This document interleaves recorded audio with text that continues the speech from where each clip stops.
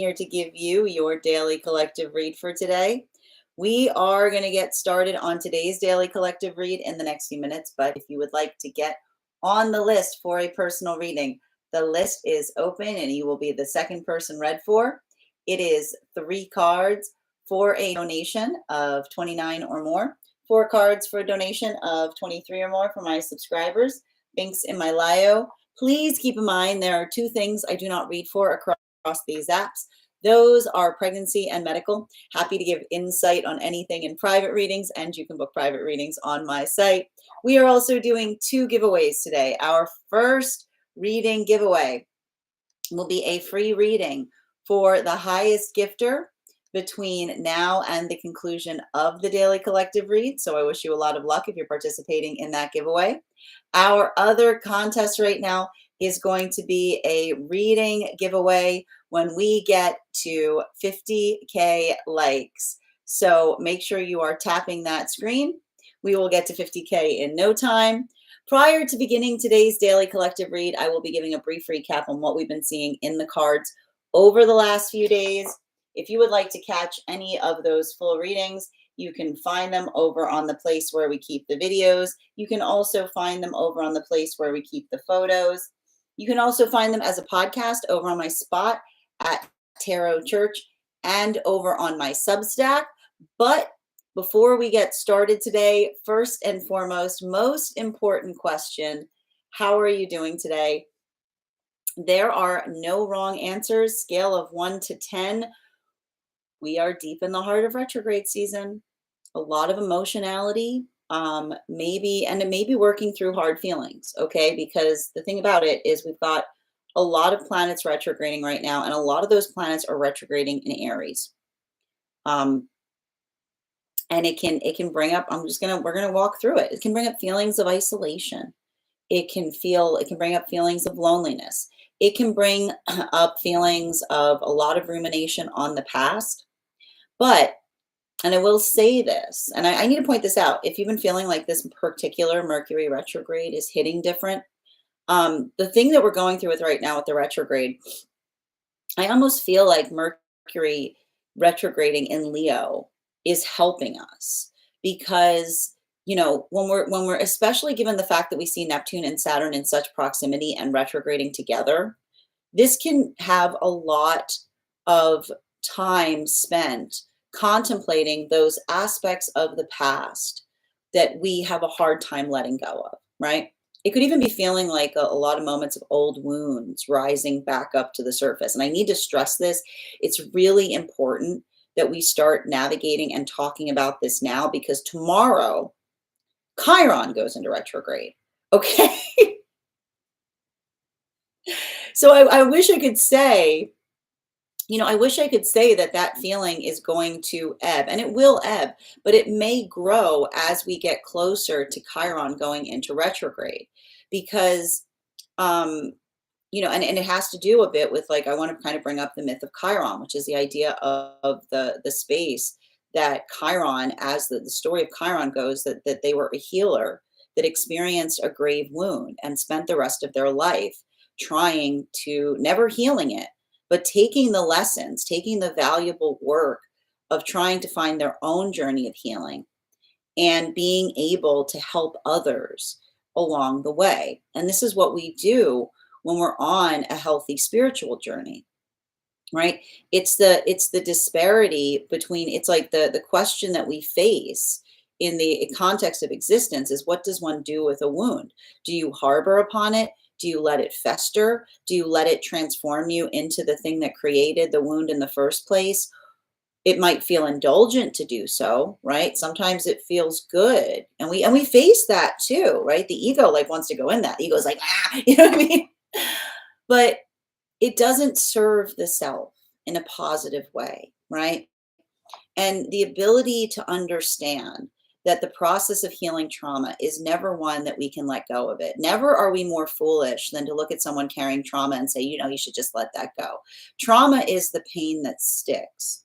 But with Leo in retrograde, Mercury retrograding in Leo, in the process of having a lot of these deep planets that are simultaneously retrograding in Aries, it's a conversation that pushes us to acknowledge and recognize that the process of healing from trauma is not one that requires us to let go of it, but instead to pause it and to think about how we carry it forward. Because that's a lot of the work that we do when we're navigating Leonic journeys. The idea of honor. What does the word honor mean? Honor means the thing that you carry that is bestowed upon you to hold. And sometimes, right, the ability to hold something, it's not easy, right? Sometimes the things we have to hold suck, like they're awful. But the ability to understand that how we hold something allows us the ability to recognize the way that we carry it. It effectively allows us to look through the experience of being wounded and not desiring it, right? Wishing to do better upon it by also being able to learn from it. Now, this is having a deep impact depending on where one finds oneself on the frequency cycles. And I'm going to tell you right now, I think that one of the things that we're seeing that may, and I'm going to just tell you, and you guys know me, I'm not the type of person that will come on and say, oh, somebody's coming back. but I will say that one of the things that we can sometimes recognize that may happen during retrograde cycles is the feeling of something returning to us, either spiritually, metaphysically, or tangibly. And I do see that there's two different modalities that may currently be experienced or going through this right now for the energy in separation. The reason we're seeing a little bit of those two different modalities right now is specifically and particularly because we also recognize that Venus has been going through Gemini. These are either energies or scenarios where someone is healing on their own and making the intentional choice to do so, but also recognizing that the work that we do on ourselves is the greatest gift that we bring to partnership. Because when we are going through those temperance lessons, when we say to ourselves that act of healing, the paying attention and being mindful and working towards something, that is the gift that is not only a benefit to ourselves, but the benefit to the future counterpart. Right? The conversation that says that we do that work for two, because as we harmonize ourselves, so too do we bring that harmony with us when we find the relationship that's for us. And it's also a lot of the energy doing that really painful, difficult work of understanding that the same thing that will be considered a benefit in a healthy relationship will be articulated as the reason that a bad one falls apart, right? And again, it's understanding and working through.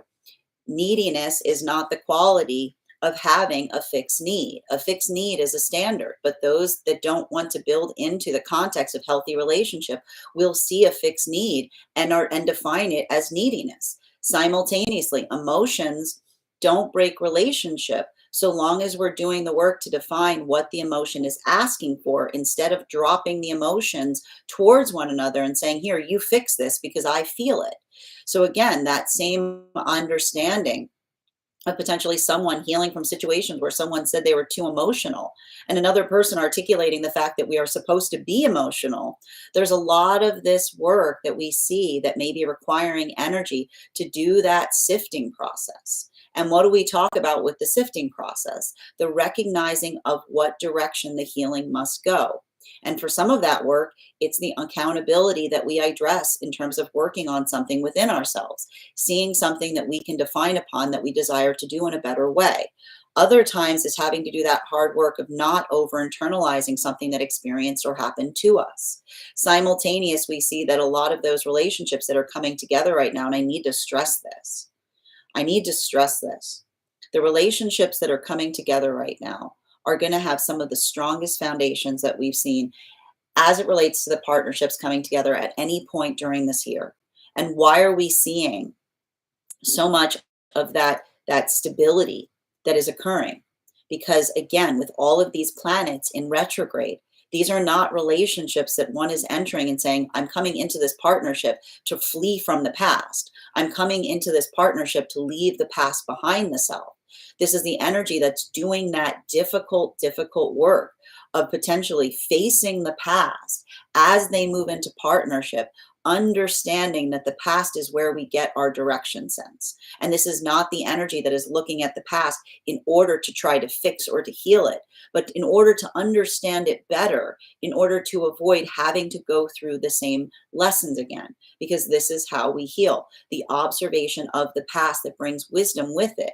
And as difficult as that is, there's a lot of that energy that is focusing on the present and allowing that sense of understanding that everything is possible to fix in relationship, but only and only if the work that needs to be occur is something that is mutually undertaken. So too do we see that this is affecting the energy moving deeper into divine union right now. These are specifically, a majority of these partnerships are magician partnerships that we're identifying as the relationships that came together from about the time of the solstice period up until the time that Mercury and Venus stationed direct behind Neptune earlier this year. For a lot of those relationships, we're defining them as magician partnerships because they're focusing on the authenticity of self that acts as the foundation of the relationship. These are lessons where one is recognizing that the ability to come into one's authenticity is also the greatest gift that we bring into relationship, because it means that the assurance that we're not going to switch up on someone. We're not going to come into the harsh discovery of who we are, dead, like right in the middle of a relationship that may turn everything on its head. So we see that for a lot of those relationships, the ability to feel accepted, the ability to be within the context of one's authentic self, and also understanding that that work starts internally, right? That when we find our authenticity, it acts as a beacon for those that are drawn towards us in that modality. There's a lot of energy going through some difficulty right now, potentially looking back at a past in a completely different optics. And what is the optics change that is happening in a lot of those relationships? The mutual appreciation that they're finding within the context of the partnership itself. And while we see that some of those relationships may be feeling rocked by what they're looking at from the past that they're seeing in a whole different fashion, they're also riveted to the relationship itself. These are not relationships where someone is trying to rush back to a past because of the clarity that they now have in the present, but rather bringing with them the wisdom of understanding. A healthy relationship is one that allows you to see things that you could not see, via V continuing in terms of the relationship, prioritizing the manifestation of being able to find that point of authenticity via V clarity. This brings us to a lot of the energy right now deep within divine union. A lot of these relationships are contextually what we were defining as chariot partnerships that were starting from about the time that Mercury and Venus stationed direct behind Neptune up until the time that Mars stationed direct earlier this year. For a lot of those relationships, this is kind of a time of contemplation. This is a bit of a time of percolation. There may be a lot of shifting perspectives that are happening at this time, because what we're effectively identifying that is occurring for some of those relationships is the maturation of the relationship itself that is allowing for more comprehensive perspectives, understanding in these relationships that we're prioritizing reliability of counterpart, right? The reliability and the steadiness of a relationship that allows one to move into hermit mode, going into the inner sanctum of the self. And so for a lot of the energy within that space, being able to articulate, refine, define a narrative, being able to speak towards something with a better sense of the self. This is almost the energy that is bringing themselves forward in ways that they never have before, because they've had the opportunity to explore themselves in the context of the relationship. And further, we see that for a lot of these relationships, the understanding of the healthy relationship that comes when we have a healthy ego, understanding that our work is never to remove the ego entirely, right? That's what Cancer season teaches us. We need that thing. A healthy ego is one that is not extravagant, right?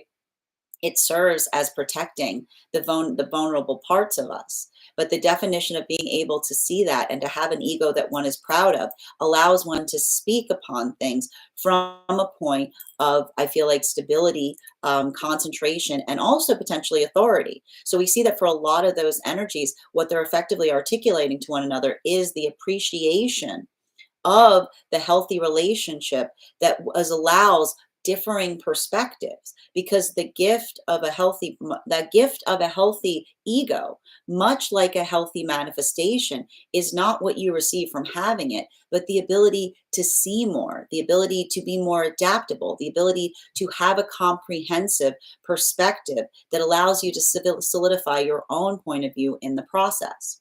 That is where we find all of the energy prior to beginning today's daily collective read. But let me know in the comments how this energy is impacting you personally. If you would like to find that full reading, you can find it over on the place where we keep the videos. You can also find it over on the place where we keep the photos. You can also find it as a podcast over on my spot at Tarot Church and over on my Substack. That said, we are going to get started on today's daily collective read in the next few minutes. But if you would like to get on the list for a personal reading today, the list, as always, is open. As always, it is 3 cards for a donation of $29 or more, 4 cards for a donation of $23 or more for my subscribers, links in my bio. Please keep in mind there are 2 things I do not read for across these apps. Those are pregnancy and medical. Happy to give insight on anything in private readings, and you can book private readings on my site. We're also doing 2 giveaways today. Our first reading giveaway will be a free reading to the highest gifter between now and the conclusion of the daily collective read. Haley, you are in top place for that today as of now. And the other giveaway we'll be doing was when we get to 50K likes, I will gift a reading back to the collective in the form of a random drawing. So I wish you a lot of luck if you're participating in that as well. Make sure that you're tapping that screen. We are already at 5.2K. Also, when you tap the screen, it encourages this live to be pushed out to those who have not received these messages before. I'm going to take a moment to read over some of the comments that came through as I was reading. Welcome to those who are joining us across the other apps. You are also welcome to get on the list today via my tree that has links in it in my bio. Good to see you today, Randy and Kendall. How are you doing, Sippy? Thank you for joining us today. Grand Rising Haley, so good to see you. And thank you for those heart me's. Guys, please remember to recharge your heart me if you would like an animal spirit guide card on top of your standard 1-card readings if you are a subscriber today. Adina, thank you for sharing the live. Always appreciate when you guys share the live. When is the last time we had so many retrogrades at once? It's a really good question, Amu. I'm not, I got to be perfectly honest. I don't know off the top of my head. That's something I can definitely investigate once we get off the live. But it's a lot right now. We've got Neptune in retrograde. We've got Saturn in retrograde. We've got Mercury in retrograde. Neptune has been in retrograde. Pluto has been in retrograde. And tomorrow, Chiron is joining. I think Eris is in retrograde too. I have to double check that. It's a lot. But that's why I want to say right now, the one thing that we want to be careful and conscientious about is not slipping back into past unhealthy patterns. And that's the thing about it. I was even saying with like all of with so many of these planets retrograding in Aries, it's a lot of that, like, ooh, like, wouldn't you like to regress as a little treat? Like, wouldn't you like, it's a little bit of that energy that says like, a little treat, just, like, let them remind them like what, like, it's a lot of that type of thing. But that's why I want to say right now, like, working in the space of utilizing frustration in constructive ways is going to help us through a lot of these energetic cycles that we're experiencing right now. Also, again, working through the context, the thing with Aries is it can sometimes create a little bit of that loner type of energy. Make sure that you're communicating how you're feeling. Make sure that you're not like, especially if you're someone who has a hard time going through pathwork of isolation. If solitude is something that you're working on, remember we cultivate solitude. It's something that we build a strength within us to have. So make sure that you're communicating if this energy, like, because it can feel like a little bit of a rut, is impacting or affecting you in an unhealthy way. Grand Rising, Grace, good to see you today. Chrissy, I dreamt about him. There was so much yellow, like in the reading yesterday. That's fascinating, Chrissy. And just a reminder to those who are joining us, I also do dream interpretations here. If you'd like to get on the list for a dream, you can put the dream itself in the notes when you send the donation, or if you are a subscriber, you can post it in our subscriber-only Discord channel in the appropriate channels.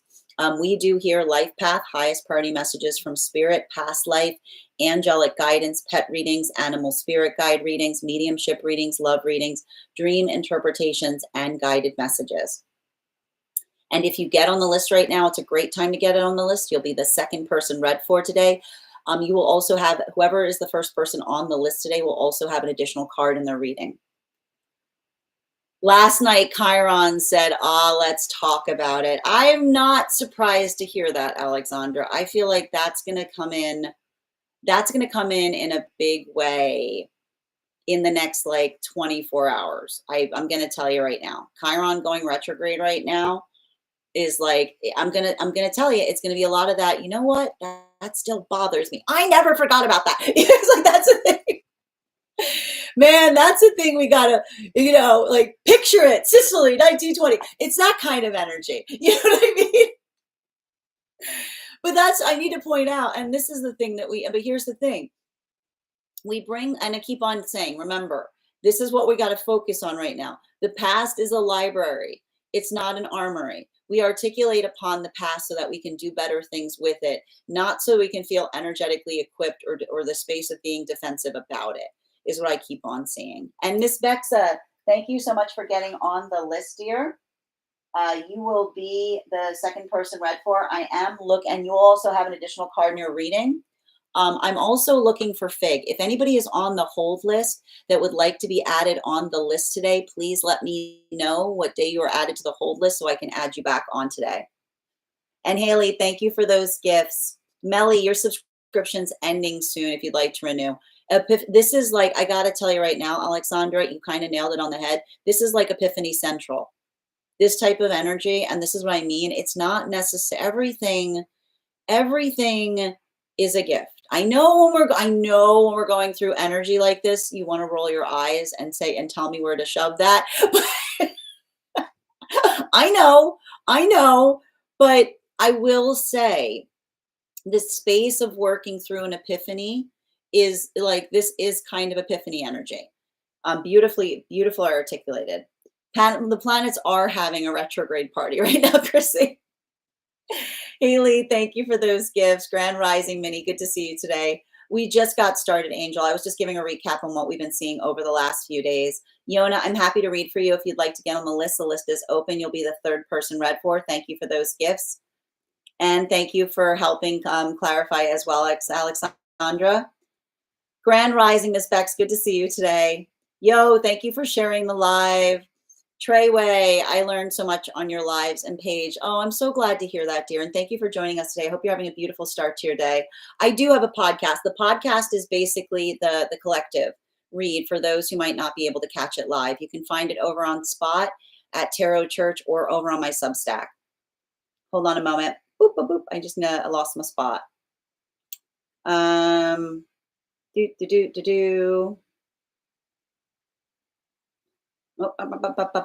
Literally, I drew the Hermit card today. The energy surrounding my partnership. I gotta tell you, Hermit card placements, or good to see you today, Oracle Erica. They're not necessarily a bad thing.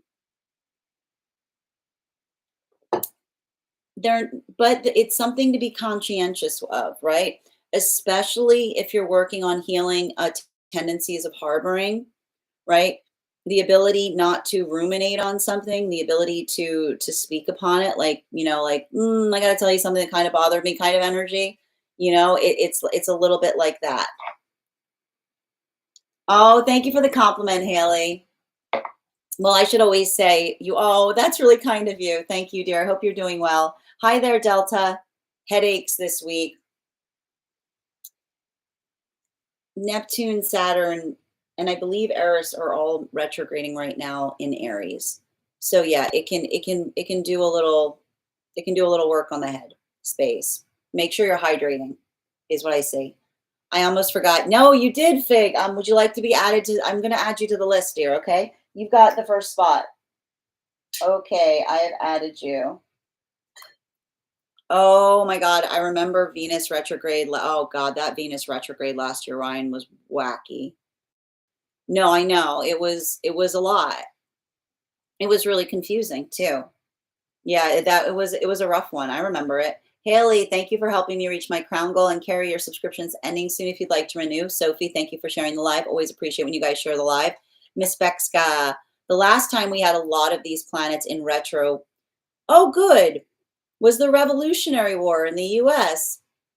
That's nice. That's a good piece of information. That makes me feel better. Thank you. Grand Rising, Bridget, how are you doing today? Ella, I just jumped on my mini trampoline to work off some frustration. That's actually that's a great way of working off frustration. I was drawing this morning. I haven't done that in a minute. Grand Rising, Oracle Erica. And thank you as well, Miss Bridget. Thank you, Bridget, for sharing the live. Always appreciate when you guys share the live. 2000, thank you, Kate. I appreciate that. We've got Kate is bored saying in 2020, we had 7 to 8 planets in retrograde. And in 2018, we had 5 planets in retrograde. So how many do we have right now? We got 1, 2, 3, 4, 5. We got 5 planets in retrograde, and tomorrow it'll make 6. So there we go. See, Mike, your subscription's ending soon if you'd like to renew. All right. I'm not on the hold list. No, you were. Well, you were on the hold list for yesterday because you won the contest. So technically, if you don't have the reading the day of, you're on the hold list. You're welcome, dear.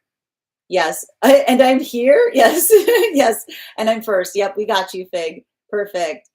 Do we know when any of the planets will be going forward? Yes, we know when the planets will be going forward again. So hold on a minute. All right, we got Mercury is going to be stationing direct August 11th.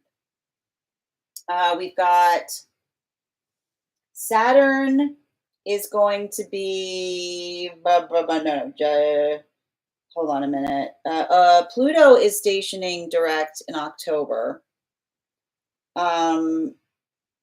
Those are the ones I've got off the top of my on my own list right now. I gotta get the exact dates on when all the planets are coming back in, like going stationing direct again. But I think the important, like the one thing I need to stress with the planets being retrograde right now, it's not that you can't do something. It's not that you can't do something from a point of frustration, but make sure that the frustration is something that you can explain. Okay.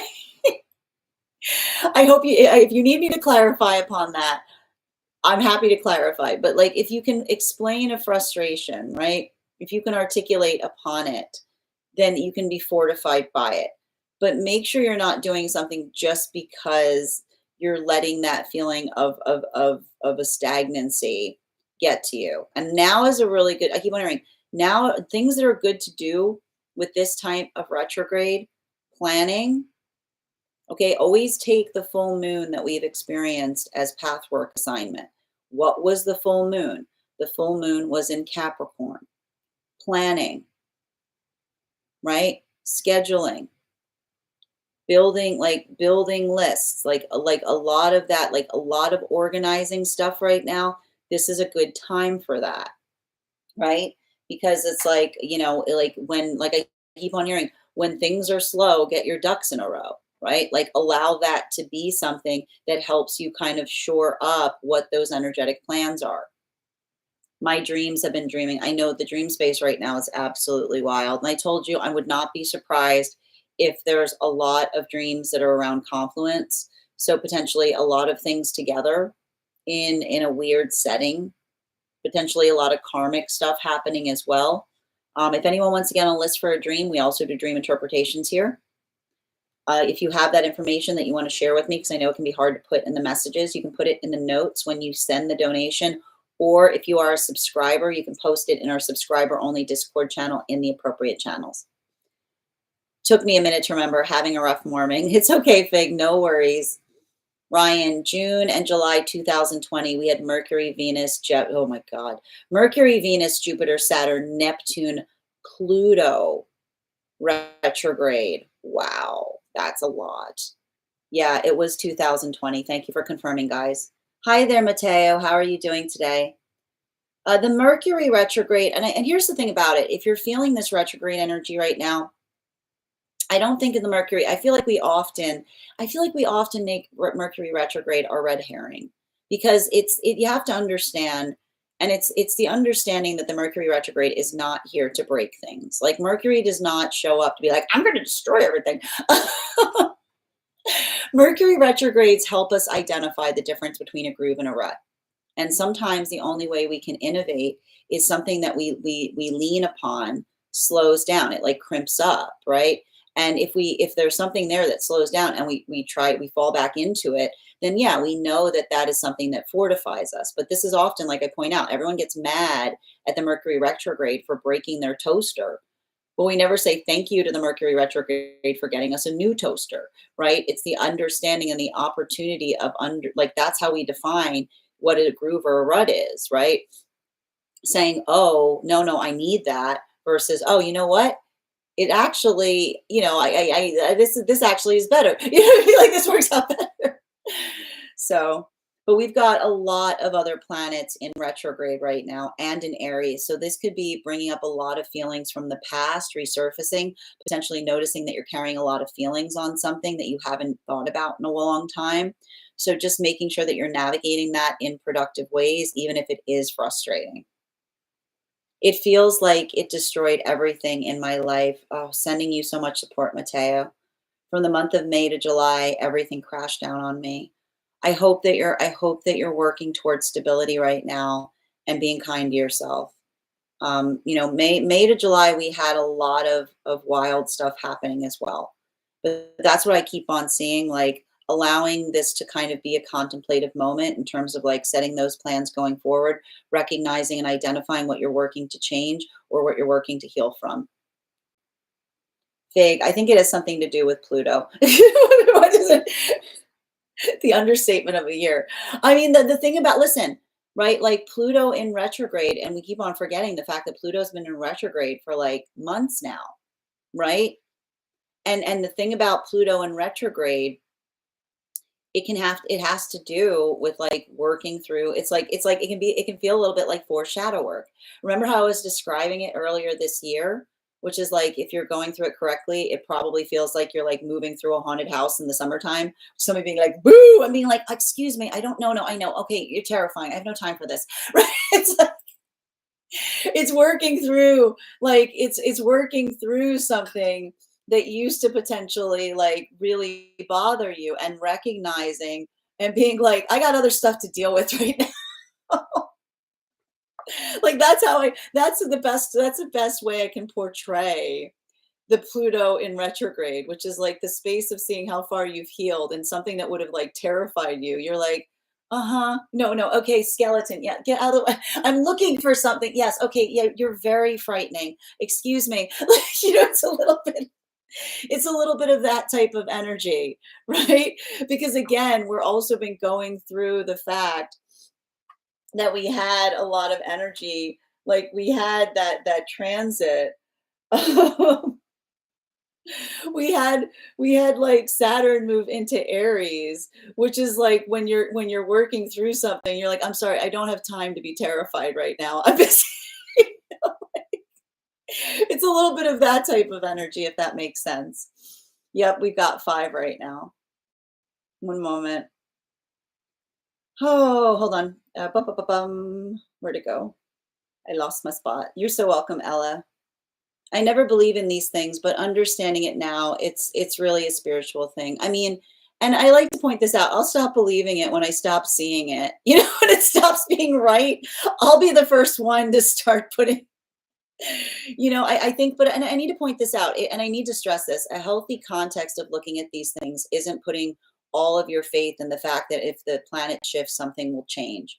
I like to point out that I feel like the astrology helps us understand what we're working through, right? It gives us context in terms of how we perceive something so that we can approach it correctly. So I feel like in that way, I like to point out, and that's what we talk about here is the spirituality that fortifies our own journey and relationality to helping us understand and see something in a different perspective, to recognize what we need to do to be able to face, address, or overcome it. I hope that helps, Mateo. And and the revolution. That is not a reassuring thought, but thank you for letting me know that, guys. Bridget, in April of 1984, there were 6 planets in retrograde, because that's when I was born. Yeah, because you were born right in the heart of a lot of that retrograde energy. We talked about that. I was born in the middle of eclipses. Eclipses show up, and I'm like, what's got into everybody? And everybody's like, ah! And I'm like, what? It's fun. Minnie, I popped off on my family member last night, but set a boundary. This is the type of work I would not be surprised to see right now. Like, I think like that type of energy right there. Perfect case in point. I had a reason. Like, I had a reason. The ability to say the frustration is reasonable if to encounter audacity. Like, that is the type of conversation I would not be surprised is happening, right? Which is, it's not like, I keep on hearing, like, frustration is not unreasonable depending on the audacity that one is encountering along the way. It does help a lot. And now with the tarot readings, the month of August, a lot of things are going to get better. That's crazy, but also scary. But I think that's really interesting in terms of how you point that out, Mateo, right? Because when things get better, it can feel scary, and we talk a lot about this here, where we're talking a lot about this in relationality to, like, doing shadow work appropriately. And that's the thing about, like, shadow work. And that's why I don't like the word shadow work, because I feel like it puts a really, like, imposing like, word on a very simple choice, which is the space by which we encounter what we're trying to avoid to understand it better. You're so welcome, Ella. Sometimes it has to be done. Exactly. I'm feeling way better today, though. More balanced and reinvigorated. I'm very happy to hear that, dear. Fig, meaning, make sure it's warranted and clear. Yep. Frustrating. Exactly. Frustratedly communicating. So again, you kind of hit the nail on the head, Fig, right? This is a good type of energy to articulate upon frustrations, right? And that's the difference. And we were talking about this, right? Telling someone how you feel is not honoring emotions, because if your emotions are being unreasonable, that's not how we honor emotions. Emotions are doing the work to understand what the feelings are asking for before we approach each other with those feelings, right? So I would not be surprised if those type of conversations are happening right now, because and this is what I mean about Mercury and Leo, right? I like a Mercury retrograde in Leo, because a Mercury retrograde in Leo talks about the significance of what it is that you're communicating, right? It's talking about the relevance. And so I think that in that way, especially, and I keep on seeing, like, it's not enough to be angry. It's important to articulate upon why one is angry, what one hopes to achieve, or what is behind it that allows one to see what that breakthrough is. And again, talking towards manifestation goals. Often anger is a really, really convenient shield in masking the ability to talk about a manifestation goal, right? When we're in a healthy space, the anger is articulating upon what the energetic goal is and why we feel energetically frustrated in relationality to what we're trying to arrive towards. So I keep on seeing that for a lot of the energy, again, talking towards the conversation that builds upon the innovation, which is the understanding of the direction that something is headed. I'm going to tell you right now, it's not that I don't see relationships that may be coming into separation during this time, but I'm going to tell you right now that the relationships that are coming like separating at this time are potentially and almost primarily going to be as a result of a lack of clarity in relationality to where something is going on a reasonable timeline. Meaning, yep. And love that phrase. I do too, Ella. Yeah, that's how I self-regulate anyways. It's a good way. It's a good way. Hi there, little hawk. Good to see you today. Minnie, when things get slow, get your ducks in a row. I need to write this down. Thank you so much, dear. Journals hate to see me coming. I mean, I'm going to tell you right now, it's going to be a good bit. And I'm going to tell you right now, I'm actually really excited about an Aquarius full moon in Leo season is absolutely beautiful. An Aquarius full moon in Leo season is like, it's the heart of art. it is the ability to articulate upon finding new ways to articulate. And again, when you're talking about epiphany energy, Alexandra, like that's the kind of thing we're talking about. Like the ability to be able to to exposit upon why we care about something so deeply. Bridget, I'm trying to plan my iron meat infusions and meeting nothing but blocks. Send it, try, don't pop off, right? Again, take a page from that full moon in Capricorn, right? Just be persistent. Be persistent and be determined, right? Consistency, move the frustration into consistency. I'm very glad to hear you've been able to journal as well, Fig. Mercury is retrograding all over me. It's not the Mercury retrograde, little hawk. I'm telling you right now, it's all of the other energies. I feel like the Mercury retrograde is actually helping us right now. I really do. Because it's like Mercury retrograding in Leo.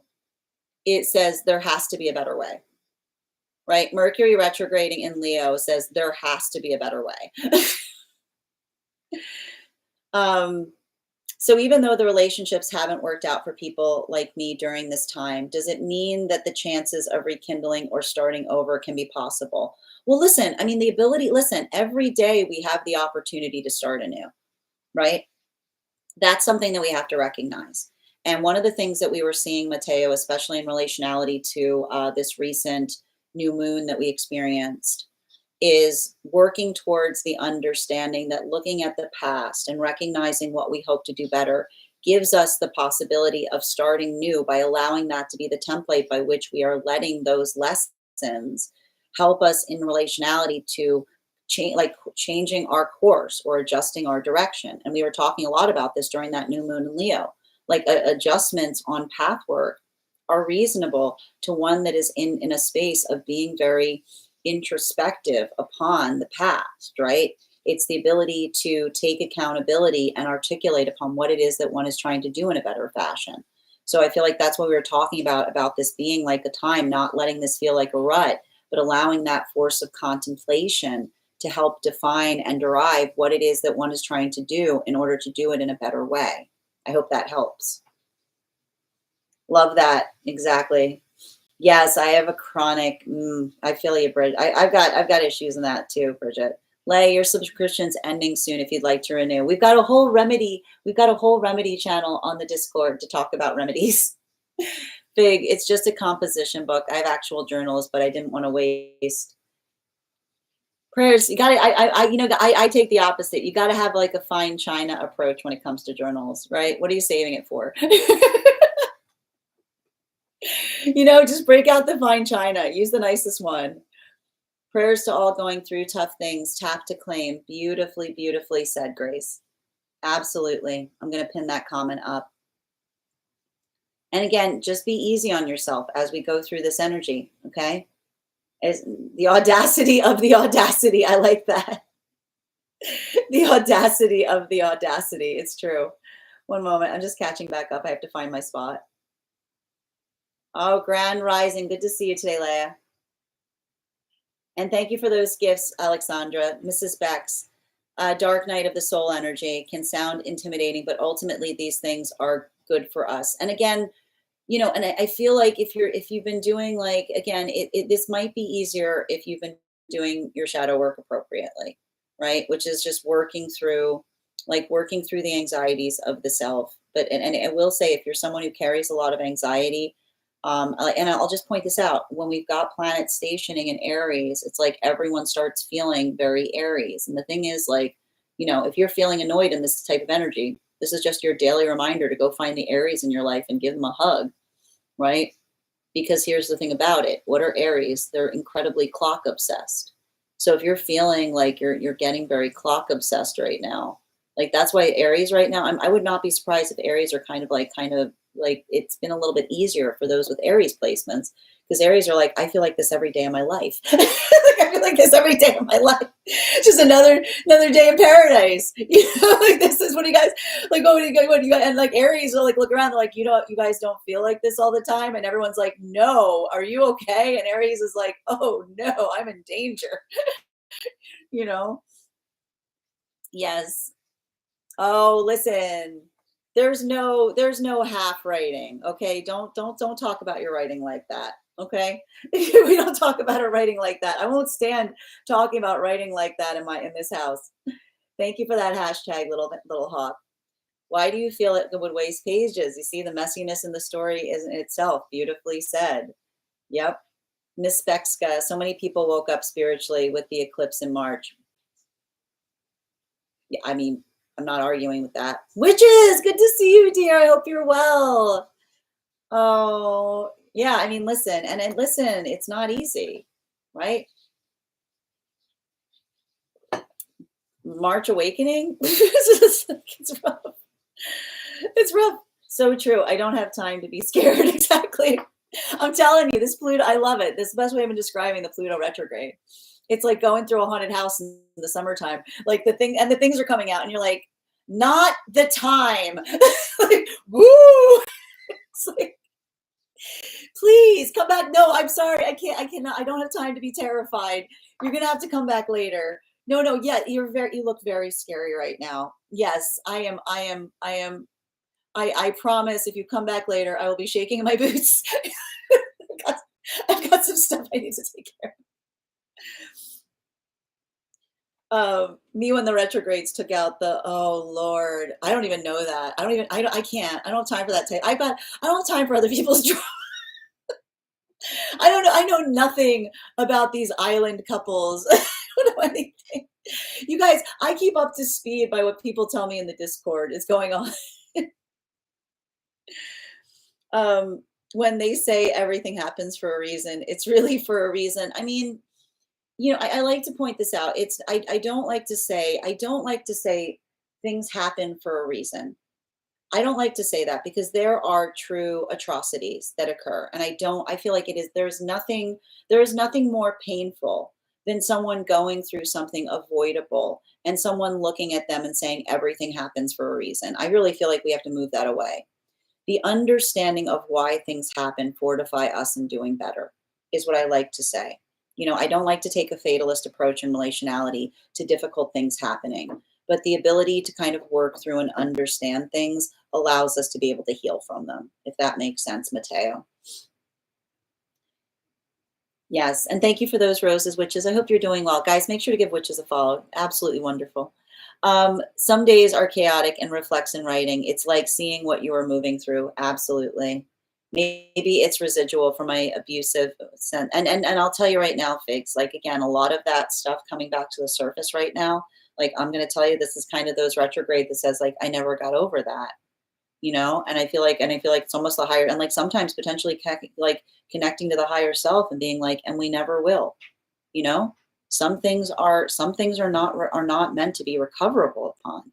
But this is why we talk about the space of energetically talking to the higher self and saying, how do we carry that? And the higher self says, we put an altar there, right? It changes us. It allows us to see something in a different way.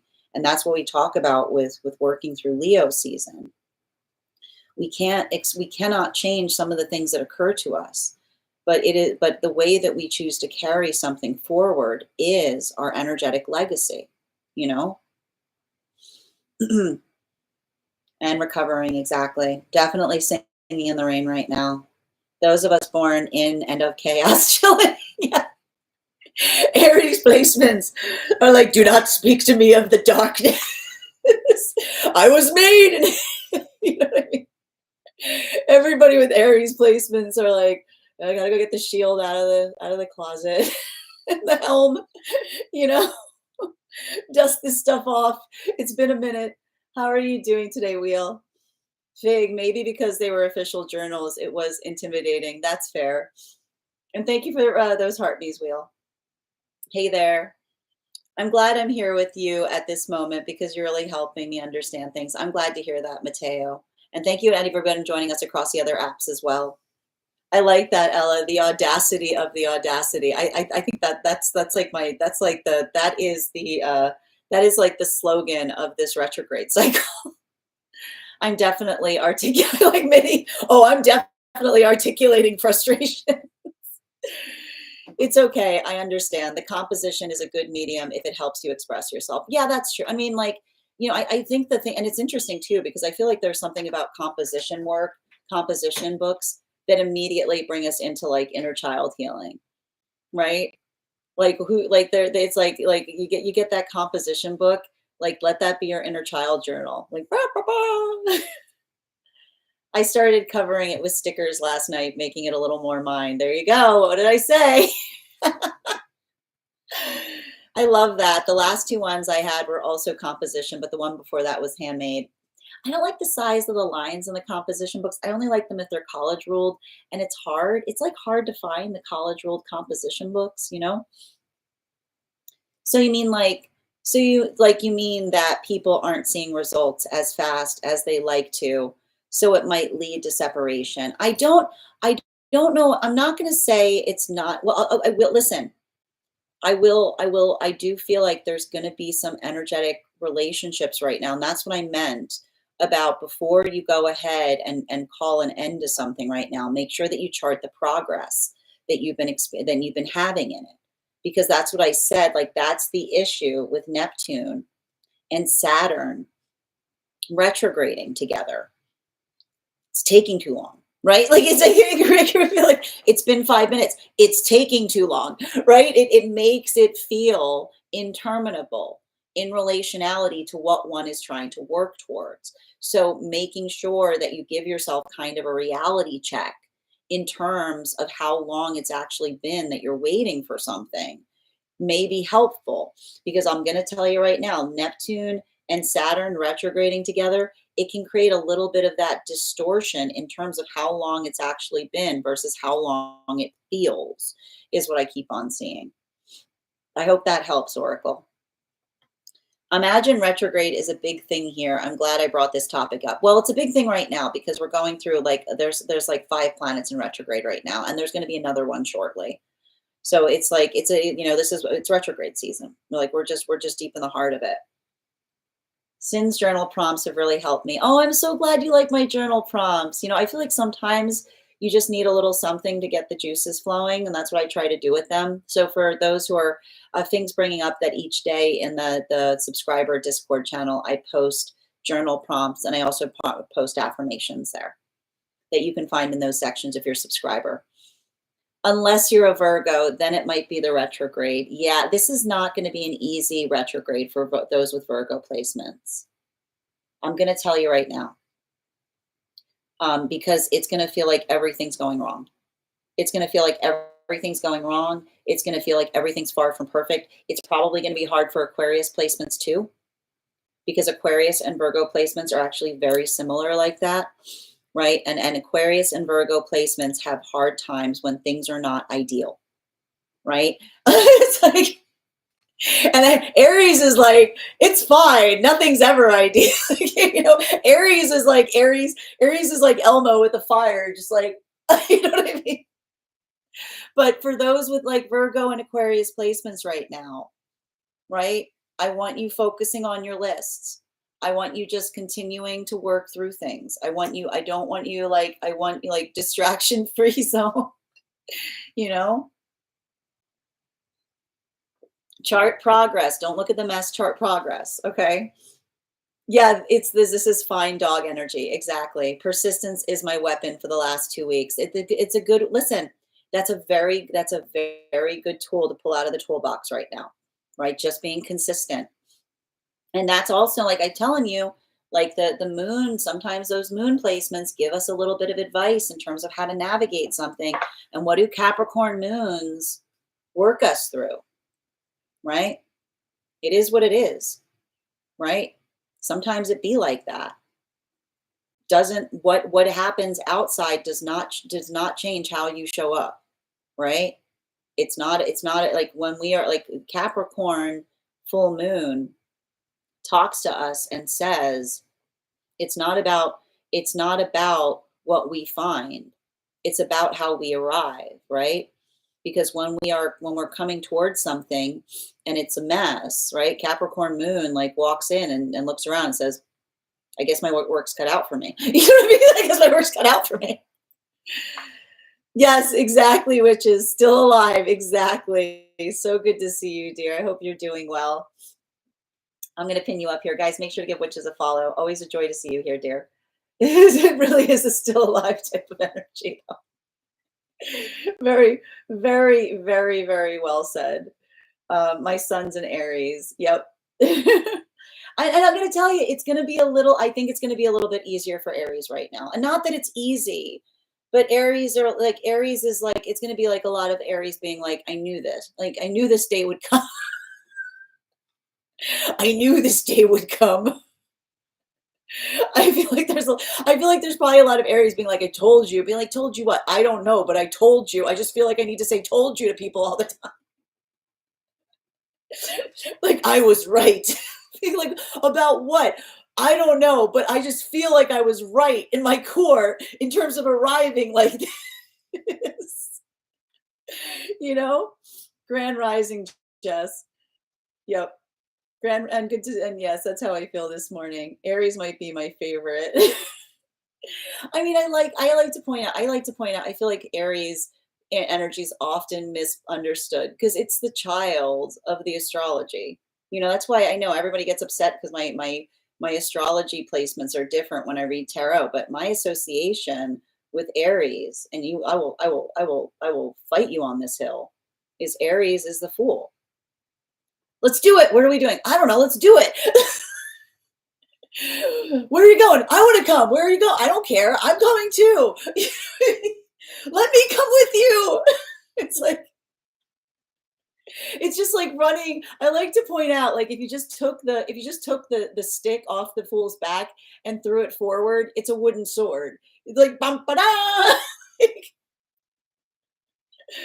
Yep. Holy deja vu, the Aries and getting the sword bit. Yeah, I mean that's what it is. I see the fool, and I'm like that. He's like he carries it over his back half the time. The other half he's swinging it around like a little sword. Composition has no expectations. I'm freeing. It's freeing for real. Beautifully said. I like that, Alexandra. Yeah, that's what it is. It's inner child work. Don't say the yeah, exactly. Don't recite the dark magic to me. I was there when it was formed. Natal retrograders right now. Exactly. Lord, yes, sin. They are what I used in high school when composition books, another epiphany moment. There we go. Yep, let that inner child out. I mean, listen, I was drawing earlier today. I told you it's that Aquarius full moon. It's already coming in. Everyone's gonna get creative. I like no lines in my journal usually because I'm like, don't tell me to write here. It draws diagrams. I like the eyes. You know, it's weird for me. I like the lines and then I just draw over them. Make it make sense. You know? How about the kite? What kite? Wait, what kite? What am I missing? I have been using the back page for readings and front for writing. I like that. That's really smart, Faye. I have a burn after writing journal. It's so fun. Oh, those are cool. Yep, you might have been writing some heat, ma'am. Yeah, as a Virgo sun, Aries moon, it's been tough, but working on the day today and planning is, I'm going to tell you, like organizing right now, planning, like let that Capricorn full moon guide you right now. If this retrograde energy, like, and I'm going to tell you, like all these planets in retrograde, it's like feels real quiet in here, right? It can feel a lot like a rut. Just be productive through it. That's cool. Do you work from the back to the front for readings? Yeah, I'm also like, do you flip it? I would flip it, but that's me. I think we all need one of those. Working towards my ideal daily routine currently. Exactly the type of energy to be embodying during this retrograde cycle. We love a mind map. And listen, that's what we see that's happening right now for a lot of the energy and separation, like focusing on that map. Hi, Per. Good to see you today. Yummy Disco, like your name. Thank you for the gifts. And thank you, BC, for the heart me. Good to see you too. Where'd you go? Hold on, I lost my spot. Bum, bum, bum. No, literally, the front of the page is writing and the back is for reading. I like that. Thank you for those Thank you for the roses, witches. They're cheap and fun, and they have them for kids too. I misread. Okay, that makes sense. Probably why I love the Fool card, Aries. Yep, because I started with the readings and then started journaling. That makes a lot of sense, Fig. Cora has several herself. She draws on them and short stories. Yummy. In astrology, we have a kite happening right now. and I'm not sure to explain it. Ooh. Oh, now I wish you were in our Discord because I want more of an explanation on that. I'm very curious about that. I like the journals with the little dots. Oh, so you can write or draw. Those are cool too. Or like the graph ones. I like the graphing ones the best. The Daily Collective, no, Sadie, we're about to get started. Yes, nice rules, exactly. And you captured it perfectly. Gia, your subscription's ending soon if you'd like to renew. Speaking of the Daily Collective, a couple of updates before we begin. First and foremost, if you would like to get on the list right now, it's a wonderful time to get on the list for a personal reading. You'll be the third person read for. 3 cards for a donation of 29 or more. 4 cards for a donation of 23 or more for my subscribers. Links in my bio. Please keep in mind there are 2 things I do not read for across these apps: pregnancy and medical. Happy to give insight on anything in private readings, and you can book private readings on my site. We do here, for anyone interested, life path, highest priority messages from spirit, past life, angelic guidance, pet readings, animal spirit guide readings, mediumship readings, love readings, dream interpretation readings, and guided messages. If you have information that you feel is relevant for the purposes of our reading, you can post it in the notes when you send the donation, or you can post it in our subscriber only Discord channel in the appropriate channels. We also have 2 giveaways occurring right now. The first giveaway will be a reading giveaway for the highest gifter. Right now, Haley is in the lead. Thank you so much, Haley. Appreciate it. And we are also doing a giveaway. When we get to 50K likes, I will be doing a giveaway and gifting a reading back to the collective. So make sure you're tapping that screen. We'll get to 50K in no time. Also, when you tap the screen, it encourages this live to be pushed out to those who have not received it before. So thank you in doing your part and helping to share these messages to a wider audience. I also want to let you guys know, thank you to everybody who attended our recent class on the Devil card. Our next class is going to be held on Wednesday, August 13th at 6 p.m. PST, 9 p.m. Eastern. And all you need to do if you would like to become a part of our tarot class program is head over to my Substack and become a paid subscriber. Your paid subscription is your ticket of entry into our live classes each and every month. You will also, as a paid subscriber, have access, as a paid monthly subscriber, have access to over 9 hours worth of material in the Tarot Church Library class archive. Now, it's not necessary to catch up, but let me tell you, if you wanted to catch up, now is a great time to join because you've got a few weeks before that next class to watch any of those classes and to study up on the course materials before we have the next class. And if you become a founding, and you'll also have access to a one-on-one chat with me and the other students to ask any questions they may have in relation to anything we've learned or studied thus far. And if you become a founding member to my Substack, not only will you receive a discount on the full year's worth of classes, but you will also receive a complimentary one-on-one mentorship class with me, where I will meet with you personally to assess where you are on your own personal tarot journey and give you the best insights in terms of how to utilize those classes to the best advantage moving towards your personal tarot goals moving forward. And you'll also have full access to the entirety of the Tarot Church Library class archive. That is access to over 15 hours worth of material in an ever-expanding library. One of the things I tried to do in these classes was make them accessible to the absolute novice tarot reader as well as the seasoned reader. There's definitely something there for everyone. Don't let your lack of experience in the tarot or your robust experience prevent you from joining us in these classes.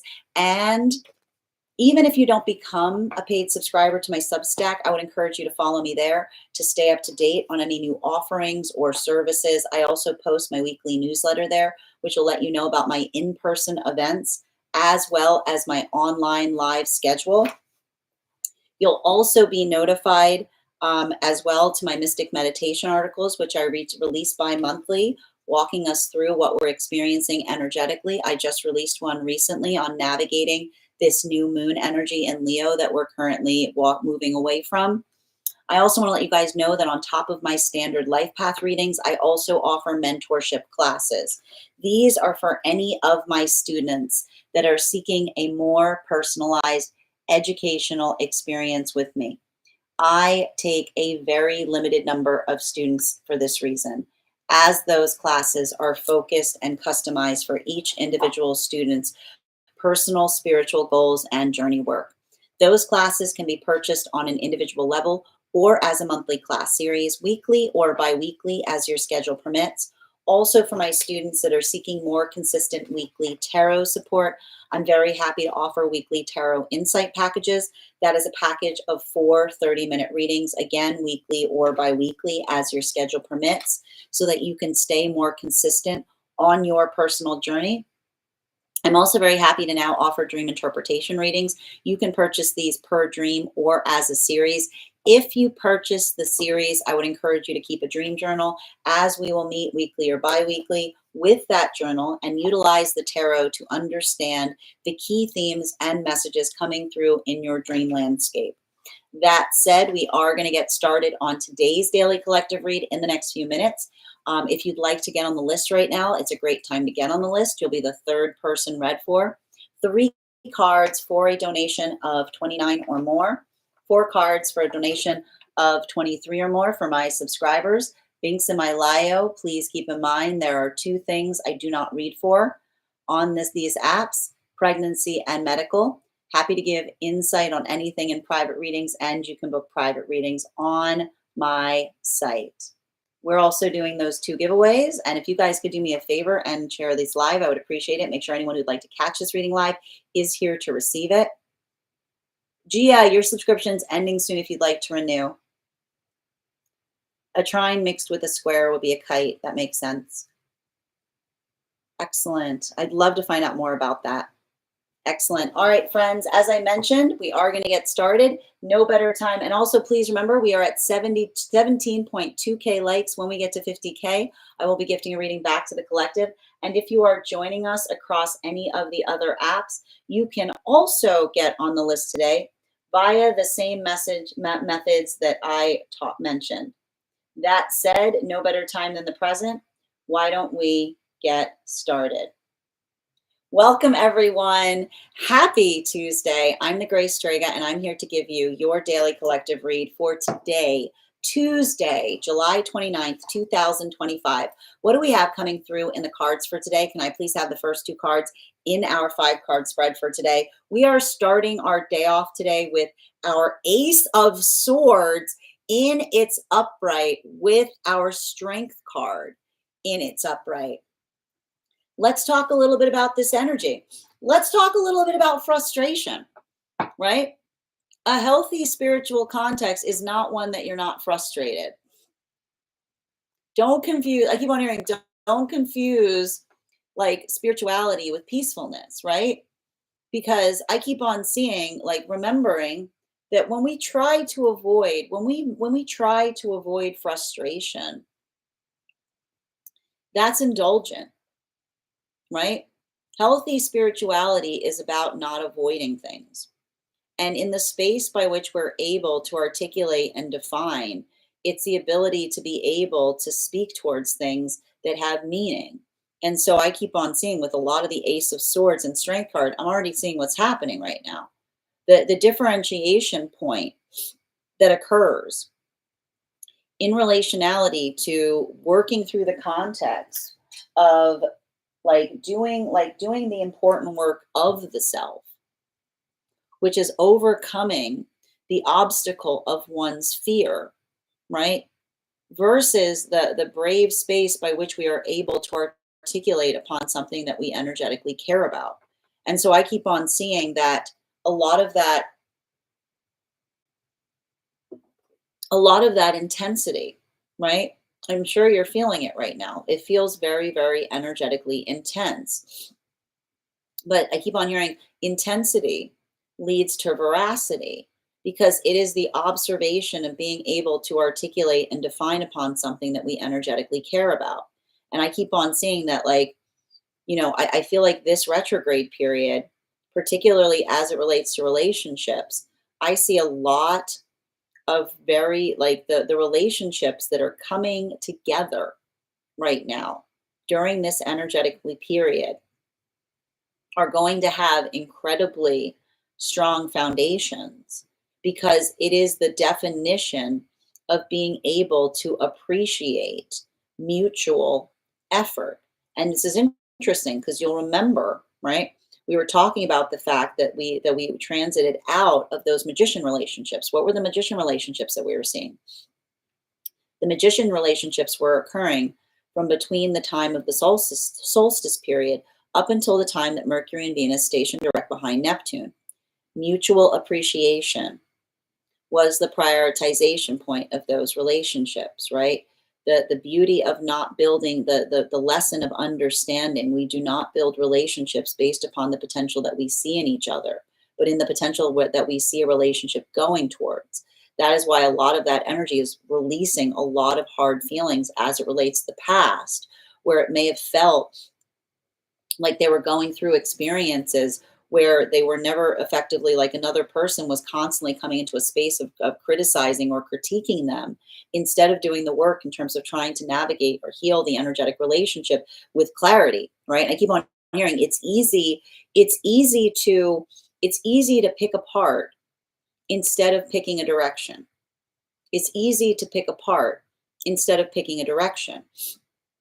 And this is why we see that for a lot of the energy right now, moving deeper into divine, I'll tell you right now, the energy that's going through it the most right now is potentially the energy coming into divine union right now. Because that observation, right, the clarity by which they're able to identify and recognize what they're healing from, that is either the energy that is looking at something within themselves that they could not see before, or seeing something that occurred to them in a whole different way, right? Now, for the energy in separation, this is about patience. And I can see that for a lot of the energy right now, I keep on hearing, like, I got to tell you, like, this is almost like, I'm going to tell you, I keep on feeling like for a lot of the energy in separation, like, never has the desire to go back to the past feel more tempting with energy like this, right?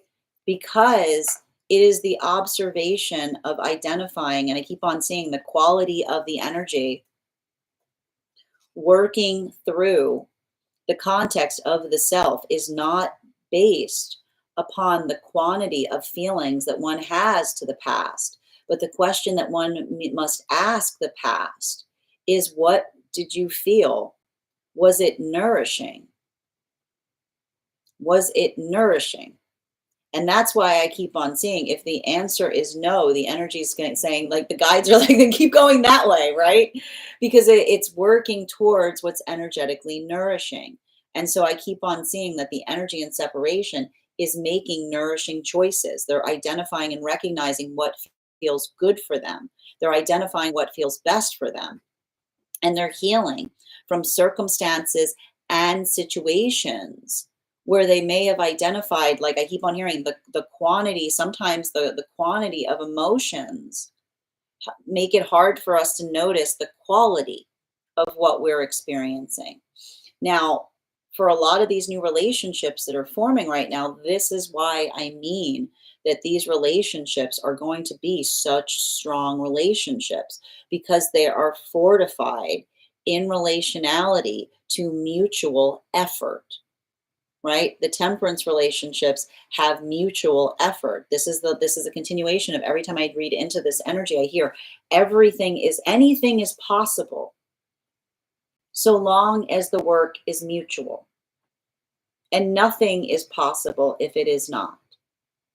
And that is also, like, that is also the energy that is feeling that possibility that's opening there.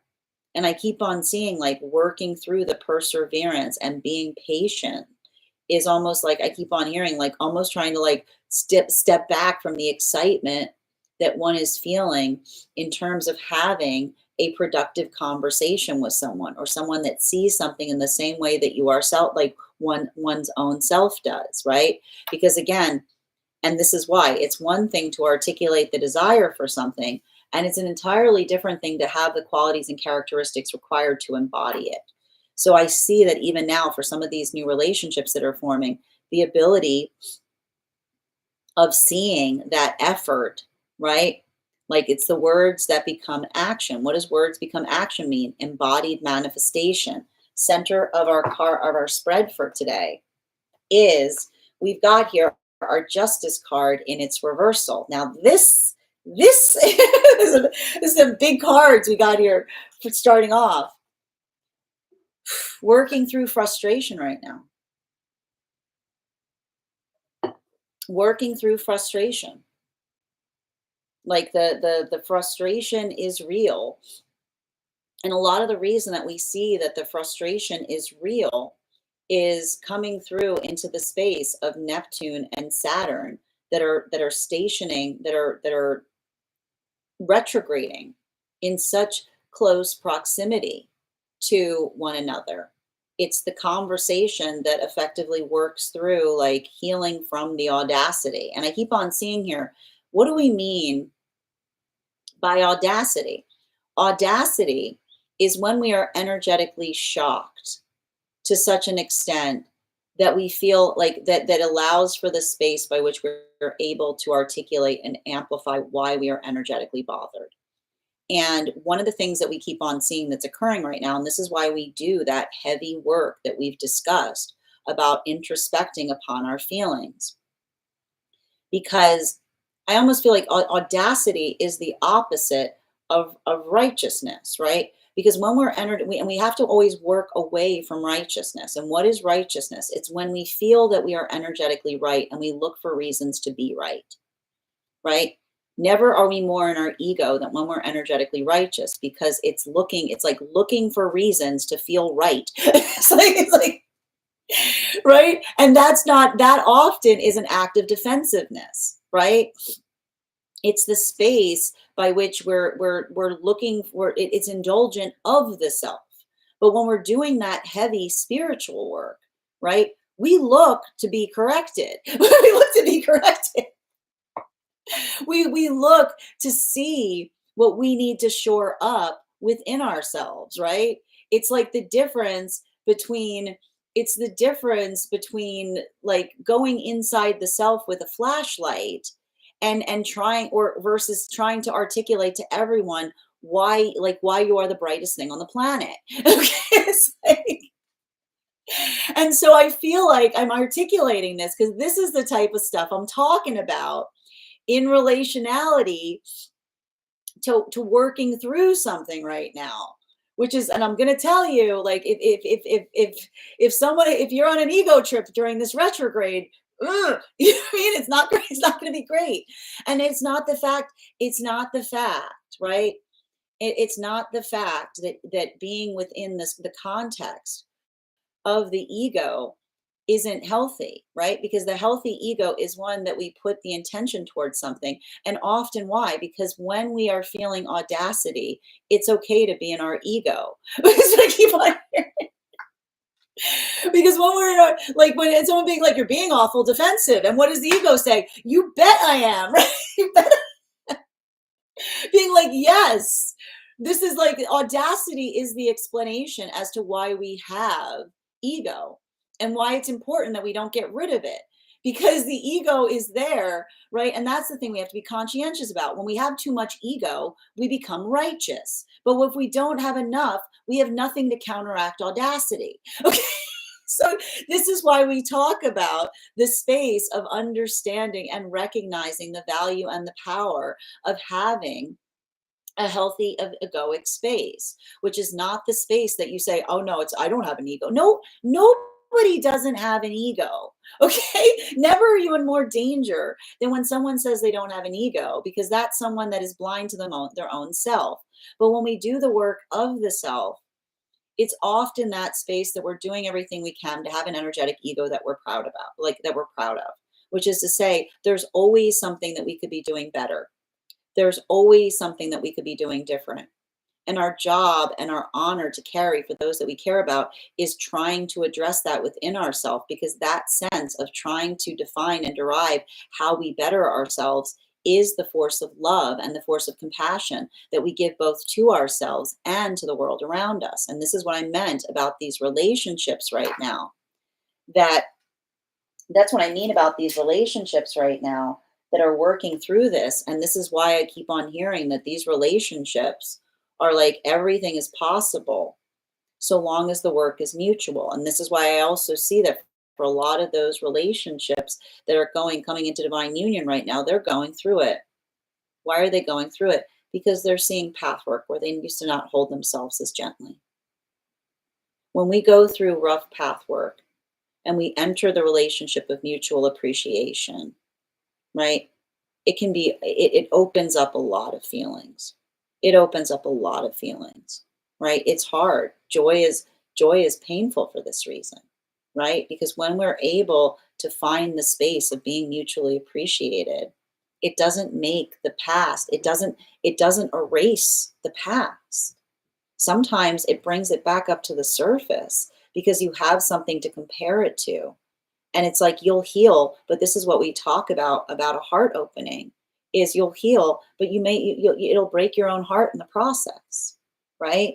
Because it's the space by which we're able to recognize and identify either something that we could have done better in the past and working on the context of forgiving ourselves for things that we could not see at the time, or experiencing situations or circumstances where others did not appreciate us in the same context by which we're being currently held. And this brings us to a lot of the energy that's deep within divine union right now. 2 cards for them. Boom. We've got here our 9 of cups in its reversal and our 8 of wands in its reversal. And so for a lot of the energy right now, I'm seeing for a lot of the energy right now, deep within divine union, it's working through that same context, right? It's working through that same context. In relationality to, I keep on seeing understanding and identifying, and like I keep on seeing like working in the space of, I keep on hearing the space of identifying that it doesn't have to be like it doesn't like off. I keep and I'm gonna work you guys through it like this. We hold standards. And you can tell you have a good energetic standard because you're not constantly feeling that you need to energetically defend it, right? The reason we have energetic standards is that when others don't carry the same standards that we do, then we have to move towards being able to articulate and define what that means, right? And that's the hard part about standards. And this is what I keep on seeing that's happening right now for a lot of the energy deep within divine union. It's the space by which you feel frustration when you feel like you need to articulate upon something that feels like it should be self-evident, right? It's those moments that just like and it feel and I'm going to tell you, it gets exhaustive, right? Like welcome to a lot of like that Aries energy, right? Because that ability, and I keep on saying, it's not that frustration isn't healthy, right? It's frustration is reasonable when it feels like another person isn't holding the same standards that we do, right? So that ability of being able, I keep on hearing the difference for a lot of the energy right now, deep within divine union, the ability to articulate upon a productive conversation in relationality to what feels like, I keep on saying, what feels progressive is the space by which we're able to articulate and define what it is that we're trying to do in a bigger way, right? What it is that we're trying to articulate upon. And that's why I keep on seeing that for a lot of the energy deep within divine union, the healing that is occurring in relationality to working through that is the articulation point of being able to have a different energetic, I keep on hearing the ability to hold another energetic perspective from a place of honor that allows the adaptability of empathy, right? Because I keep on seeing the gift of a healthy ego is that we can see on others' stories, we can understand others' experiences, even though we have not lived them ourselves. So I keep on seeing that there's a lot of that energy that's working in the space of talking towards compassion. And it's a compassion that is energetically articulated as it relates to the frustration of effectively articulating upon something that doesn't feel like it is that it is clarifying, but it feels like it is energetically entitled. And that's the problem when we're too much in our ego, is it creates an entitled outlook, which is a space that says only my view is the one that is clear, right? Continuing to get clarification between our strength card in combination with our ace of swords in its upright. We have here our sun card. These are some heavy, this is all that Leo energy right now. And I'm going to tell you right now, I know you guys are always, everybody, I told you, everybody always wants to come down hard on a Mercury retrograde. Everyone's like, oh no, the retrograde. I'm telling you right now, Mercury retrograde is not here to confound things. Mercury retrograde is always here to help us identify the difference between a groove and a rut. Because when we do something, right? When we do something every day, right? And it is something that we love, we could do it every day, it's great. But we get caught in those energetic cycles. And sometimes we get crimped up, right? We get crimped up. And it's only in that moment that something that we do without thinking it's crimped up, that we find a better way of doing it, right? Or we identify and recognize something that we do not want to move away from because that's the way we like doing it, right? And so I always like to point out, everybody's always quick to say, oh, Mercury retrograde broke my toaster. Did it? Or did it get you a new one, right? And that's the thing about this. We've got a bunch of planets that are retrograding, a lot of them in Aries. And what does a Mercury retrograde in Leo tell us? When everything, don't let your frustration remove your compassion, right? Because it is the space that when we lead from the heart says there has to be a better way, right? It is the space that articulates upon, and we talk about this, the space of healthy passion, right? Which is the passion that does not feel like it only serves the condition of the self, but is empathetic in relationality to what we experience around us, right? So I keep on seeing that a lot of that Mercury retrograde energy that we're experiencing right now in Leo is talking us through a lot of the lessons that we work through on Leonine journeys, which is to say, it's not selfish to want something if what you want is reciprocal. If something that you desire is something that you would eagerly share with another, then that is compassion. But it starts, and this is often why, I'm going to tell you right now, this is often why there's a misconception in relationality to Leos and the space that they hold, right? The space that the energy of the Leo holds is not conditional of a Leo thinking better than themselves. It's the Leo that tries to be expansive in the possibility that says that when we arrive to circumstances with the vibration that we hope to find, we don't go looking for it and say, where is it? We say, I better embody it, right? And when we have that, and that's often what we misunderstand with Leonine journeys, right? Go ask any Leo in the room. They're not doing it for you. They're not doing it for them. They're doing it for you, right? It's the space by which we show up. It's the space by which we offer that to one another, right? It's the space by which we step forward that allows us to understand that it's an energetic honor to be able to be there for one another, right? And so I feel like there's a lot of that space that articulates upon that. And it has to do with the difference, right? The difference between wanting something that only one desires versus the desire of embodying something that you hope others will also be able to share, right? It is the generosity of the compassionate journey that says, like it's the journey of the sun, that says that light is for everyone, right? And it's not the space by which we try to articulate and say only, and that's what we have to be very mindful of whenever we're going through a healthy manifestation. You should always be wary. Never should you be more wary than when you're articulating upon a manifestation that you say, no, only me. What are you doing? What are you doing? Like, where have you gone? Like, what are you, like, think about that. Like, why are you moving towards manifestations that say only I get that, right? It's the ability to understand and recognize that that space is one that is collective. It is something that we bring up together. And so I keep on seeing, this is why I meant that these relationships that are coming together right now, they understand the difficult work of manifestation, which says wanting things is not looking at another person and saying, why aren't you showing up? It's the ability of looking to each other and saying, what can we do better? And I keep on seeing, even in the context of that, these are not relationships that are settling on labels. These are not energies being like, do you want a relationship? I want a relationship. This is the energy goes, go into detail.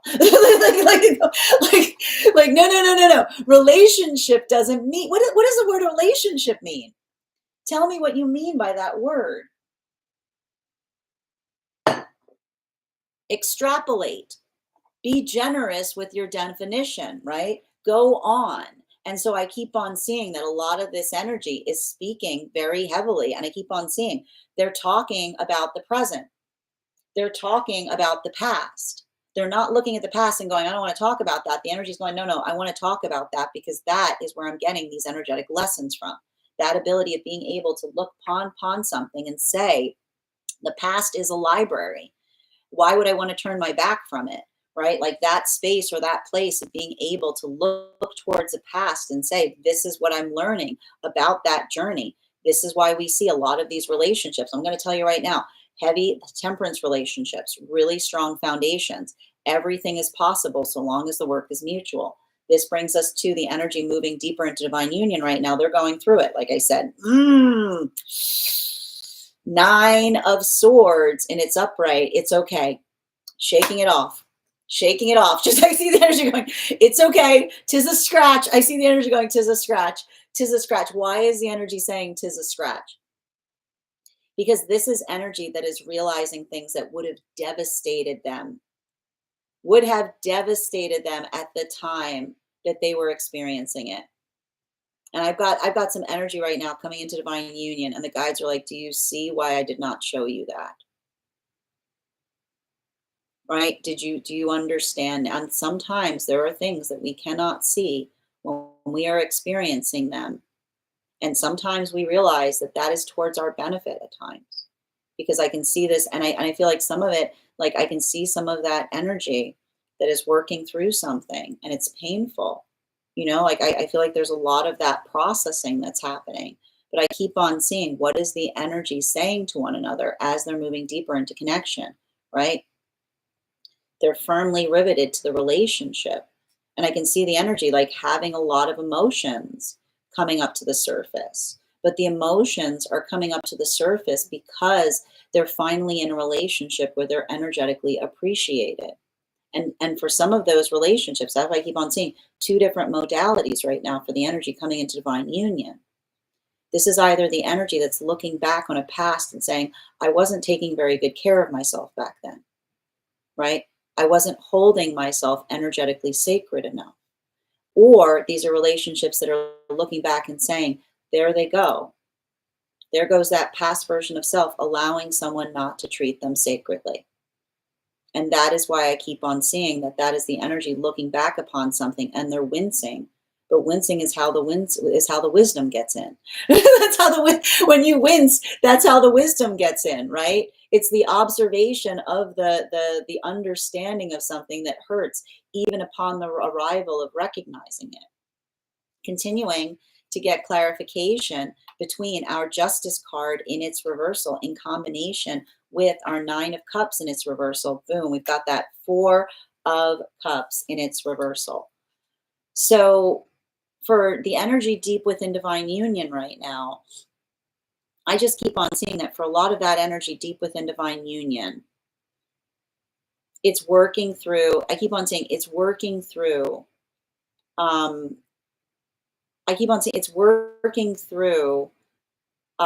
pathwork of determination is what I keep on seeing. And let's talk about determination. Like determination is, I keep on seeing a lot of this energy that works through circumstances or situations where we're frustrated. But I keep on seeing we don't let the frustration energetically affect us. We allow it to energetically fortify us. So everything I keep on seeing that for a lot of that energy deep within divine union is, I keep on seeing that the beauty of a relationship that allows one another to speak towards what it is that is allowing the context of being energetically frustrated. Like I keep on seeing, it's like the comprehensive perspective that feels like it is fortifying simply because it is the energy that I almost feel like it's like the energy that like almost like intuitively knows or speaks towards the mutual frustration to such an extent that they don't even need to put into words. They just allow the context of moving forward upon it regardless. Because I almost see the energy saying there's no there's no reason to focus on something that one can't change, but just beyond letting it distract you from what it is that you can affect, is what I keep on hearing. The word is continuing to get clarification between our 9 of Cups in combination to our 8 of Wands in its reversal. We've got here our 5 of Wands in its upright. So for a lot of the energy right now, in separation, and I'm going to tell you right now, this is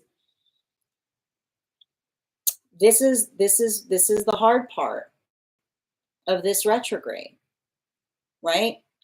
I keep on seeing, like, for a lot of the energy in separation right now, I either I'm going to tell you, I'm just going to point this out. The only thing that's harder than healing from an unhealthy cycle is the recognition that one could go back to it in a heartbeat. I'm just gonna like, that's the type of energy I'm sensing around something, right? Like that is the hardest part about a healing journey. Like the intentionality by which one is articulating that one is making the intentional effort to move away from something that isn't energetically healthy. And I keep on seeing that for a lot of that energy, like even in the context of talking towards, but recognizing the self, right? Or potentially recognizing like what they're talking about towards the energy that they're working to build healthy, something nourishing with. The energy is basically, like I can see the energy saying, oh, I could go back there in a minute, right? Like that's the energy that says, oh, I know, like the site, like it's not the fact that something isn't available, but it's the understanding of what awaits there, is what I keep on seeing. And this is why I keep on hearing the mantra of a lot of the energy right now in separation is the continuation that says everything is possible so long as the work is mutual. But if we try to project that work onto each other, it becomes impossible.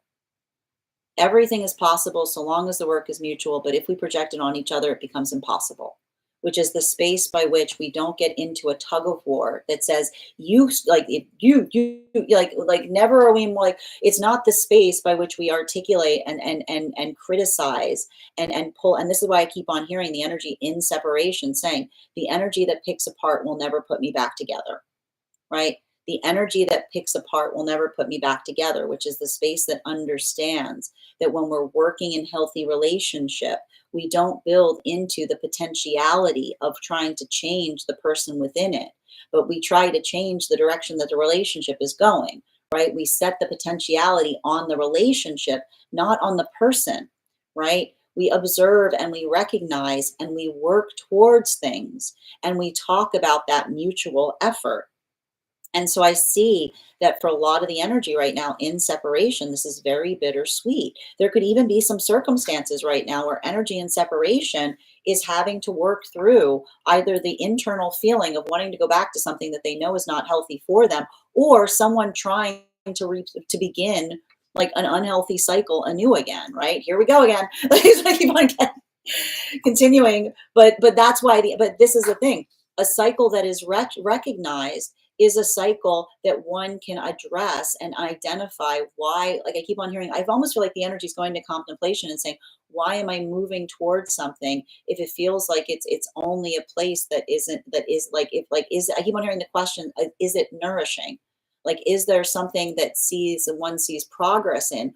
Or is it just the exhaustive point of something that one goes through again and again with no change or some kind of energetic restart? continuing to get clarification between our Sun card and our 10 of Swords in its reversal. There's that 6 of Pentacles in its reversal. And this is what we're effectively seeing as well, because you'll recall we spoke about yesterday's reading. We had an incredible amount of six cards coming up. And let's talk, what is our watchword when we have 6 energy? Harmony. Harmony, okay? Whenever we see 6s in the tarot, we can identify harmony. And the thing about it is I keep on seeing that this is the work that the energy and separation is doing. Understanding the difference between having a lot of feelings towards something, but then asking the vital question, is the feelings I carry towards something, are they harmonious? Are they harmonious? Or do I feel a lot of discordant emotions around it, right? Because again, you have to understand the problem with emotions is we can be in an awful place and you're going to develop a lot of feelings in that awful place. Welcome to trauma. Okay. Welcome to trauma, right? It's hard to let go of those awful places, right? A lot of feelings there. But the question isn't the quantity of feelings we carry. It is the quality of the feelings that we derive there. And this is why we talk about the space of honoring our feelings is not just about talking about the fact that we have a lot of them. We're supposed to have a lot of feelings. But when we're doing the important work, we don't honor the emotions by saying, I feel like this, and you have to honor the way I feel. That is not honoring the emotions. A Leo, and this is what I mean by Mercury and Leo being here to the rescue to a certain extent. Honoring emotions is not the space that emotions need to be honored. That's not how we, if you are feeling things that you cannot explain why, you're being led by your emotions. That is being emotionally driven. And the problem with emotions is emotions are not logical. And often they are created in the space of our fear.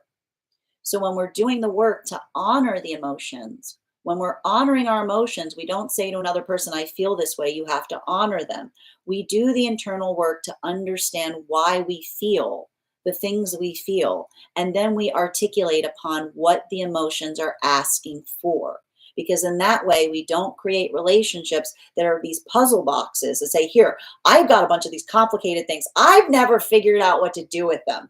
I don't have no idea. You take them. They're yours. Thank God you're here. Oh my God, I'm so glad you're here. I've been working with these. I don't want to deal with it here. Now they're your problem, right? We don't give the emotions to each other like an awful puzzle box and say, now you have to solve them. And I don't know what's going to happen when you do. Right? But instead, we do the work of understanding them ourselves. And then by doing so, we allow for the harmony to arrive into our partnership, because then we enter a partnership and say, I got some great news for you. I know exactly what I want. I got some great news for you. It's going to be really easy. And if it's complicated, I'm not saying it won't be complicated at times, but I know what it means to put the work into understanding what's going on inside. And this is what I mean about these relationships that are forming right now. They're looking at each other and they're saying, you've got exceptional direction sense. Temperance relationships, map maker energy. You know what direction the work needs to go. If it's an inside problem or if it's an outside problem. This brings us to a lot of the energy coming into divine union right now. Center card for today's spread. Oof, I know, healing hurts. It hurts. I know it's easier to stay unhealed. You just want to disassociate, right? You want to just turn it off, right? Here's the thing though. Ooh, and I got another card popping out. We've got an Aquarius full moon coming up. And what do Aquarian lessons teach us? There is no such thing as disassociating, my friend. Those emotions got to go somewhere. You can't just turn, this is what happens, right? And Aquarians often go through this. Aquarians go, I could just turn it off. Don't turn it off. You put them in the cloud. You put them off. You put them in the subconscious. Now you can't get them out again, right? As soon as you disassociate, your emotions are still there. They're still there, except now they're in the control room, right? When we're working through things, right, we don't disassociate. This is what we work through with Aquarian lessons, and that's Aquarian full moon energy, right? When we disassociate, we immediately start projecting. When we disassociate, we immediately start projecting, because the space by which the emotions have got to go somewhere. Things cannot be created or destroyed. Emotions have got to go somewhere, right? And if we're not sorting through them, then they run amok all over the place. They run amok everywhere, okay? And so we see that a lot of this energy, like, and I can see this even now, like a lot of the energy moving into divine union is working through. And I keep on seeing, this is why I see a lot of this energy feeling that going through that space of being relationship, having all of these feelings coming out, feeling the inclination of wanting to project, wanting to dissociate, but instead doing that hard work, right? Doing that hard work of processing those feelings. We're working better out than in, is what I keep on hearing. But I keep on hearing better out than in is how we avoid projecting, right? Because it's the space by which we're able to articulate the way we feel, that we don't project it onto those that we care about. Continuing to get clarification between our Four of Cups in its reversal in combination with our Five of Wands in its upright. There's that moon card. I'm not surprised to see it's been popping up. We're going to see the moon card popping up. Whenever I start doing things around Aquarian energy, the moon card just like without fail starts popping up. When we were going through Aquarius season, it was all over the place. Because it has to do, like, this is what we talk about with shadow work. And I hate the word shadow work because I know it sounds cool, but I also feel like it creates an intimidation point when people hear it and they're like, what are you doing? Shadow work means like confronting your unconscious. It means navigating the spaces that you feel aversion towards. And it's not to say, and this is what we learn with healthy shadow work, it's not to say that the things that you feel aversion towards aren't validated. There are things you should have very strong aversions for. There are things that are unconscionable, right? The reason that we do the work to understand what we're energetically feeling aversion towards is to understand if what we are feeling is something that is fundamental, that brings us to the higher self, right? The explanation that articulates why we feel an aversion towards something versus an avoidance of something within ourselves that we are afraid to confront. And when we never are we in more danger when you say, I don't like that, and someone says, why? And you go, I don't know. That's interesting, isn't it? Right? Because the space that you have, an illogical fear, is often directed at something that you are afraid to shine a light on within. So I keep on seeing that for a lot of the energy doing this work, right? Having to go through those experiences, walking through something, talking about how we feel, right? It's not about holding on to something and saying, I need to hold this tight and I refuse to let go of it. It's the space that says, pay attention to what you are holding. Because when we are holding something from a place of honor, we understand the value of what it is that we're carrying. Continuing to get clarification between our and that's happening across all of the frequencies. Like, that's the message of this retrograde cycle. Continuing to get clarification between our it's like when we hold on to something that we don't understand, we are often indulgent because it makes us feel good instead of actually being good. Continuing to get clarification between our Six of Pentacles in its reversal in combination with our Three of Swords in its reversal, crossed by the Ace of Wands, which came out. Very beautiful read, very beautiful spread today. If you head over to my Substack, you'll be able to see the full photo. Chariot in its reversal. So let's talk a little bit about the Chariot in its reversal. Is going to talk a little bit about the fact that we're going through, like, we've got Chiron. We've already got, listen, and I'm just telling you right now, we've already got a lot of planets in retrograde. This is a very, very intense retrograde season. And I wish I could tell you that we are through it. But tomorrow, Chiron is also going into retrograde. Okay. Chiron is also going into retrograde. Um, and the thing with Chiron going into retrograde is it's the space by which it's the understanding that we can't heal for each other, right? The responsibility of healing exists within each one of us. And so often the space by which we articulate and navigate circumstances or situations, it's the ability of saying to one another, like when we care about each other, we say, here are the tools, right? Like I'm giving you everything that you energetically need. But the work, right? The work begins within. And I'm gonna tell you right now, I'm just gonna be completely honest. There's going to be some energy potentially falling into separation during this retrograde season. I'm just going to face it. But I'm going to tell you right now, the energy and the relationships that are falling into separation during this retrograde cycle are going to be resultant of what feels like a lack of direction sense. The feeling of not having an understanding in where something is going, or trying to work through a stagnancy point that often is the point of recognizing, and this is sometimes something that's very heavy, right? When someone says to us, when we articulate that there is an issue and another person says you're making problems where problems don't exist, that's usually the definition point of the difference between someone who has found their manifestation goal versus someone that has a different manifestation goal, right? So that ability of understanding, I'm going to tell you right now, the relationships that are potentially falling out into separation right now is the difference between an ideal and a plateau. What does that mean? One person that says, this is my energetic perfect, and another person that says, this is just a stopping point. We've got a long way to go, right? But I'm going to tell you right now, I even see potentially healthy separation occurring in that modality in the context of the conversations of someone like having those conversations in relationality to those points of agreement.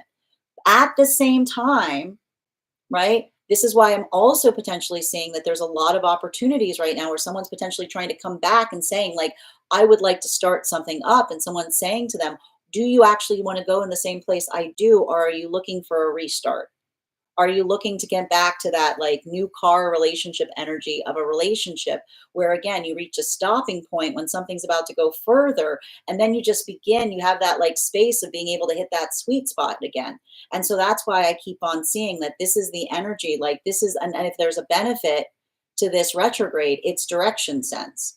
The relationships that are coming together right now, these are the relationships I told you what's been happening since Saturn moved into Aries. That when we care about each other, everybody's thinking about time right now. It's like everybody had a Saturn return this year because Saturn moved into Aries, which Saturn says, the most precious commodity that we have is time. And when we care about each other, we are conscientious in making sure that we're going in the same direction in order to make sure that we're not wasting it.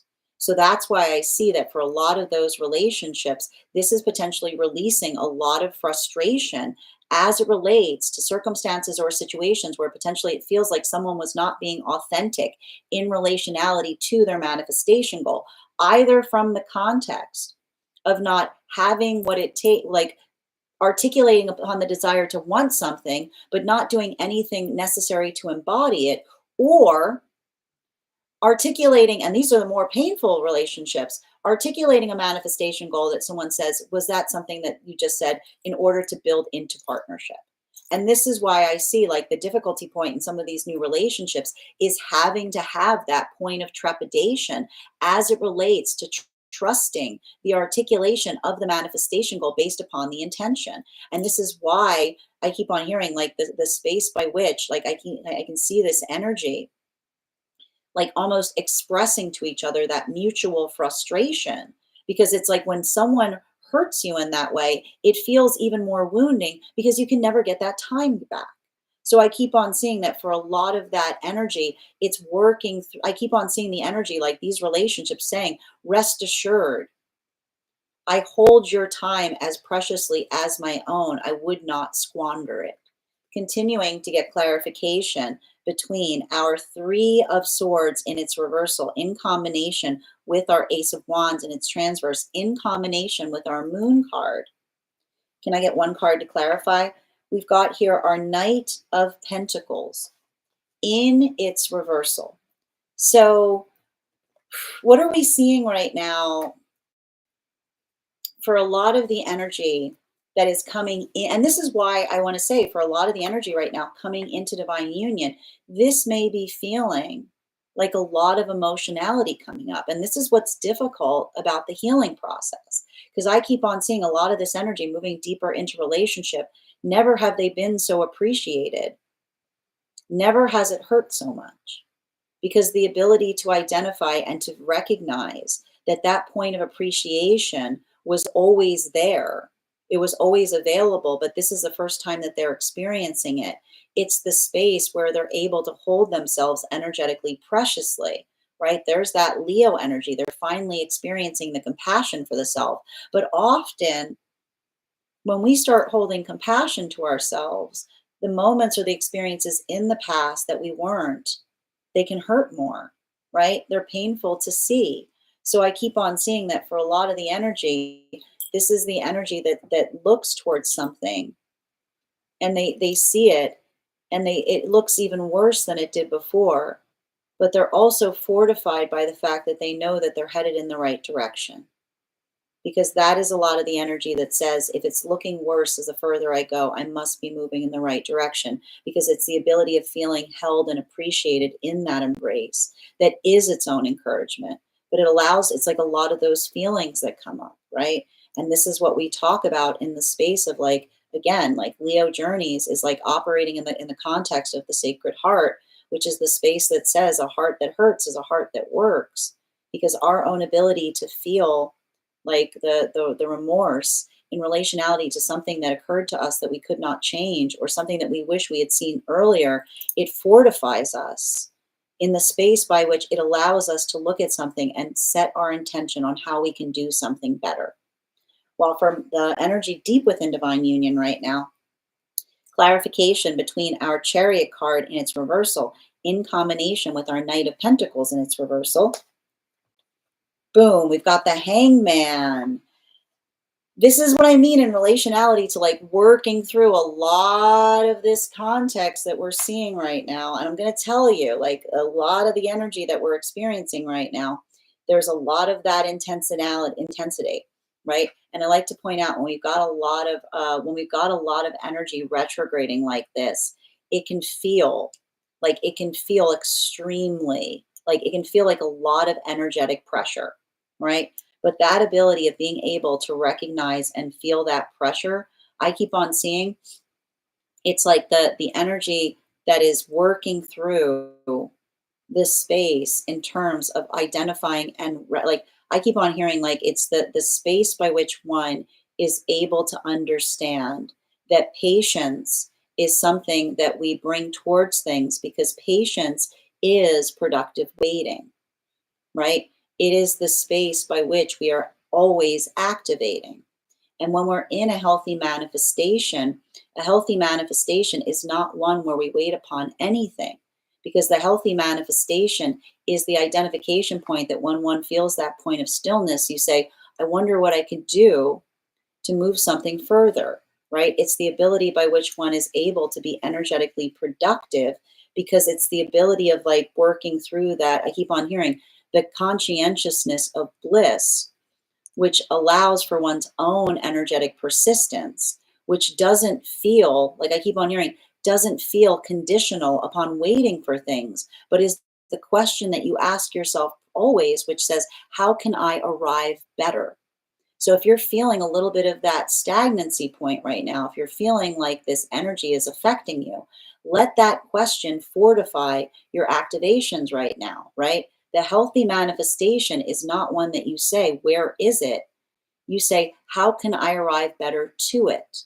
Right? And so let that be something. And I keep on saying, for a lot of the energy in deep within divine union, like that feeling, or working through that feeling, but being productive, is like helping to like navigate through the intensity, because it's the ability to like look upon something. And I told you, taking the advice from like the moon that we experience, what does that Capricorn full moon say? When we're feeling intensity, or when we're feeling a rut, we like, rut is what what we choose to do in a point of stillness. So allow that to be one that focuses upon planning, focuses on like making energetic adjustments. It's like the space of like identifying and recognizing what one can do in a better way. And I keep on hearing like the beauty of the energy deep within divine union is always appreciative of the differing perspective, because the healthy ego is one that appreciates a different point of view, because even in the different point of view, it builds upon a center of empathy.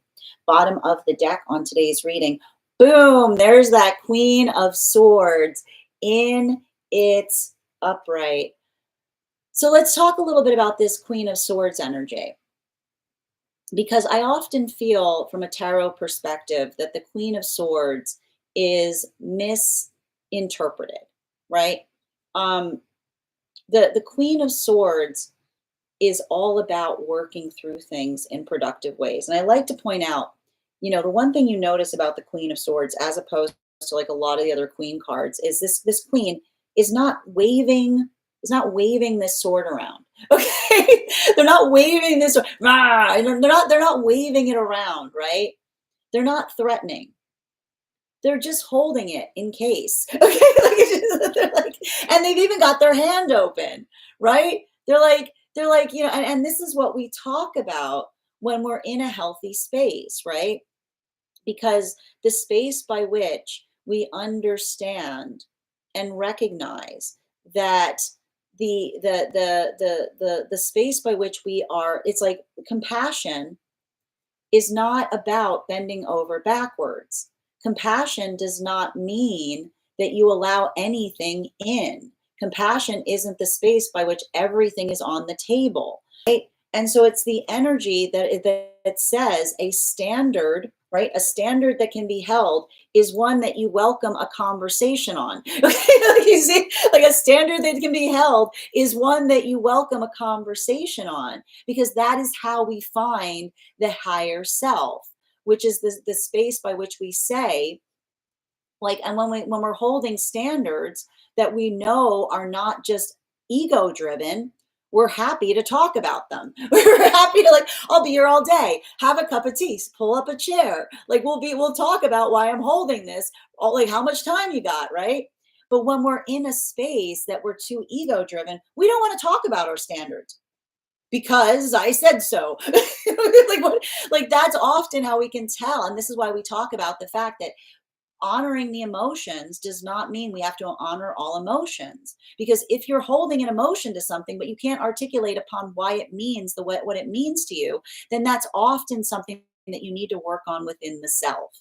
Because the emotions often rise up when we have fear, and everything that we have is a gift. And even fear is a gift, because the fear that is logical, right? The fear that fortifies, is one that allows us to move towards compassion greater. It allows us to be energetically careful. But when we hold fears to things that we cannot articulate and define, but we just go, woo, we're often projecting. That's usually a sign of an ego that needs to be calibrated, that needs to kind of recognize and identify the work that needs to happen within instead of without. So it's not, and I feel like, again, energy like this, especially if you carry a lot of anxiety, it can bring a lot of those feelings of frustration up to the surface.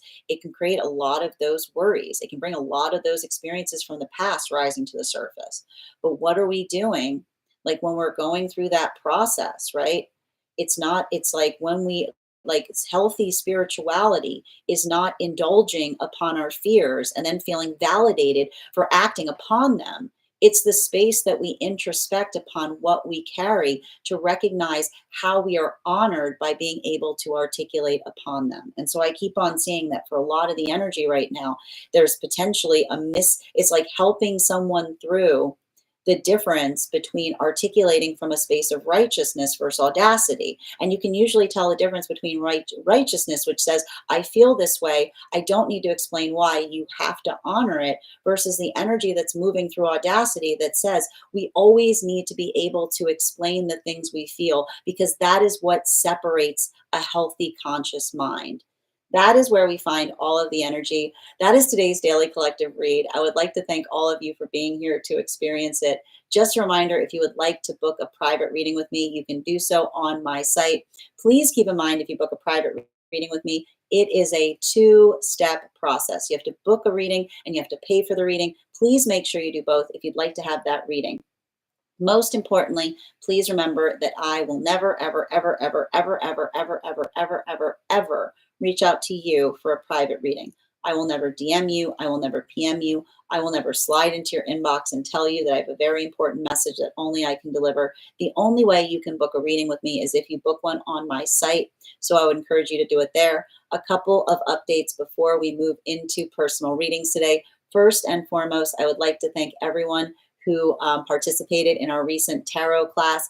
Our next class will be held on Wednesday, August 13th at 6 p.m. PST, 9 p.m. Eastern. We will be continuing our studies into the tarot with a focus on the Tower card. I'm so excited to be able to teach this card. We're going to talk about the history of the card, the symbology of the card. I'm going to be working you guys through spread applications, so how you can read that card in any direction it may appear in your own readings. I'm also going to be presenting you a unique spread to help channel the messages of that card into your own readings. And all you need to do, if you would like to become a part of that tarot class program, is head over to my Substack and become a paid subscriber. Your paid subscription to my Substack is your ticket of entry into our live classes each and every month. You will also, as a paid subscriber, have access to over 15 hours worth of material in the Tarot Church Library class archive. Now, it's not necessary to catch up. I will be doing my best to give you an update on everything we have studied prior to beginning the next class, but the material is there for you to receive as you're ready to receive it. You'll also have access to a one-on-one chat with me and the other students to ask any questions that you may have in relation to anything we've learned or studied thus far. And if you become a founding member, not only will you receive a discount on the full year's worth of classes, you will also receive full access to the entirety of the Tarot Church Library class archive. That is access to over 15 hours worth of material in an ever expanding library. You will also have access to a complimentary one-on-one mentorship class with me, where I will meet with you personally to assess where you are on your own personal tarot journey and give you the best insights in terms of how to utilize those classes to the best of your advantage moving towards your tarot goals moving forward. One of the things I tried to do in these classes was make them accessible to the absolute novice tarot reader as well as the seasoned reader. There's definitely something there for everyone. Don't let your lack of experience or your robust experience prevent you from joining us in these classes.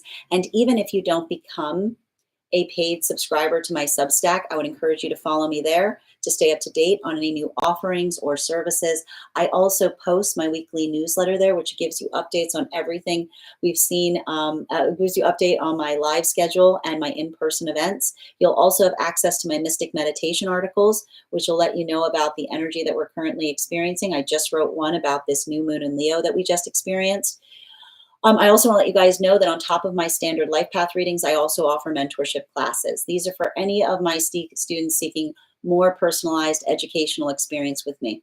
I take a very limited number of students for this reason, as those classes are focused on each individual's personal spiritual goals and journey work. Those classes can be purchased on an individual level or as a monthly class series, weekly or bi-weekly as your schedule permits.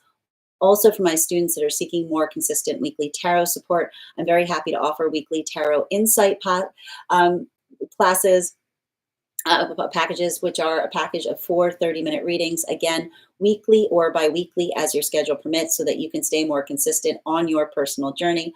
I'm also very happy to now offer dream interpretation readings, which you can purchase on an individual basis or as a series. If you purchase the dream package, I would encourage you to start to keep a dream journal, as we will meet weekly or bi-weekly with that journal and utilize the tarot to understand the key themes and messages coming towards you in the dream space. I want to thank you guys so much for being here today and sharing in these messages, and we will do this again tomorrow. That is our daily collective read. We are going to get started on personal readings. Congratulations to Haley. You got our highest gifter today. And congratulations to Per. You came in second. So you will also have an additional card in your one card reading. If anybody else would care to get on the list for today, you will be the fifth person read for. 3 cards for a donation of $29 or more. 4 cards for a donation of $23 or more for my subscribers, Binks and my Lio. Please keep in mind there are 2 things I do not read for across these apps: pregnancy and medical. Happy to give insight on anything in private readings, and you can book private readings on my site. I'm going to take a few minutes to read over some of the comments that came through as I was reading. And thank you so much for encouraging everyone to tap the screen, Haley, and congratulations winning that reading. Also, for those who are joining us who would like to get on the list for today, we do hear life path, highest priority messages from spirit, past life, angelic guidance, pet readings, animal spirit guide readings, mediumship readings, love readings, dream interpretation, and guided messages. Welcome, Kuryan.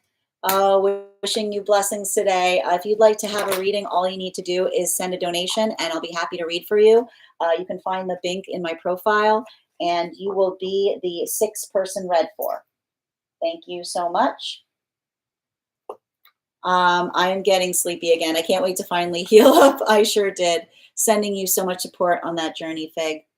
An avalanche of feelings. Yep, that's the vibe right now. Good to see you. And guys, please welcome Kay Megan into the room and make sure that you give my mod a follow. All right. Healing occurs when you're sleeping. Very true. I'm so trying. I have, oh dear, Faith. Julia, currently going through it, allowing myself to feel what is coming up. Continue to do that work, Julia. I know, an avalanche of feelings. There's probably a lot right now. And grieving. Kite Deets. Oh, thank you for posting them there, Ryan. Appreciate it.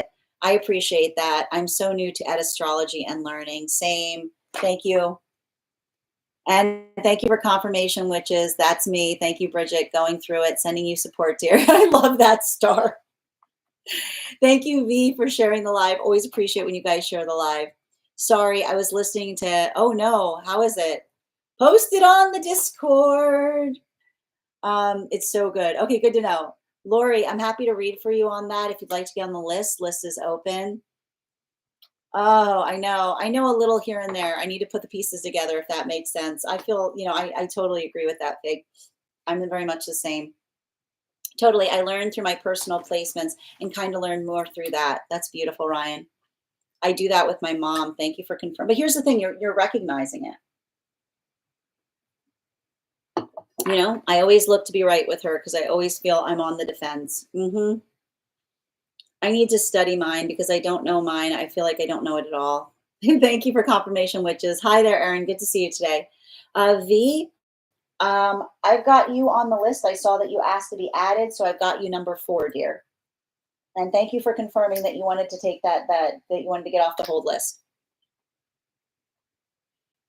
It makes it a lot more manageable. Getting written birth chart reading can also help. Oh, absolutely. And if anyone needs recommendations on good astrologers, just reach out to me in the Discord. I'd be happy to provide some.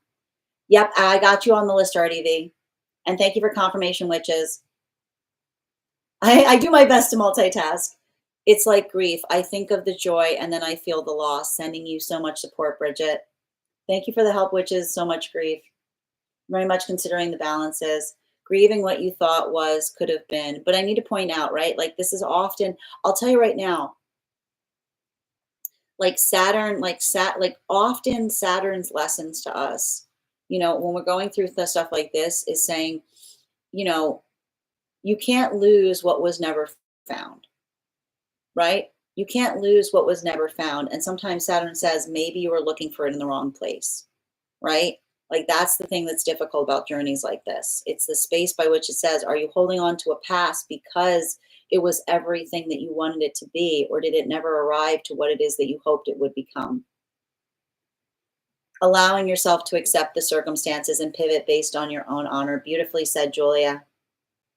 And forgiving those that cannot see what they don't know or understand. Tap to claim. But walking away when they don't align with what you need and deserve moving forward. So true. Leo is saying, I love you on the first date and meaning it. Oh, love is our birthright. That's beautiful, Ryan. And then staying committed fiercely for life. Like, Leos have that. Like, that's a problem with Leos. Like, oh, I can't stop loving. The problem. You know, like that's the hard part with Leos. Is like, you know, get the love, get the love off. Where is Big Leo Nikki? Big Leo Nikki. I love that. And thank you for the recharging your heart, Mies. Delta, thank you for sharing the live. What's up? What happened with my mic? I think you got it. What happened? What happened? Indiana, thank you for the follow. Happy to read for you on that, Indiana. If you'd like to be on the list, list is open. Yeah, it's like a lot of that "'tis blood of flesh wound" thing. It really is right now. It's like it's a scratch being like. Yes, absolutely. There she is. I love it. It almost made me panic. Yes, Monty Python references, absolutely. Epiphany, wince, repeat. Huh? I told you Nikki would be here. I'm here. Did I miss Celine? I love that. It's like they summoned you. Yep, it's all right. You can find it over. You can find it on the. It'll be all up on the place where you keep the videos. Wince like rinse makes that funnier to read. Oh, I like that. Not even 5 minutes later. I know. Yep, we summoned her. I think I did. Spot on. Thank you, Julia. Mic drop. Thank you, Butches. And GD, your subscription's ending soon if you'd like to renew. Hit the nail on the head. Thank you, Alexandra. The nostalgia is there, but also the receipts. Ouch. Hi, Jacob. Thank you for confirmation, witches. I hope you're having a beautiful day at work, Jacob. What the heck does that mean? Hold on a minute. I'm Mercury and Leo. What the heck does that mean? Mercury and Leo is like, I just wanted to tell you how I feel. I need to let you know how much you mean to me kind of energy. You know? It's like, I just call. It's like the pep talk. It's the pep talk. It's like, oh my God, right. And then thinking they can send all of those via messenger. Oh, sending you support, Ella. At least the Three of Swords was in its reversal. It wasn't in its upright. I'm very happy to see it in its reversal. Like it's better. It's much better that it's in its reversal in this reading. In my Cancer brain, like, yeah, I feel it, witches. Hardy, your subscription's ending soon if you'd like to renew. Whoa, if retrograde was a read, but I need to point out, I feel like it's like if retrograde was a reading, but it's also saying like it's not that it's like there's things to be done with this energy too, right? It's like it's working through. It's like you know, hope helps us here. If I do end up winning the highest gifter, should mention I'm having connection issues. Haley, we'll definitely wait until you're in a place where you have a secure connection for the reading. And thank you for the recharging your heart, Mies channeling. Good to see you. You're being met with trolls in your comments. So it's lovely. I'm sending you support on that, dear. It happened. Look.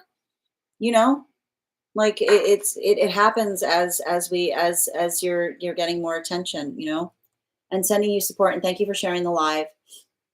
Have a good day, Jacob. Thank you for confirmation, Julia. Childhood flashbacks. Probably a lot of those right now. And Heather, thank you so much for the heart, Mies, dear. Good to see you today. Big feelings today. Come at me, bro, queen. It really is. I have to point out, you know, like honestly, like the Queen of Swords is the come at me, bro, queen of it. It's giving. I ain't a killer, but don't put. Yeah, it is. Like, I like to point out, like, Queen of Swords is like, don't confuse the kindness for weakness. You know, it's like, it's wipe your feet before you come in. Aries might be waving it just a wee bit. Yep, that's true. Aries are. Aries, Aries, it becomes a shiv. Queen of Swords. Yes, you're welcome, Yona. And thank you, Night Creature, for the follow. Cool name. Hello. Oh, it's okay. Kate, you never have to apologize for sleeping through the collective based on the time frame. Good afternoon, Kayla. And thank you. You make me feel sane as an Aries. You're welcome, dear. I'm happy to be helpful. I'm happy to act as an Aries support system right now. Fig, my question's on the Discord. Thank you for letting me know. Absolutely. I thank you for pointing that out, and thank you for sharing the live, Fig. Hi there, Julie. I swear your motto is saving me this retrograde season. Observe, not absorb. Absolutely. I'm very glad to hear that it's helping you right now. Definitely focus on that. Julie, I'm literally just watching a ton of intense emotions bounce around. It's an insane time. Sending you so much support, Julie. Am I the only one not having any feels and not one drop of Aquarius running through my chart? But like, I need to point out there's something I keep on seeing. There's something to be said right now in being even keeled, and I feel like a little bit of that is a result. I told you, a little bit of a result of that Pluto retrograde, right? It's like, it's like this is that Pluto retrograde at work. If you're feeling like that, I'm total. It's okay. Oh, it's all right, dear. It's still available to catch. Aries can't help it. We have to make sure the sword is going to work. You gotta brush it off. If you don't use it, you lose it. Aries are like, if you don't use it, you lose it. You gotta take it for a spin, you know? Tagged Fig, thank you. All right, friends, we're gonna get started. The first person we're reading for today is Fig. If anybody else wants to get on the list right now, you'll be the sixth person read for. Great time to get on the list. We are also at 36K likes. When we get to 50K, I will be gifting a reading back to the collective. So make sure you're tapping that screen. We'll get to 50K in no time. And I'm going to take a moment here to pull up the Discord. Just a reminder, if you are on the list and you have information that you feel is relevant for our reading, if you have, for instance, if you have a dream that you would like interpreted, or if you have a past life you would like more information on, you can post that information in the notes when you send the donation, or you can post it in our subscriber-only Discord channel in the appropriate channels. All right, let's get to it right now. First person we're reading for, just pulling up Fig. And before, when we get to 1, I will reveal the card. Go ahead and put your impressions in the comments. 10, 9, 8, 7, 6, 5, 4, 3, 2, 1. Was the eagle. We'll do that again after the next reading. Thank you guys so much for participating. All right, let me just pull up this question.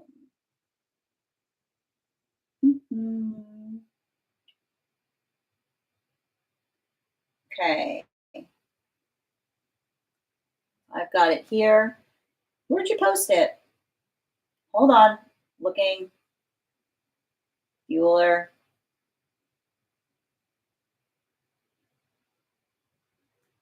I got it. Okay, I see it here.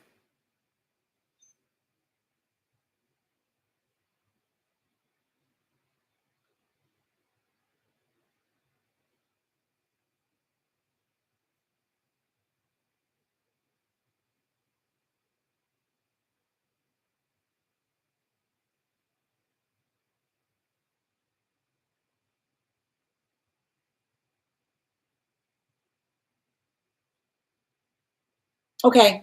All right. Can I get I'm gonna keep this. I'm gonna keep this energetically sensitive. So I'm gonna keep this internal. So we're effectively doing an energetic read on where someone is in relationality to like we're gonna do an energy update. All right. Oh, you get 5 cards. Okay. Oh, actually, yeah, 4. Okay, yeah. Thank you.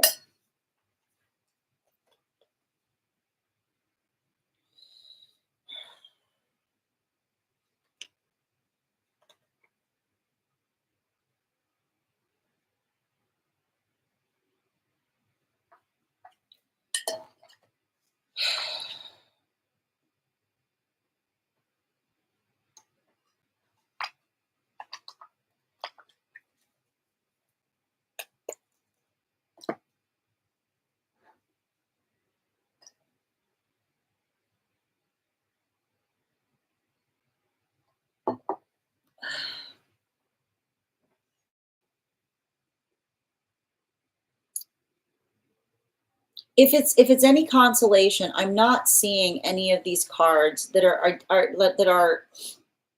um that are indicating a desire to do something in a false way. You know, I feel like I see somebody going through what I can best identify as a very humbling experience. And I keep on getting I keep on hearing you have to understand humil there are things that we try to power through because we think that we have a handle on it. And I keep on the message I'm getting from someone is someone saying that they and I almost see like I feel like there's somebody who like thinks like almost looks at something um you know in the space of having control over something is everything I keep on seeing.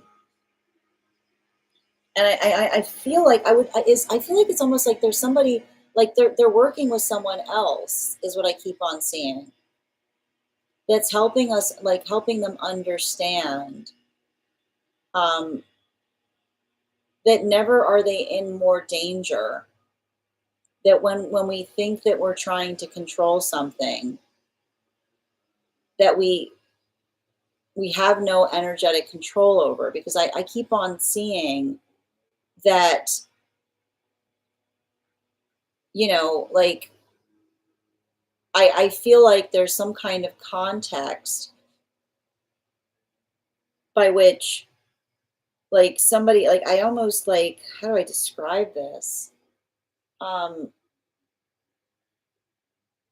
like the this like the like I almost see somebody who's like mortified by their actions um to a certain extent, like, and I feel like that's what I mean, like somebody helping them like understand um like their own tendencies. And I keep on seeing that like I feel like I almost see somebody that's like trying to like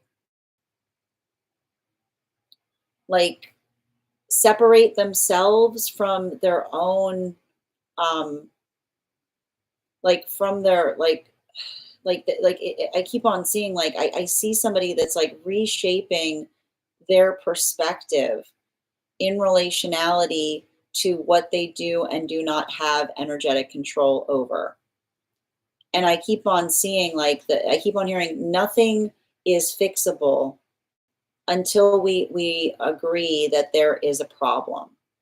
And I feel like that is the shift that I'm seeing that's occurring in a person, which is the space by which they used to project that and used to say, I'm fine, there's nothing wrong, which is the space by which they refuse to accept that anything they were doing like was wrong.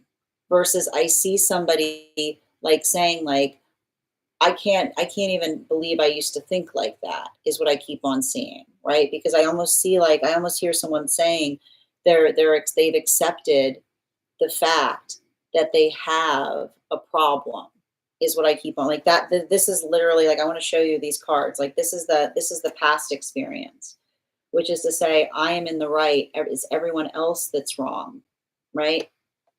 Like versus the space of another person saying, I accept that I have something that I need to fix within myself and something that I must be very energetically wary of.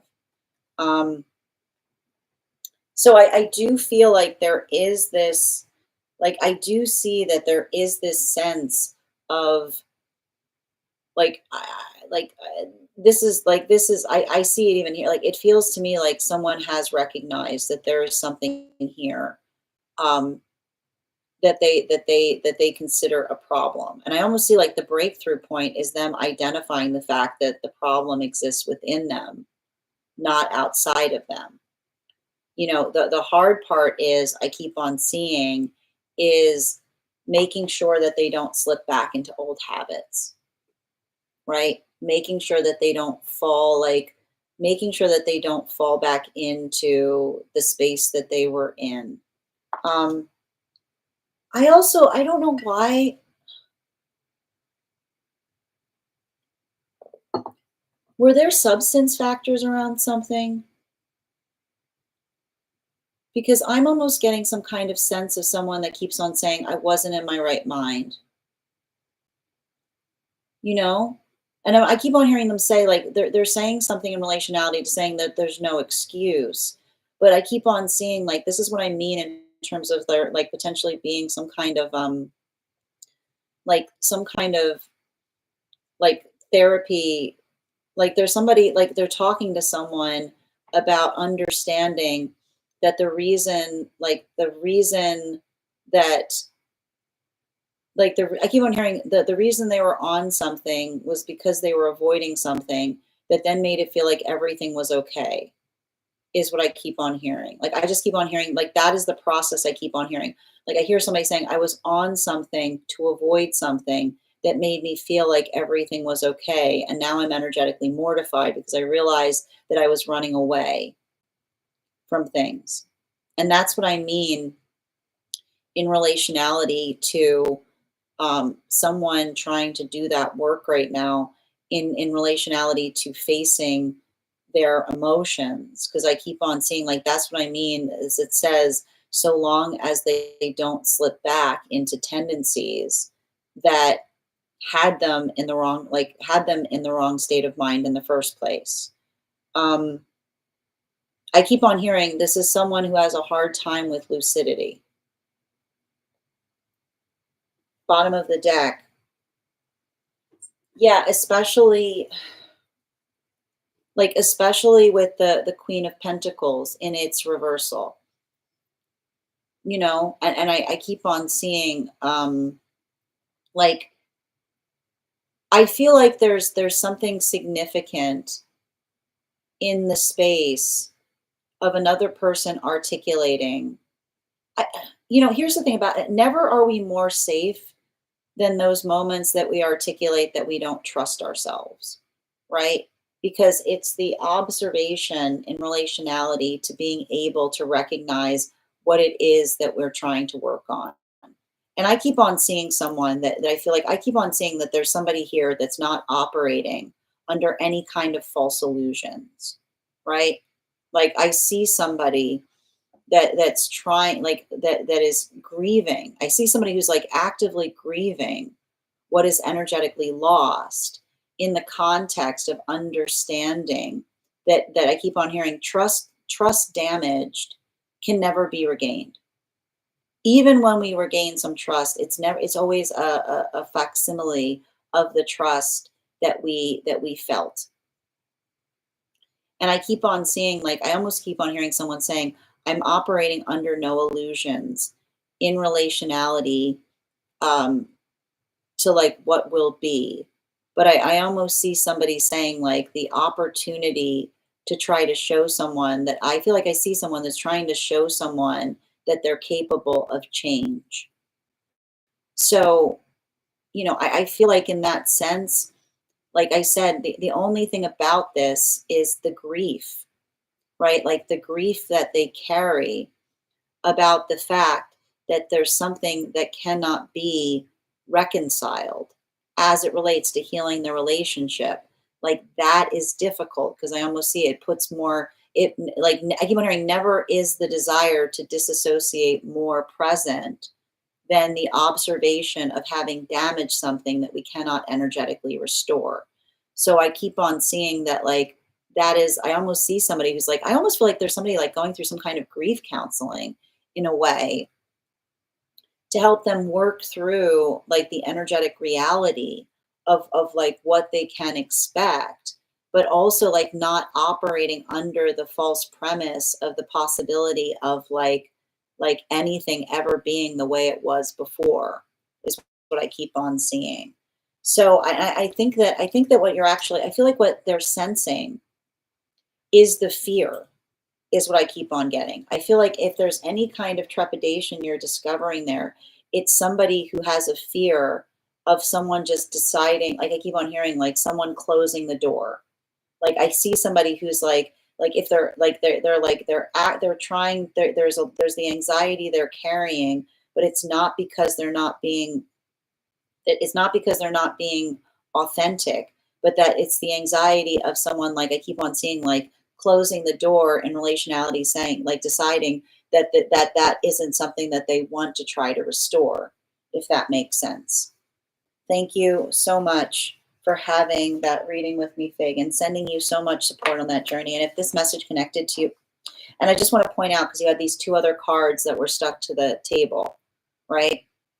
Which is like, I see somebody like going through the grief, like, and we understand this, like we go through the grief of understanding that some things cannot ever be healed, right? And I almost see somebody that's trying to resolve to themselves and saying like trying to say like trying to come into the I see somebody almost saying like, I will spend the rest of my life trying to make up for something that I can never make up for, is what I keep on seeing, right? Like I see somebody like going through the grief of that, but also not trying to put false illusions towards it. Thank you so much for having that reading with me. And like, that's what I mean. Like the only thing I keep on, like the anxiety point is them slipping back into like old habits that allow them to exist in some kind of fantasy land, is what I keep on seeing, right?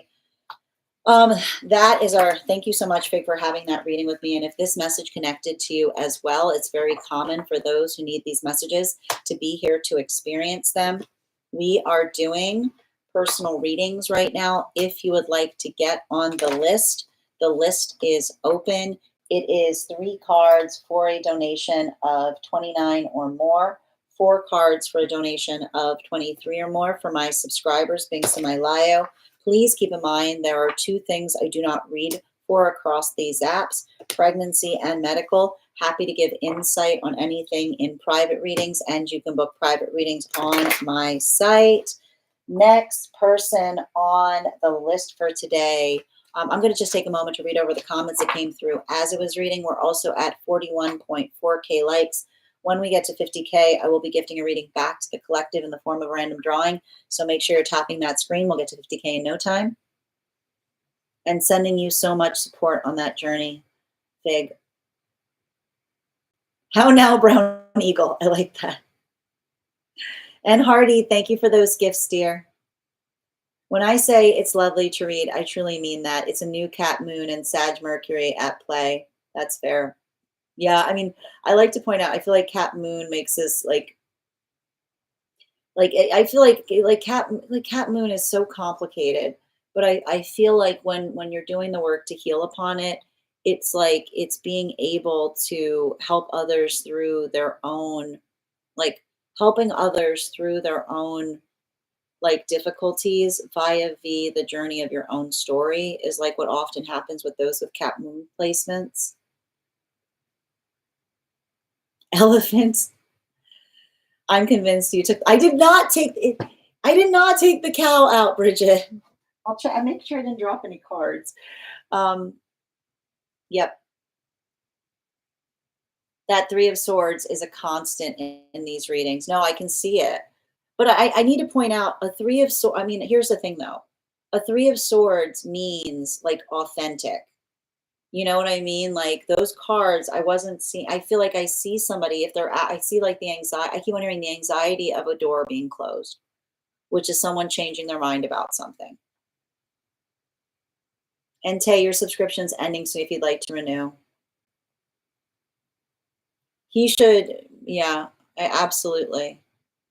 And so, yep, I see that. And I keep on hearing like the word mortified was coming through in a lot of that reading, you know? And Empress, thank you for the follow.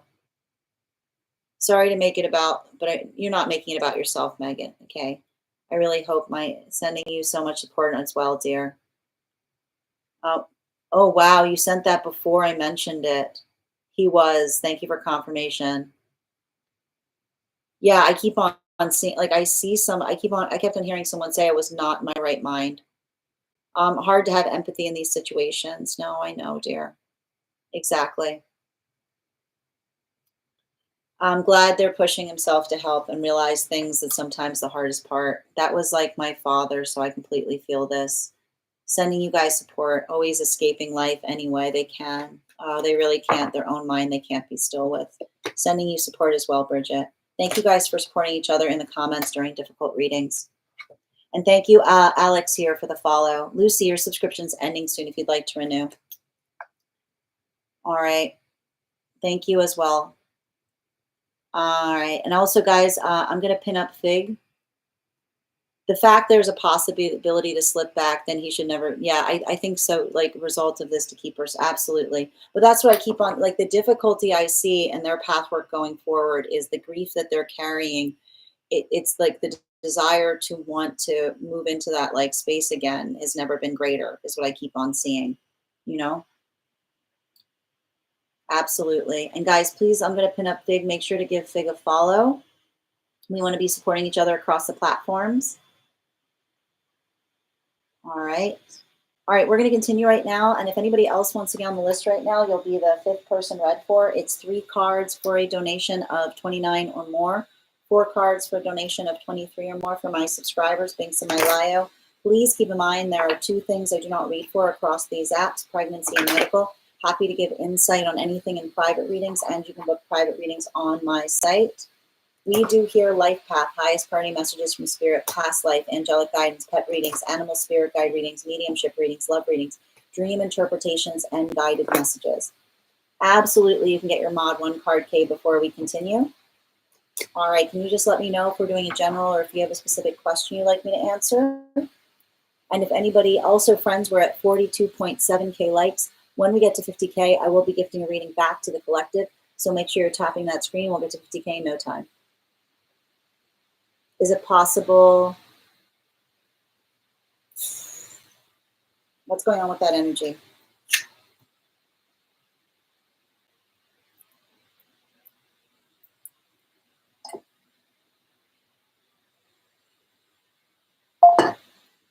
I almost hear someone trying to, like, I almost hear someone, like,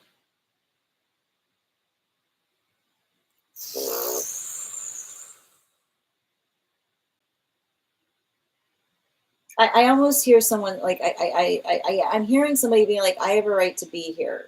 Like, you know, like, it's giving me, did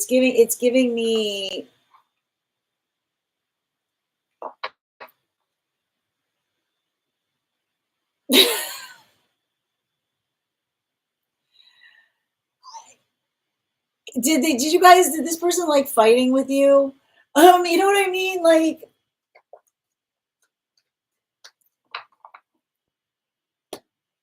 it's like, I can see someone almost saying, I have a right to be here. And in the words, they're saying, I miss you. Right? Like, it's giving me that type of energy. I'm getting someone being like, it's a free country. I'm getting a little bit of this energy being like, it's a free country kind of thing. You know what I mean? Like, it's like, it's giving me like, you know, like, so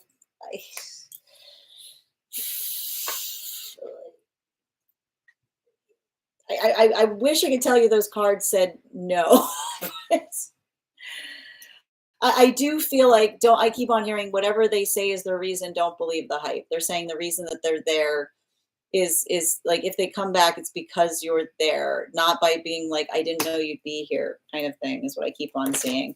All right, thank you. And again, guys, please thank our mod K Megan for their help, and make sure you give Kay a follow as well. Laurie, thank you for the follow. We're going to continue right now. The next person on the list is, we've got Miss Bexka. Miss Bexka, if you're here, can you respond in all caps? Rebuke. I just saw rebuke, and I just sent me. You just sent me, V. All right, we're going to continue right now. The next person is Miss Bexica. If you could let me know if you'd like a general or if you have a specific question you'd like me to answer. And while we wait for Miss Bexica's question, oh, it's a dream interpretation. Lovely. Inside tea or outside tea? I've got our card here. We're going to count back from 10. Go ahead and put your insights in the chat as to what you think it might be. And when we get to 1, I will reveal the card. 10, 9, 8, 7, 6, 5, 4, 3, 2, 1.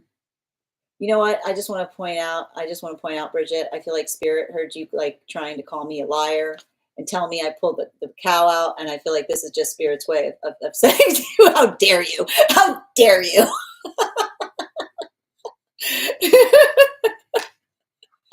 How dare you? Thank you so much. We'll do that after the next reading.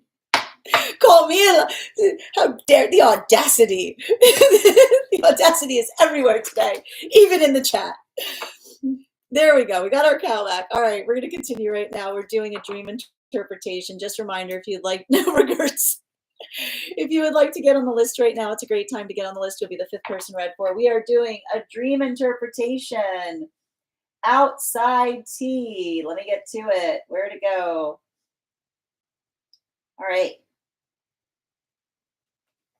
Come on. Outside tea. I had a dream. I was with friends in a magic store last night. We were walking around looking at things when a statue of a snake that sort of resembled a sigil my husband created and is now on our home altar kind of bumped me or grabbed me. Lol. It sort of ripped my shirt and something fell off when I bumped it. And the statue kind of spun around. The statue had a lot of intricate symbols on it. It was purple and had bells near it, which dinged when I bumped it. I heard in my head when I looked at it to see what I had bumped that the goddess who lived in it had been waiting for me to hurry up and start working with it. The voice in my head was kind of frustrated, like, come on, hurry up. That's all I remember. A few context clues I think are relevant. 1, I'm Native American, and the spiritual tradition I was raised in, not my tribe, but another I was raised in, find snakes taboo, so I've always stayed away. When I was like 9, I picked up a snake in my house without fear, and it bothered the medicine woman we worked with. She and my family were kind of like, I'm making the face because there was a GIF emoji with that face. Also, I'm pregnant, and again, according to the tradition, reptiles are a no-go while expecting. On the other hand, the tribe I am are turtle people, people of rivers and reptiles that live there.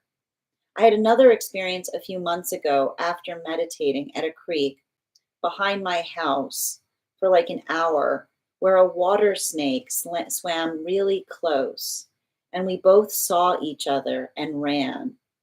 All that being said, who is this goddess? Is this my spirit team saying connect with that energy? And how can I do so in the best way for me and the life I carry? If this is medical, leave out anything to do, okay. We're going to avoid, obviously, we're going to leave out anything in relationality to the pregnancy, but let's definitely see the spiritual implications related to the dream itself. Can I get 4 cards? Thank you. Yep, and one more.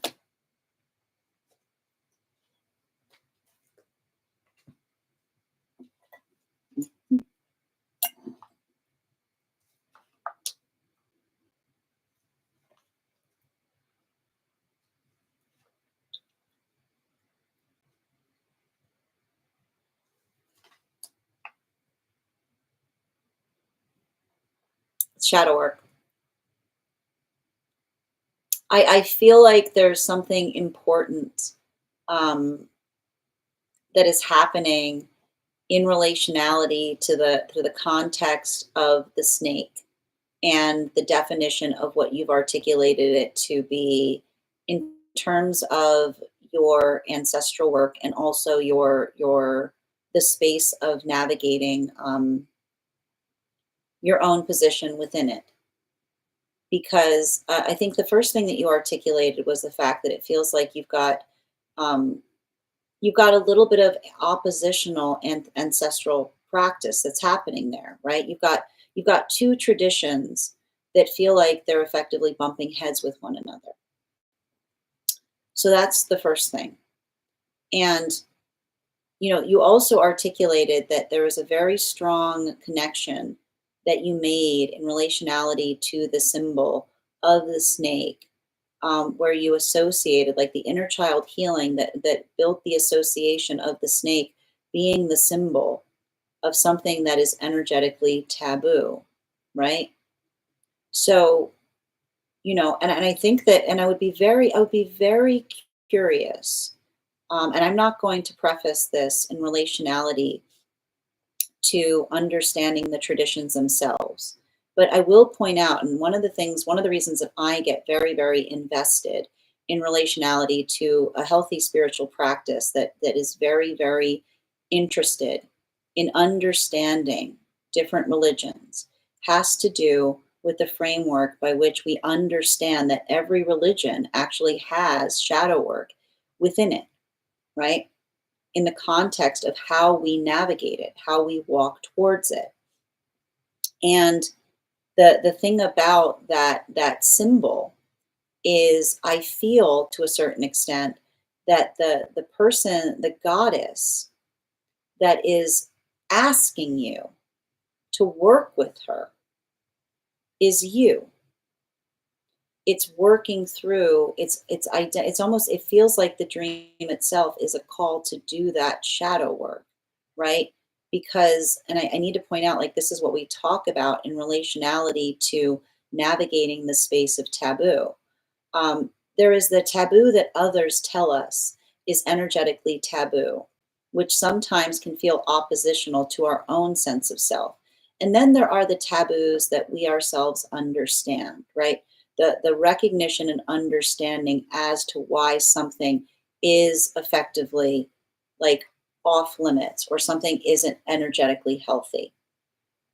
And so that's why I feel that there's something potentially occurring in that space, because I almost feel like the goddess that is saying, find me, is you being able to come into a space where you can integrate the practices, right? The disparity of the ancestral practices that in some context feel like they're oppositional to one another, right? That almost feel like they're forcing you to make an energetic choice, but to be able to integrate them within your own self in a way that allows you to feel that they are connected to you insofar as you understand the reasons why.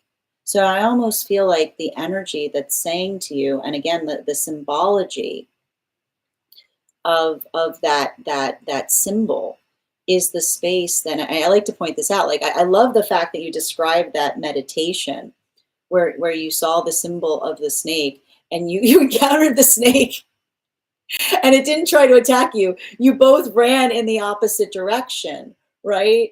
Because it's often the understanding and that's the problem with things that are energetically taboo that we don't understand. We sometimes build taboo around things we don't understand and we don't want to, or sometimes we build taboo around something because there's a very, very specific reason why. Like there's something important there that needs to be navigated. So I feel like a lot of that is you being able to integrate that path work in a way that makes sense to you.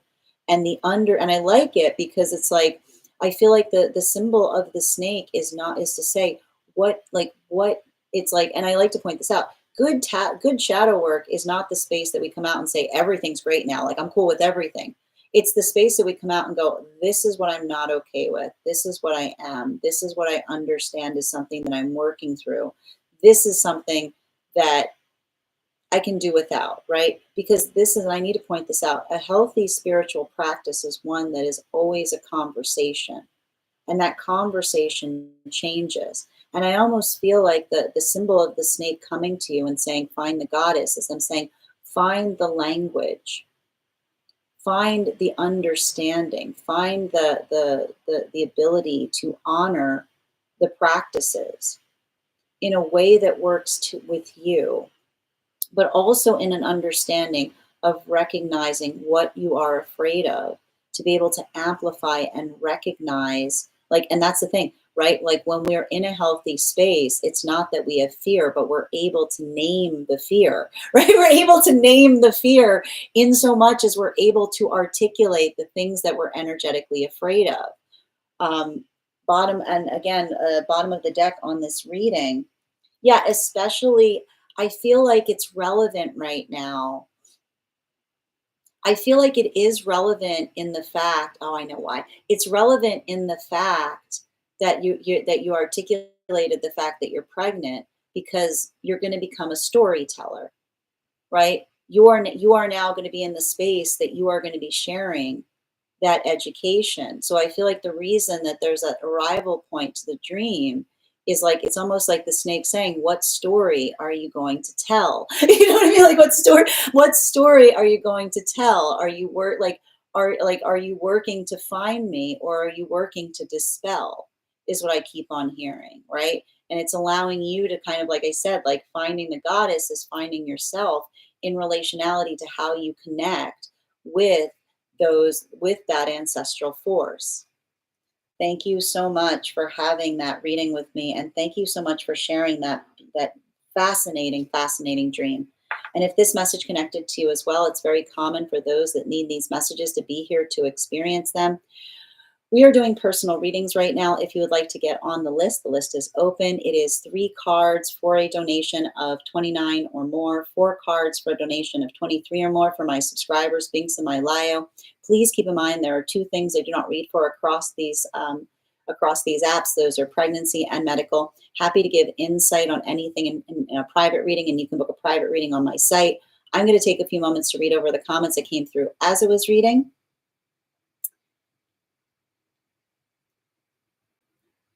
And Stefanica, your subscription's ending soon if you'd like to renew. Erica, snakes and reptiles are a no-go with those who are pregnant because of salmonella or viruses that can bring high fevers. And so that's, again, like it's the understanding of tradition that sometimes starts to help us frame that deeper context as to why something was the way that it was, right? Like that's a very good insight to also connect to the reading itself. The goddess is you. Yes. This has been all the work as of late. The practice I grew up with is very dogmatic in many ways, but I've been called to it is to expand beyond that. But I find myself scared of that in a way, fear of harm to myself and others spiritually. Well, and I need to point out, and this is the important thing, right? A healthy spirituality is one that we should always like navigate with trepidation, right? But I need to point out, like, that trepidation, and this is what we talk about with healthy shadow work, right? It's like you should be afraid. It's like, but like it's the fear, it's like the fear that allows for reverence, right? Because it's understanding of trying to do something in a way that you're being very energetically careful with it. You're not being flagrant about it, right? So I want to say, like, again, and this is what we talk about with healthy shadow work, it's like the fear that we carry as a point of honor because we know that something is energetically important. Spot on. Thank you. And the due date makes the child a water sign as well, called back to the river. That's wild. Thank you for also sharing that and sending you so much support on that journey, dear. I have a dream I only remembered fragments of, so I'm going to have to try to write it out. Okay, absolutely. And thank you, Per. All right, friends, we are going to continue right now. The next person on the list for today is, we've got, what did I write here? Mary Kate. Mary Kate, if you're here, can you respond in all caps? Let me know if you'd like a general reading or if you have a specific question you'd like me to answer. Also, friends, we are at 45.4K likes. When we get to 150, just 100. When we get to 50K, I'll be gifting a reading back to the collective. So make sure you're tapping that screen and we'll get to 50K in no time. Oh, how are you doing today, little bit? Good to see you. Moon and Leo. Oh, and thank you, dear. Excellent. I hope you're having a great day. And thank you for that donation. I'm happy to draw one card for you in response to that. Excellent. We've got here the Page of Cups. Make sure someone is bringing that same amount of seriousness to circumstances as you yourself are. Like, I keep on hearing, don't let someone like poke fun at something that you hold that isn't, like, I keep on seeing, like, don't let someone try to say I was only making a joke. You know, sometimes someone says I was only making a joke when they were testing the waters. And I'm getting a message from the guides, like, you can tell the difference, because the difference is, like, when we do something from a place that we're offended, we immediately articulate and we speak towards, like, what our intention is, versus someone that, like, tries to, like, push upon something just to see if they're going to get a reaction from you. So again, it's very much that same message that we're getting a lot during this retrograde, which is observe, don't absorb. Let somebody, let's, just kind of recognize, like, how another person's coming towards you. Don't let it impact how you yourself are experiencing something. And thank you for finding me on the place where we keep the videos, and good to see you. All right, let's continue right now. Oh, I know, set the bar high, straight to 100K. We're just going to blast past 50. All right, the next person we're reading for today is, we've got Mary Kate. Second call on Mary Kate right now. Second call on Mary Kate. If Mary Kate is not here, we're going to continue right now. The next person on the list for today is V. And if anyone else wants to get on the list right now, it's a great time to get on the list. You will be the third person read for. It is 3 cards for a donation of 29 or more. 4 cards for a donation of 23 or more from my subscribers. Thanks in my bio. Please keep in mind there are 2 things I do not read for across these apps: pregnancy and medical. Happy to give insight on anything in private readings, and you can book private readings on my site. We are also at 46.1K. Make sure also, while we wait for V's question, we're going to do another intuition check. If anyone else wants to get on the list right now, it's a great time to get on the list. We do here life path, highest priority messages from spirit, past life, angelic guidance, pet readings, animal spirit guide readings, mediumship readings, love readings, dream interpretations, and guided messages. You can't say not cow, Bridget. I've got our animal spirit guide card here. I'm going to count back from 10. And when we get to 1, I will reveal the card. 10, 9, 8, 7, 6, 5, 4, 3, 2, 1. 'Twas the owl. Thank you guys so much for participating. We'll do that after the next reading. We've got V's question here. Also, make sure that you give Miss Bex a follow. Thank you again for having that reading with me, dear.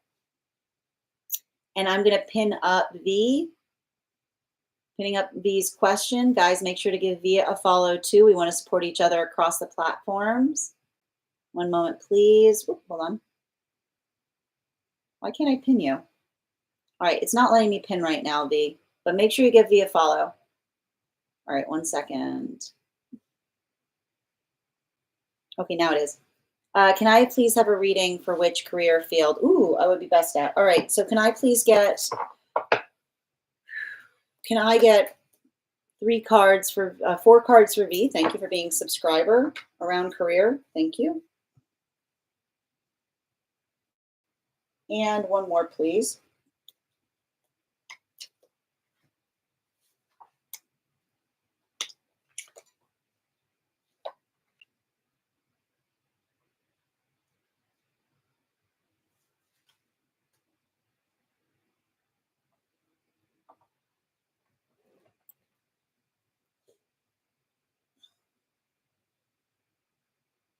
I keep on seeing something here that feels like, I just keep on identifying like I've got a lot of empathy around something, you know? And I keep on seeing like your empathy would help you in a large way, um, like helping others who are having a hard time sorting through their emotions is what I keep on seeing. There's something really, and I think it's interesting too, because I keep on seeing like somebody like someone working through some kind of path work, like someone working through some kind of path work of desperation or looking for new opportunities. The fourth card I drew was the king of sword, the king of coins in its reversal. But I think like the thing that I keep on seeing about this, and that's what I mean, like I'm seeing some kind of situation where someone is like almost articulating that they're out of energetic options, you know? Like this is almost saying to me, these cards in combination, like speak towards someone in a state of crisis. And I keep on seeing that there's something in relationality to your own path work that I keep on hearing the word or the space by which you're able to help another person is helping them recognize options that they cannot see, right? And it almost feels like a bit of an education aspect, is what I keep on seeing. Like this is saying to me, like resources that one does not recognize that one has access to.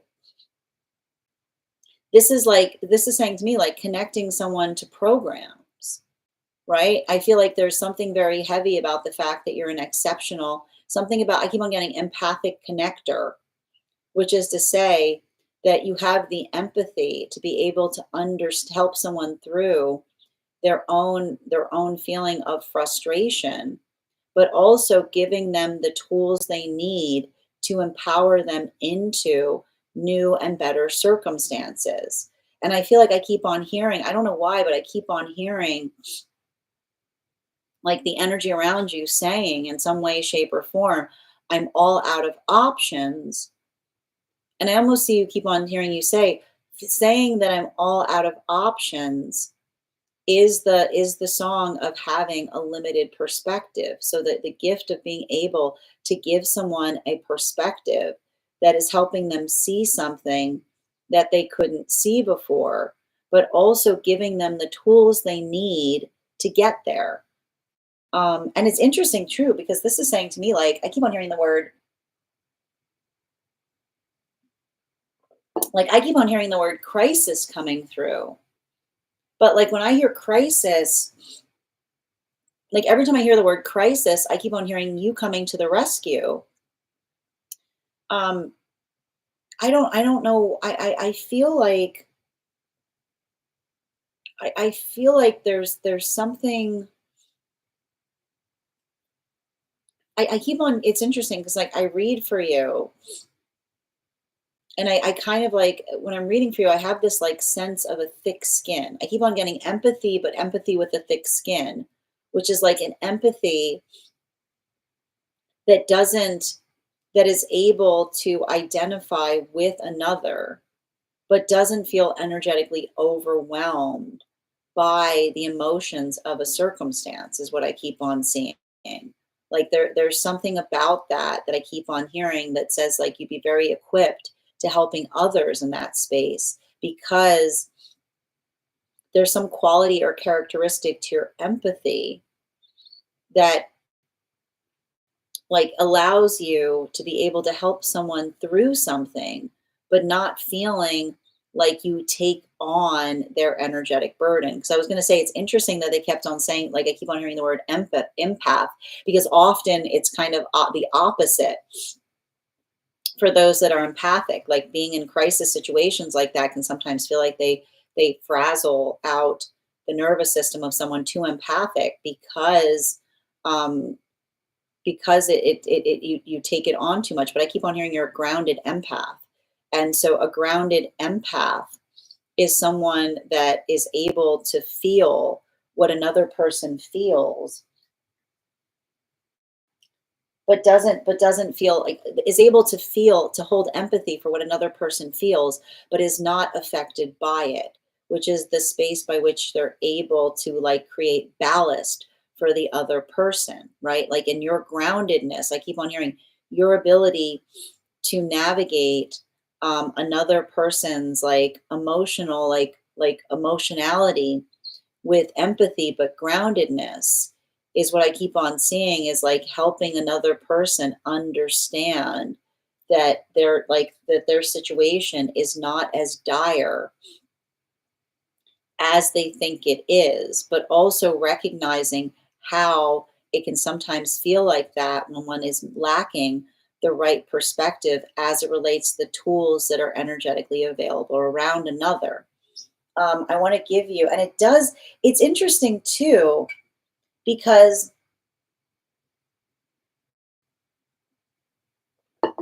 with the King of Coins here, it does feel like it might be something financial. It almost feels like, I don't know about this, but like I don't know why I keep on hearing like the words financial literacy, or the ability to, like, I keep on hearing like saying to another person, things are not as dire as they seem. There's actually a lot of possibilities that are available to you that you just don't know about. Like that's the type of energetic crisis that I'm seeing around something. Like somebody literally saying, I'm out of options. And someone saying, no, no, no, you're not. It just feels like that, you know? Like there's something very important about that. And I feel like there's something about, like, I almost feel like I see you like acting as a guide in that way, in helping another person and say, like, look, let me show you how to move out of your crisis point into, like, I keep on hearing like into like to a higher plateau, and that allows you more opportunity. Bottom of the deck on this reading, especially with the six of swords here. I feel like you're in some kind of departure point, or some desire to move away from something that you're energetically doing. But again, much like the reading, I keep on hearing sometimes our advancement is not departing from something that we're doing entirely, but being able to look at it as the foundation by which we can do something in a way that we haven't done it before.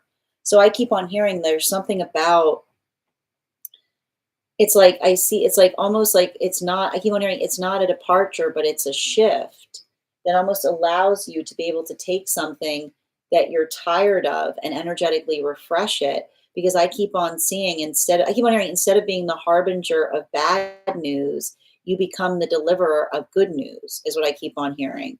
Is what I like. It's like I feel like I see you almost saying to someone, I can do this because I know both sides intuitively, right? Um, like it's interesting because I'm almost seeing like the space of, it's interesting because like there's a similarity between the Death card and the Knight of Cups, which is saying, and it's interesting because and I actually, like when I was talking about this when we were like teaching on that card, but I almost see like that is you transforming something that you're doing that has you more in the space of the Death card and moving into the Knight of Cups, which is the energy that says like, I have arrived. Like the energy that says I have arrived, and it's like a bell tolls versus someone saying I have arrived, which is like I am here to help you. Is what I keep on seeing. Help is on the way. So I feel like there's something about that that feels like a revival, is what I keep on seeing, because it's not you. It's not I keep on hearing. Don't think of it as a departure. Think of it as a revival, because instead of you saying I am here, like you're saying I am here, I'm sorry, it's like I am here to the rescue, is what I keep on seeing. Thank you so much for having that reading with me. And if this message connected to you as well, it's very common for those who need these messages to be here to experience them. We are doing personal readings right now. If you would like to get on the list is open. We've got 4 spots left for today before the list will be closed. It is 3 cards for a donation of 29 or more. 4 cards for a donation of 23 or more for my subscribers, Binks and Mylayo. Please keep in mind there are 2 things I do not read for across these apps, pregnancy and medical. Happy to give insight on anything in private readings, and you can book private readings on my site. Also, friends, I just saw that we got to 50K. Thank you guys so much for helping us get to that milestone. I will be doing a giveaway. I'm going to take a moment to read over some of the comments that came through as I was reading. Oh, you have a little bit. You have nothing to apologize for, dear. Absolutely. And thank you so much for that contribution and sending you so much support on your journey right now. I'm going to take a moment to read over some of the comments. Just bear with me.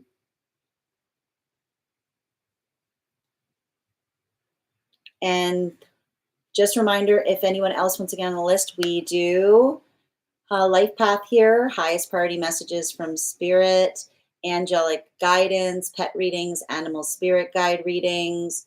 We also do mediumship, love readings, dream interpretations, and guided messages.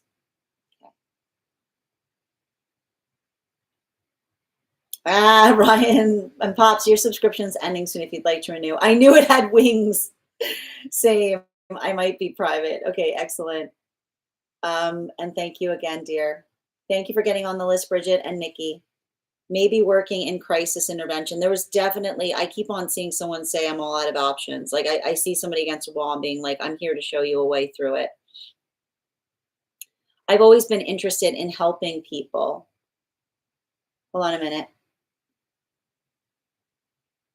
Oop, lost my spot. Just not sure which field. That could be. Yeah, that's a good, it feels that with that King of Pentacles, it does feel like it's something about some kind, I keep on hearing like the word financial literacy. So funny because I work in financial now, but the role I'm in is a bill collector.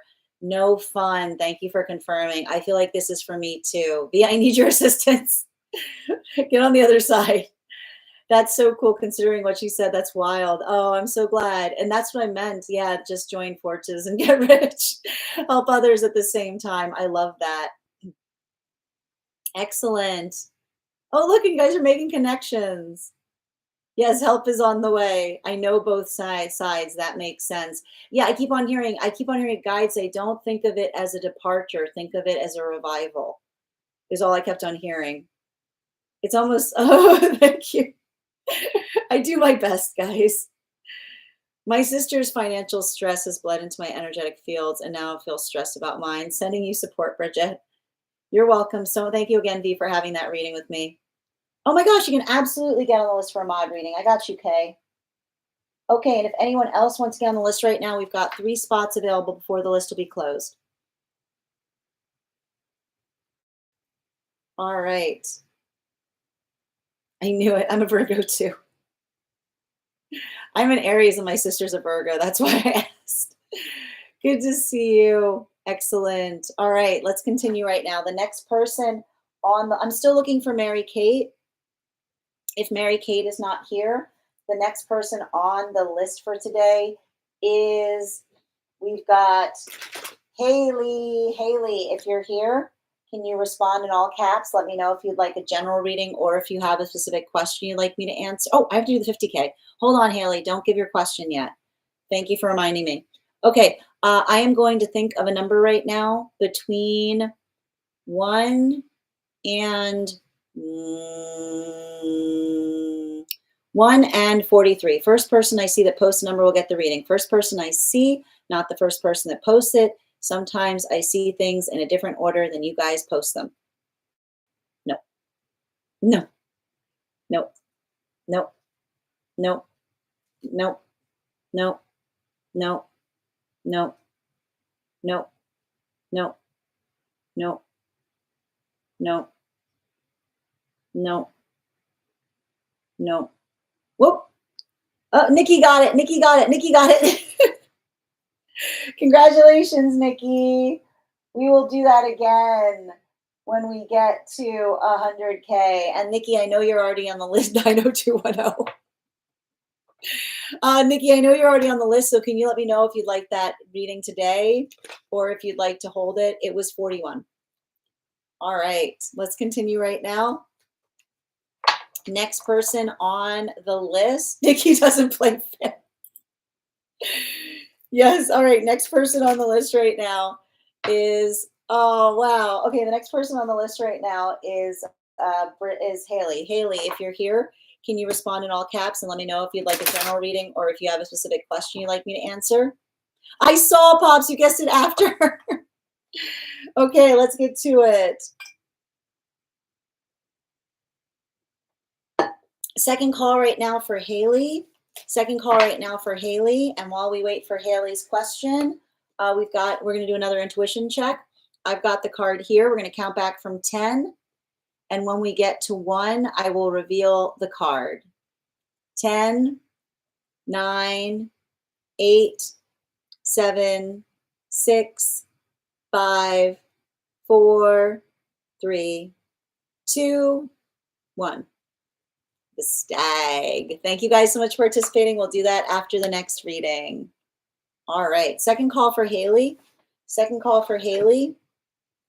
If Haley is not here, the next person on the list is Bridget. Bridget, if you're here, can you respond? Oh, she is? Why am I not seeing her question?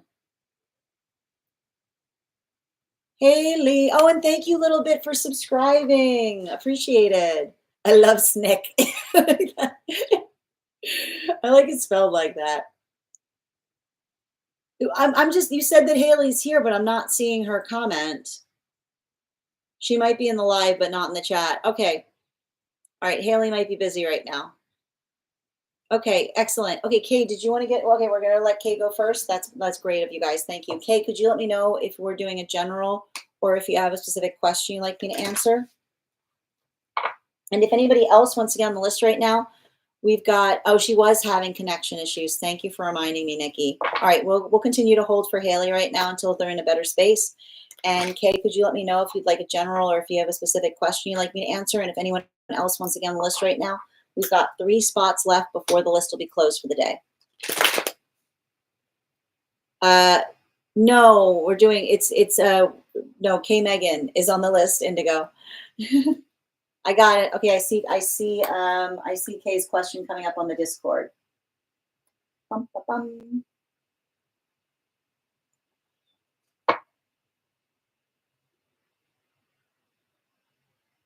Okay, we're doing an energetic, I figured. We're doing an energetic read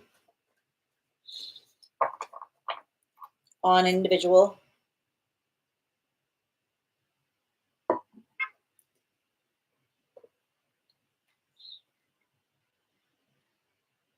Thank you. And one more. Both of them? Okay.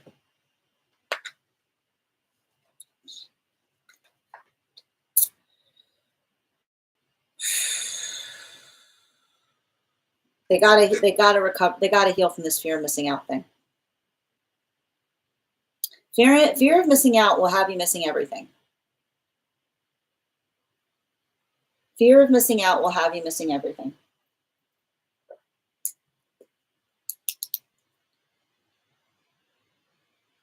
And I feel like, especially if you were having some moments with someone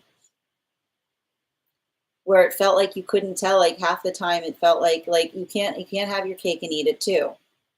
You can't say that you want a relationship but not want any of the responsibilities that come with it, is what I keep on seeing.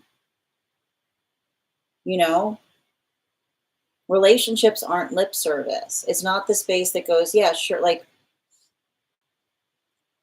you know, like that's the thing about it.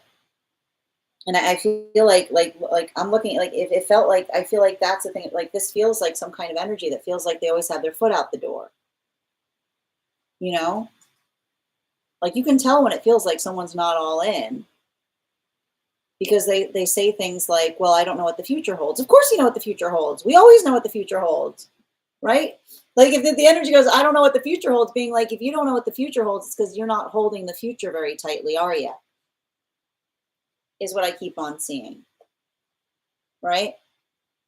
Like energy that is afraid to like go down a path will say, you never know what's going to happen. Like, I don't know what the future holds. But when we know what we want, it doesn't matter what the future holds, is what I keep on getting, because we know what we energetically want. Um, and I see this, like, this is a type of energy that can drive you nuts, because it's like the space by which somebody says, like, oh man, I hope this was not the kind of energy that says, like, I one day I hope you'll remember me, you know, like almost like already putting something in the space of memory by saying, like, I keep on hearing, when we want something to last, we don't talk about things in the context of thinking back upon them like they're already over. And I almost see, like, I almost see somebody that had some kind of like tendency of talking in non, like it almost feels like energy that would talk in contradictions, right?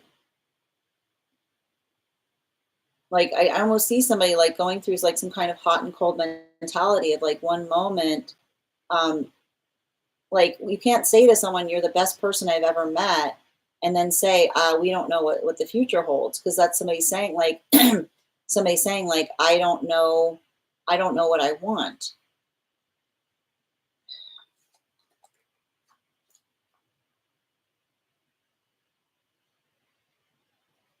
I'm going to tell you why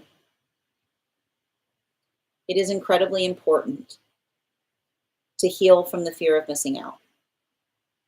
Because when you have a fear of missing out, then anything you hold turns to dust in your hands.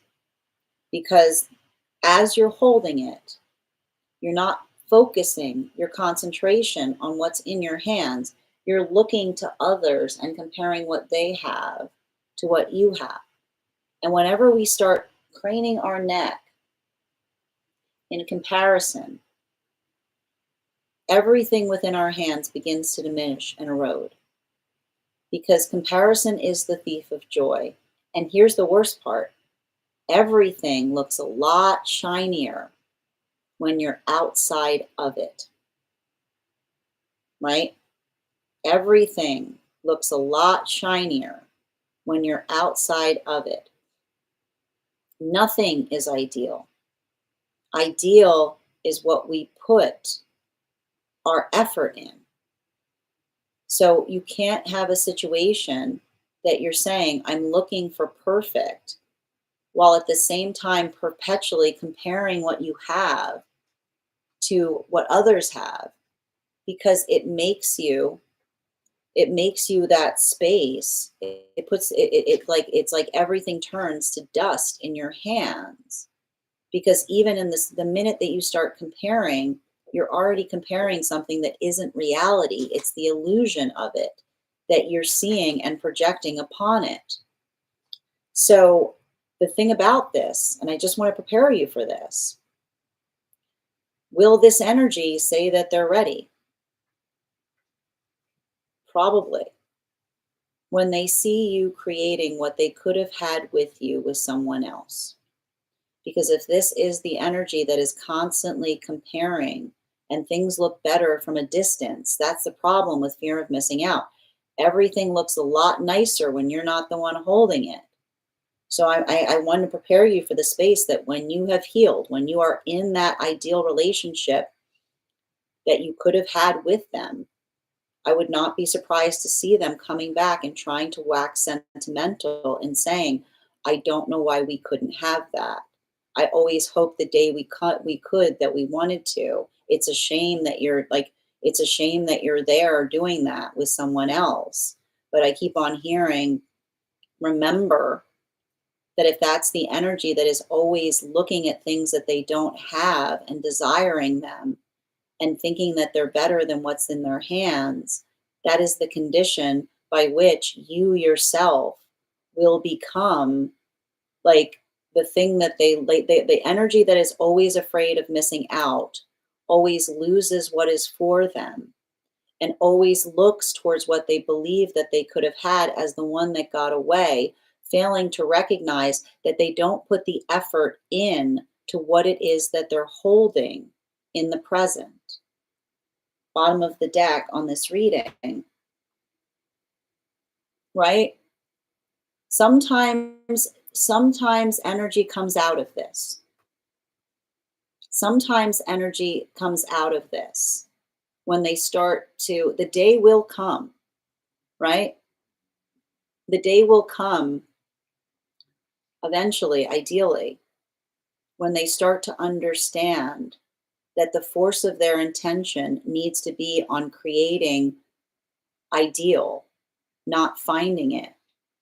But that day could be tomorrow, or it could be in 10 years, right? It's the observation of when the only way this heals is when they stop, and it has to start with the self, because I keep on getting it's coming from an insecurity of the self, right? This usually the fear of missing out springs from someone who doesn't feel like they're good enough, right? So when they stop living a life where they're trying to impress others, they can start to heal that. But there's a lot, I keep on hearing like there's a lot of work to be done there, potentially, and especially as it relates to some kind of reluctance to participate, is what I keep on hearing, right? Like that's what I mean about you can't have your cake and eat it too. You can't say, why don't I have the perfect relationship, but then not do on any of the things that one would expect a healthy relationship to have, right? Like it's the under, and like I said, things look easy on the outside. Things look easy on the outside. The perfect view is outside of something because that's swan energy, right? Like it's like you see somebody go, it looks so easy, and being like, how did you get how do you have it so like how do you have it so easy, right? And someone being like, oh, you're so lucky you found the right person. I see somebody saying to them, it's not luck, it's work. You it's not luck, it's work. It's not luck. You don't land upon the perfect person. You put the effort in, you work on it. So I feel like that's a lot of that space that they need to understand. Like I keep on hearing they don't understand swan energy. And swan energy is the space by which you understand that the way something becomes effortless is not just because you slide into it. It's because you get so good at doing it that you can't tell how much work you put into it. So I hope that, and that's why I said, like, just be conscientious, because I feel like I would not be surprised if this type of energy sees you thriving and returns and starts to say, like, like starts to wax sentimental. Make sure that they're not waxing sentimental on something that you're actively healing from, right? Because I can almost see the energy saying I almost see like somebody saying like, remember when we had it, remember when it was so perfect, and you being like, it was far, that was not perfect, right? Like I see almost being like someone being like, we had everything, and someone being like, we didn't have anything, right? It's like there's a little bit of that type of energy there. Thank you so much for having that reading with me, Kay, and sending you support on that journey. And if this message connected to you as well, it's very common for those that need these messages to be here to experience them. We are doing personal readings right now. If you'd like to get on the list, we've got 3 spots available for today before the list is closed. It is 3 cards for a donation of $29 or more, 4 cards for a donation of $23 or more for my subscribers. Links in my bio. Please keep in mind there are 2 things I do not read for across these apps: pregnancy and medical. Happy to give insight on anything in private readings, and you can book private readings on my site. Also, we do, for anyone who's interested in getting on the list, life path readings, highest priority messages from spirit, angelic guidance, pet readings, animal spirit guide readings, mediumship readings, love readings, dream interpretations, and guided messages. And guys, I'm going to pin, please make sure to give Kay a follow. Thank you for all of your help in moderating, dear. All right, let me just read. They're already missing out on so much. Yes. Have a great day, Miss Bex. Where were we?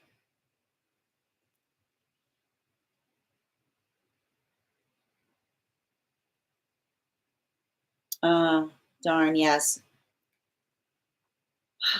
Definitely feel this. I'm not surprised. It's so frustrating. Definitely when the counterpart comes in. Literally had every chance and every warning, sending you so much support, Kay. It's and here's the thing about it, like, you know, even when I was reading on it, it says to me like there's a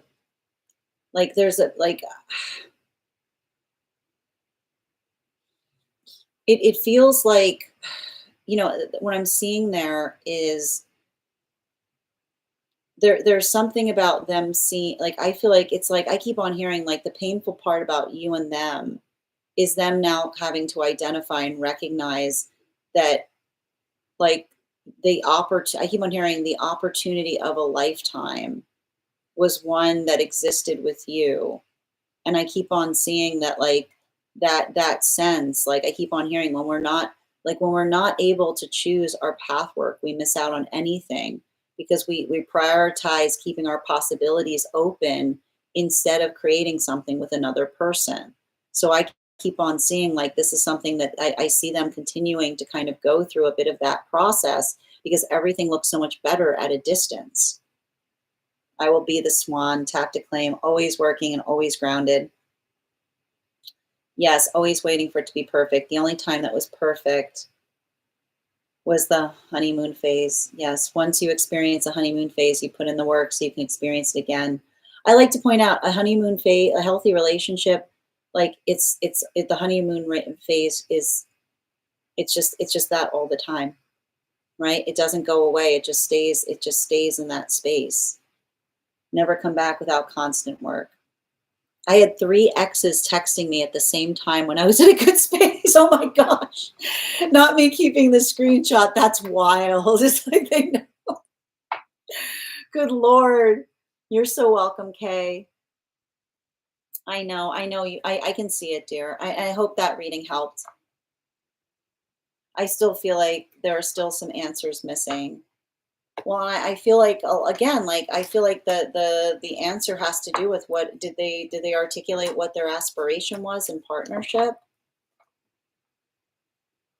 Yeah. Did I see the pinned comment? I apologize if I missed it. You may need to repin it, dear. I'm not sure if I caught it. All right, we're going to continue right now. The next person on the list, you know, and here's the thing about that, you know, and this is, and I need to point this out, and I try to explain this when I'm reading on tarot. And you have to understand, spirit does not work on the same timelines that we do. So when I read for tarot and I say, when will this heal? They don't give me, I literally get on the beat of 4. They said on the beat of 4, when, and they say, when these circumstances are fulfilled, this healing will occur. So they were saying on the beat of 4, when they stop looking for perfect and understand that perfect is made with what's in their hands. So the thing was, like, they don't, like, spirit does not work on our timelines. Or like, it's not about like when they arrive. They're like, the spirit's like, oh yeah, they'll obviously arrive, but they'll arrive when these conditions are met. And I'm like, well, when's that? And they're like, on the beat of 4. And I'm like, okay, is that 4 weeks, 4 months, or 4 years? And it goes, when the conditions are met on the beat of 4. But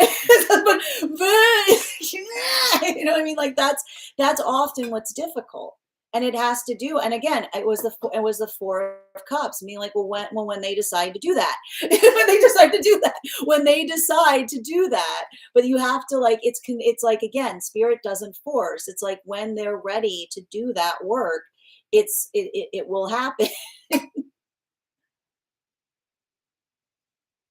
I hope that helps, dear. I know, and that's the thing about it, like, especially when it comes to like the ambiguity of another, like, when they say I'm ready, and they articulate and start to do that work. And that's why I point out, like, that could be tomorrow, or that could be like 40 years down the road. They have to be invested in that energetic journey. You're so welcome, dear. All right, let's continue right now. Next person on the list for today is, I'm still looking for Mary Kate. If Mary Kate is not here, the next person on the list for today is Brigetta. Brigetta, whoop! Your cards are out, so there's that. We're gonna do an animal spirit guide. We're gonna do an animal spirit guide check, intuition check before we continue. Bridget's cards are out. I'm gonna count back from 10. Go ahead and put your impressions in the comments, and when we reach 1, I will reveal the card. 10, 9, 8, 7, 6, 5, 4, 3, 2, 1. The boar.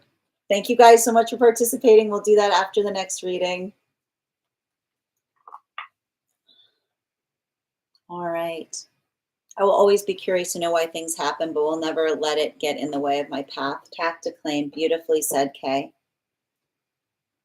I got you on the Discord under General. You're so welcome, Kay. Again, thank you so much for your help. And guys, please make sure to give Kay a follow and support each other across the platforms. Strega, what? Why? That seems like the most uncomfortable place to sit. Like, why? I wish I could just show you the way Strega. Okay.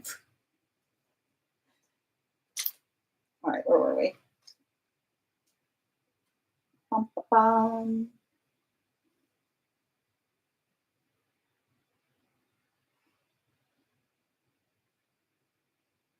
Okay, excellent. I got you, dear. And so is this inside tea or outside tea?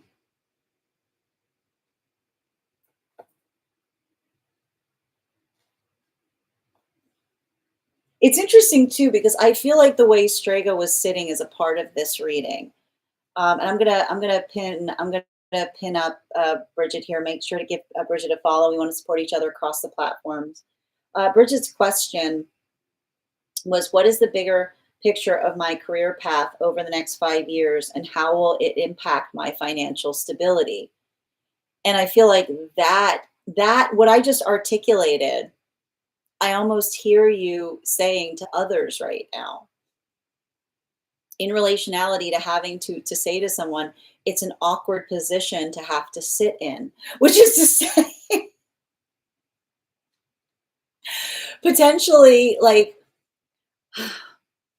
working in the context of like having to navigate something that is precarious, is what I keep on seeing. Like something that one did not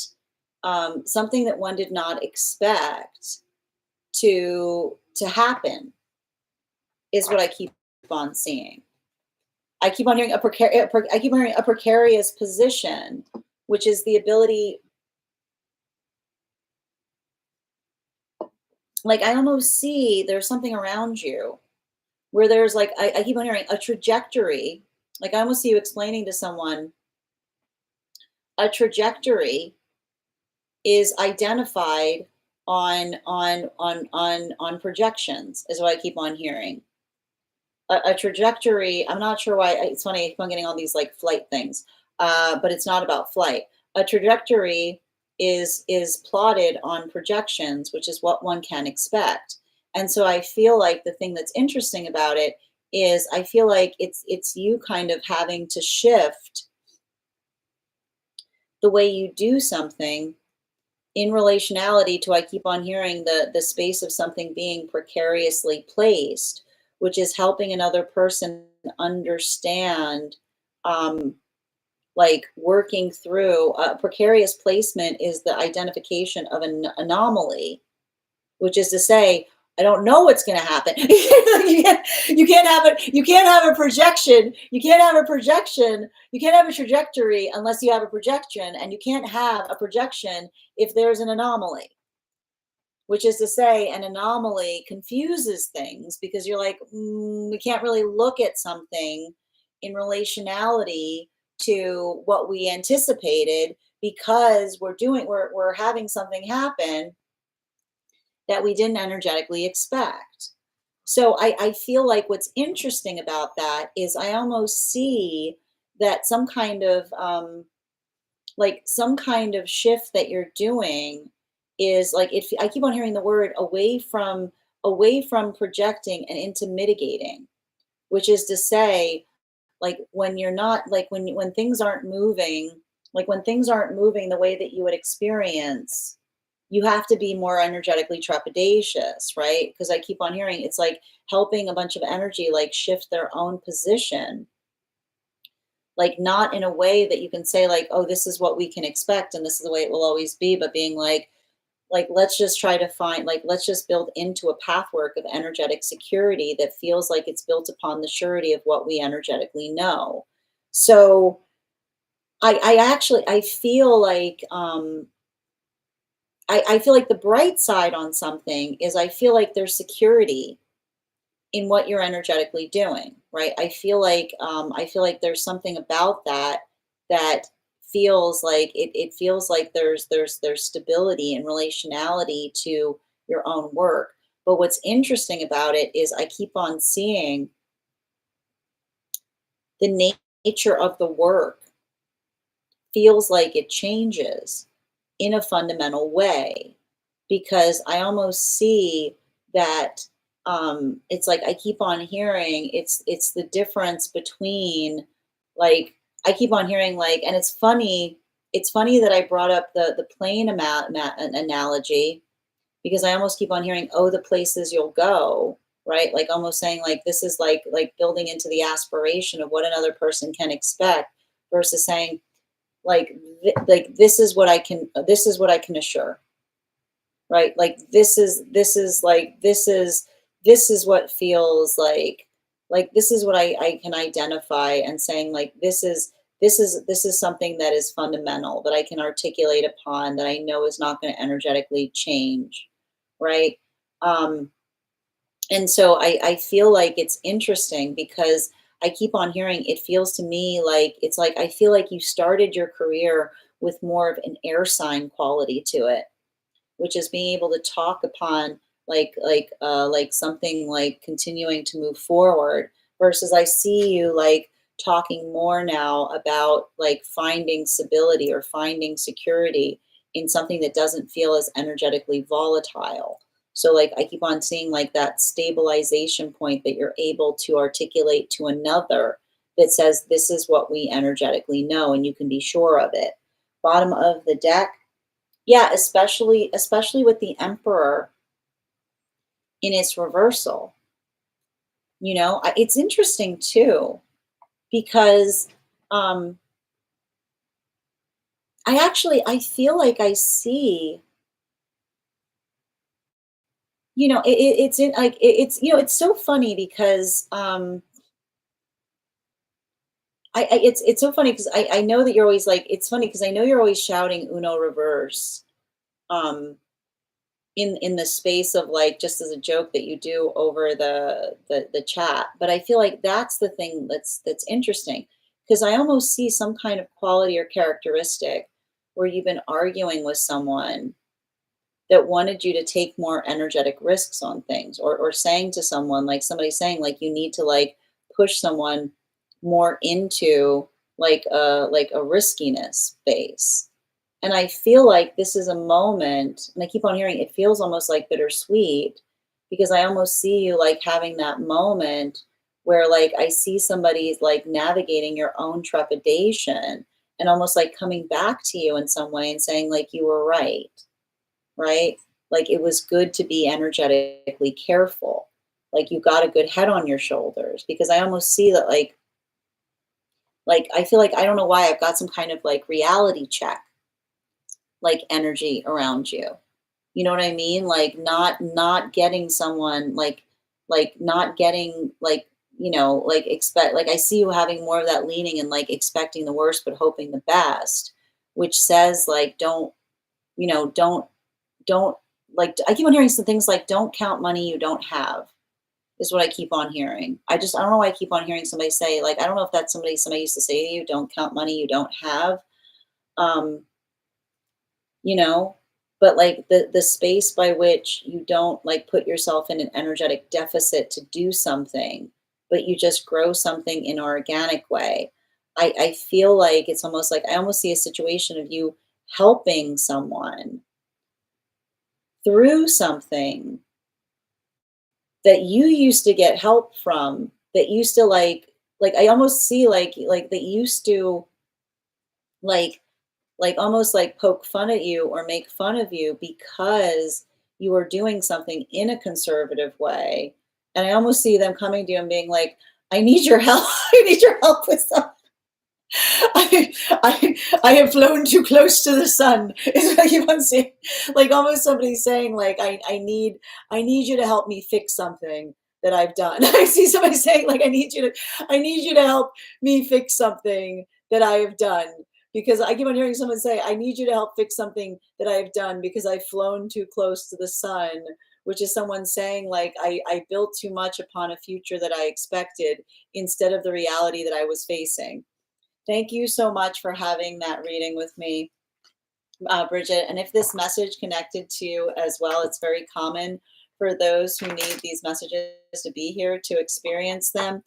And I think like I almost feel like you're going to get some kind of promotion in that way because of that, if that makes sense. I want to thank you so much for having that reading with me. And if this message connected to you as well, it's very common for those who need these messages to be here to experience them. We are doing personal readings right now. If you would like to get on the list is open. We've got 3 spots available before the list will be closed. It's 3 cards for a donation of 29 or more, 4 cards for a donation of 23 or more for my subscribers, links in my bio. Please keep in mind there are 2 things I do not read for across these apps. Pregnancy and medical. Happy to give insight on anything in private readings, and you can book private readings on my site.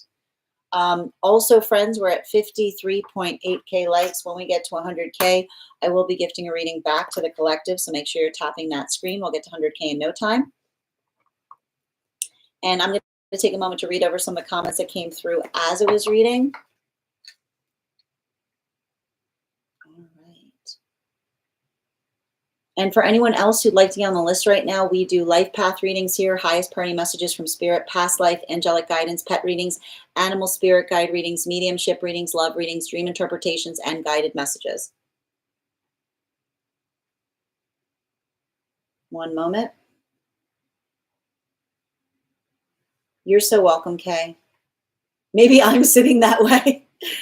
You're so welcome. Well articulated question. I need to ask this for reading one day.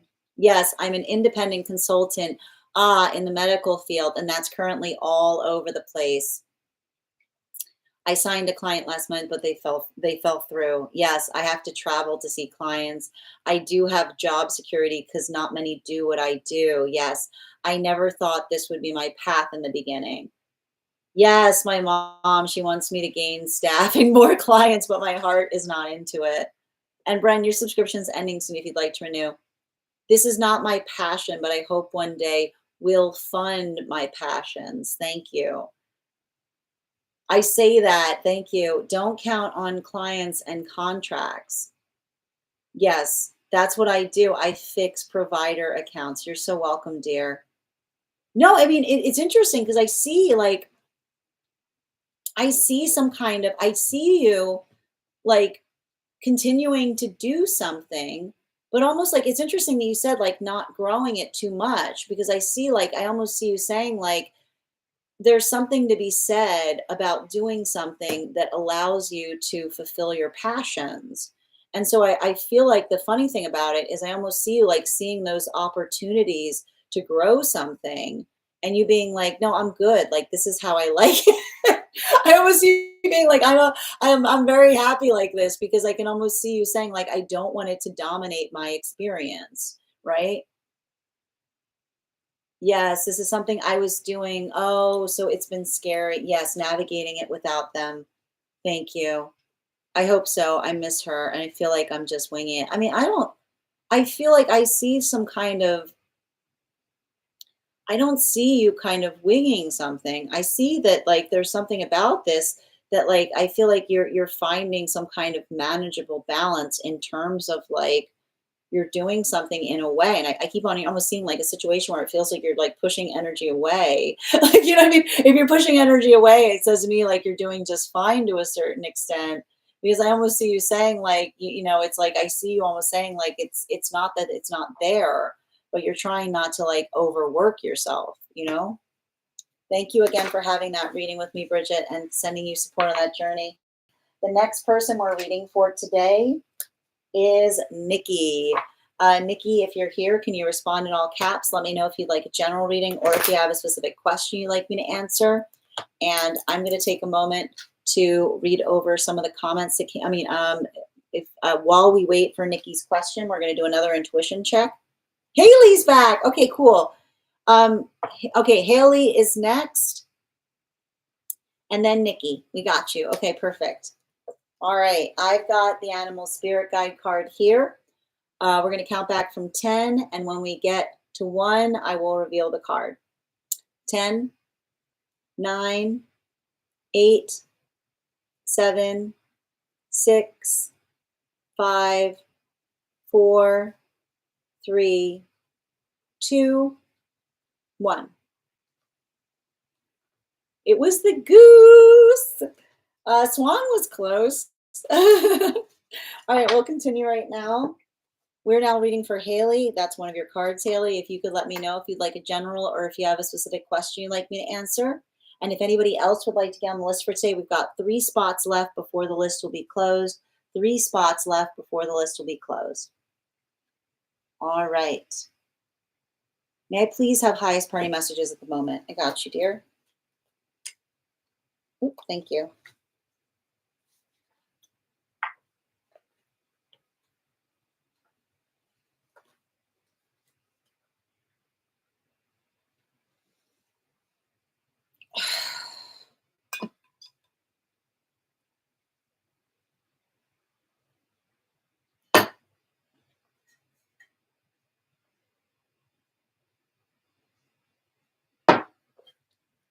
Are you having a disagreement with someone? What's up with this? You know what? I got to tell you, listen, healthy energy does not require you to bend over backwards to figure out what's wrong. You got to write that down somewhere. Healthy energy does not require you to bend over backwards to figure out what's wrong. And I keep on hearing passive aggressive behavior is not healthy.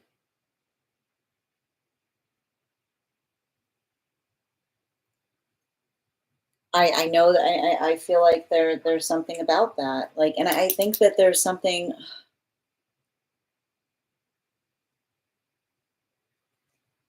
you know, I see you kind of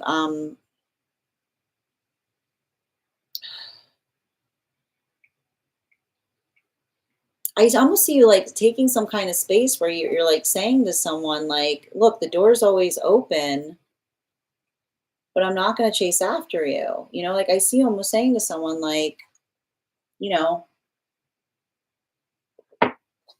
it doesn't have to be like, it doesn't have to be so difficult. Um,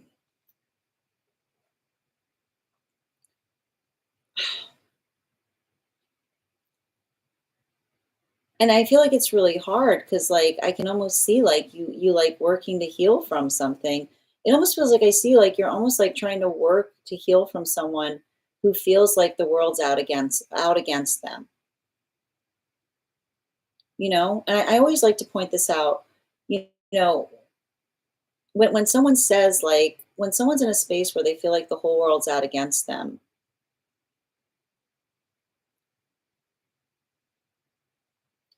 is it, or is it because you think of it that way? You know, like that same protectiveness, like everywhere you go, there you are kind of energy. You know, um, it's not healthy, is what I keep on saying. Because when you like when you look at the world like everything's out against you, then you're basically saying it's me against the world, and that's often the space that um, allows one to constantly operate in a place that you're always defending something. And I like to point this out. Um, Energy that's looking for an excuse will always find a reason. And when we say to ourselves, when we feel like we're valid to do something because we're hurt, then we have no standards, right? Because energy that feels like they are validated to do anything when they're hurt, rest assured will look for reasons to hurt, to do anything, right? It's not an excuse. It's something, it's dangerous behavior, right? It's straight up dangerous behavior for someone to say, well, I was hurting, so I did something out. Like, no. Being hurt, does not validate extraordinary behavior. Because if you tell yourself, well, if I'm hurt, it gives me the validation to do anything, you will look for any your unconscious is an amazing animal. It will look for any reason to find the slightest offense, to be offended by anything. So I feel like there's something energetically painful that I see that you have to navigate. I almost see like a situation where someone is trying to heal or come back to you. And I keep on seeing, like, remember, you can love someone and at proximity. You can say to someone, I forgive you, but go no further. This is where you stand now, right? And often it's circumstances like these that can be so painful, because it's not the space, but we wish that we could we can restore a relationship, but it's the knowledge and relationality to another person that creates that space that have to be like we have to say, like, and I keep on seeing, like, you almost have to say something like forgiveness does not mean access. And this is why forgiveness does not mean access, because it's the space by which you say, I can forgive you. I can understand that you may have been hurting, but that's not the space by which I allow you to come any closer towards me, right? And so I feel like that, and I feel like the guides are basically saying to you, remember, like, love comes in many forms, and your love is not conditional. Like, those that care about us understand that I keep on hearing, healthy love is honoring each other's choices, right? It's not trying to force another to change their mind. And so I feel like there's something about that says to me, like, I almost see you kind of coming into a space of maturity by saying, like, look, I'm not fighting with you. I'm not in a space, I'm not in a space that I want to, like do something differently. I want to honor, like, we honor each other's space. I keep on saying, like, we honor each other's space. And I feel like it's difficult because I almost see something where, like, another person is like, you know, like, I feel like it's them trying to work through the fact that they wish that they were closer to you, but you trying to communicate to them and saying, like, look, this is what I'm energetically comfortable with. But I feel like, again, like the guides are always saying, remember, if you're doing that, you are being the mature one, right? Because that sense of maturity is one that we are like, love is being respective to each other's needs. It's not forcing, it's like, it's not trying to force the conditions that we demand. So I feel like there's a lot of that space that is working through another person's projections, as opposed to like, and often we'll try to articulate the fact that it feels like something's like happening to us, instead of thinking about what we could change within us that would allow something to be able to heal in a better capacity. So I feel like there's something about that work that I keep on seeing is like both affirming, but it's like also painful, is what I keep on seeing, right? Because I almost see like saying like that isn't, like working through that is not about the desire. And I keep on hearing like, it's not selfish if you wish that something could be a different way, but you recognize it can't be. Remember that a hard choice, if you're making a hard choice, understand it's not a selfish choice. Because if you prefer it something, if you prefer it a different way, but you know that it can't be the case, that's what I meant about the healthy relationship that says there's a way to restore something, but you're not going to bend over backwards to do it. Someone needs to take the tools that you've given them and meet you halfway. Bottom of the deck on this reading, an Ace of Cups, right? I like to point this out, right? Often energy that isn't in a healthy space will say we're being impossible when we're being incredibly practical. You know what I mean? I will never understand when we say, like, someone saying, why aren't you letting me do something? And being like, I am not letting you do something. I'm saying, if you can meet these conditions, then this can happen. And someone being like, why are you being this way? And being like, I'm putting standards. Like, I'm giving you standards. Like, if and it's like, I almost see you saying to someone, like, I almost see you showing someone the door, in the way of being like, there is a place, like, if we go here, anything is possible. If you're willing to meet me in this place, in this space, I am totally willing to meet you in the same space. And someone being like, I can't believe you won't do that. And you being like, I literally just told you. I literally just told you, if you'll just do, like, I literally just told you that if you're willing to do these things, I'm creating the road. It's like right here. If you just would like walk this way, I can't believe you're being like, and like those moments of being like, I can't believe that you won't see me, and being like, what are you, like, it's the difference between understanding. I almost see somebody like articulating and being like, why are you being impossible? And you being like, I'm not being impossible. I'm being very, very practical. I'm saying that I want the same things as you. This is how we get here. And someone just shaking their head and being like, it's such a shame. And sometimes those moments, it's like, that is the song of someone saying, I refuse to do the work. Remember, that is not you. That is not you being stubborn. If you're giving someone all the tools, that is the song of someone saying, I refuse to do the work. And I know how difficult that can be, but just make sure someone isn't confusing you in relationality to you saying you're being impossible. You're not being impossible if you're giving someone everything they need to be able to restore something with you, and they're just choosing to throw their hands up, is what I keep on seeing. So remember, everything is possible to fix, but the work must be mutual, and continue to do so. And I keep on feeling like, let that be. Let that be the extension of your love, which is to say, the possibility is there. You just have to meet me halfway. It's not selfish if it's reciprocal. Thank you so much for having that reading with me, Haley. And if this message connected to you as well, it's very common for those who need these messages to be here to experience them.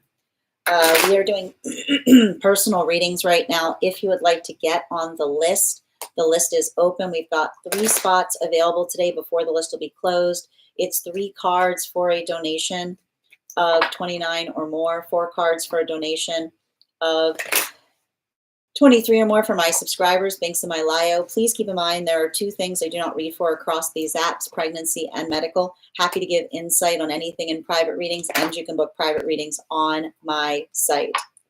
All right, the next person on the list for today, I'm going to just take a moment to read over some of the comments that came through as it was reading. All right.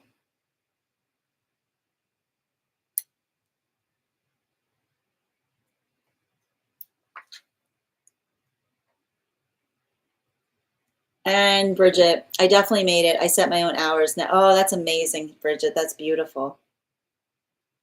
I love this. Enjoy it. Yep, it's been that way for a while, but I'm at my limit. I get it, dear. I'm sending you so much support. Yes, you have to put the shield down. No one else can do it for you. Thank you for, yes, confirmation. That's been the hardest part, keeping them at a distance and loving them still. It's always really difficult. This is totally about my mother. I reopened the door when I was having, oh dear, and she's already, oh man, trying to give myself the peace I deserved as a child now as an adult. Yep. Love comes in many forms. It does. Starting to play the victim again. I just can't, oh, I'm sending you so much support, Haley. I'll just step away before entertaining drama again. But I keep on seeing, like, again, like not letting yourself, like, I keep on hearing, like, you have to prioritize your own emotional well-being right now, right? Again, it's like, it's the ability of understanding, and I keep on hearing it's not selfish to do so. It's necessary. Thank you for confirmation, Haley. This is such validation. I want to love her, but I feel like I can't if I can't keep her. And I keep on seeing love. You can have love and honor proximity. I just need to maintain that distance and remind myself. And that's the thing, you can say, like my love, if you can show my love, you can give me love right now by giving me proximity, which is a space by which to say, like, allow me that peace. I got that. Oh, excellent. Oh, you guys, I have to get into that game. I was doing another on my son. I was going to put it on the Discord. It was really fun. I'm literally telling you how exactly. Geez, thank you. Stubborn, yeah, thank you. I stopped expecting her to do the work. She doesn't want to. Sending you so much support, Haley. All right. And thank you guys for supporting each other in the comments. You're so welcome, dear, and sending you so much. I think about it a lot to think about. I feel better about the situation. Well, and I feel like this is helping you understand, like, I keep on saying, like, working through the space of identifying, like, when we care about each other, we say, what do you need? Not, this is what I want, you know? All right. And thank you guys for supporting each other. Catherine, your subscription's ending soon if you'd like to renew. All right, we're going to continue right now. The next person on the list for today is Nikki. Nikki, and if anybody else wants to get on the list right now, it's a great time to get on the list. You'll be the second person read for, and we've got 3 more spots today before the list will be closed. All right. And as we wait for Nikki's question, I believe we're doing a dream interpretation, Nikki. Let's do another animal spirit guide check or intuition check. I've got the animal spirit guide here. We're going to count back from 10. And when we get to 1, I will reveal the card. 10, 9, 8, 7, 6, 5, 4, 3, 2, 1. 'Twas the stag. Thank you guys so much for participating. We'll do that after the next reading. All right, let's continue right now. Nikki, did you already put the dream up? Also, friends, we are at 55.6K likes. When we get to 100K, I'll be gifting a reading back to the collective, so make sure you're tapping that screen, and we'll get to 100K in no time. Ooh. You know, I got to point out, for someone who said that you only remember fragments of this dream, there's a lot of dream there. These are some robust fragments, I will add. All right, let's get to it. I'm assuming this is outside tea. Just let me know. Yep, they are. Yes, okay, perfect. All right, large animal with horns. Oh my goodness. All right, where were we? Great intuition I have. All right, let's get to it. Dream, part one. I had this dream that jumped around a lot, but it all felt like one continuous experience. I don't remember everything, but here are the parts that stuck with me. Also, I remember being with people in the dream, like I wasn't alone, but I can't pinpoint who. I was on vacation somewhere with a huge, long beach. I was in the water and there were a lot of people around, strangers. I was at one end of the beach near an outcropping, and the waves were massive.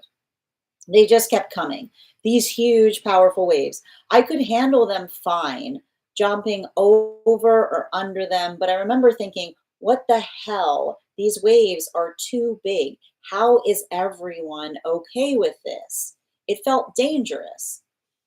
Eventually, one of the waves got me. I tried to dive under it, but I got pulled down. I ended up way beneath the surface of the water, being sucked back, and I ended up under people's feet. I remember being like, oh God, I hope someone doesn't step on me. Eventually, one of the waves, later, I was on the beach and we had a boat pull up to the beach that was anchored into the sand by a long metal rod. The boat that was stuck looked intense, like definitely fortified and reinforced.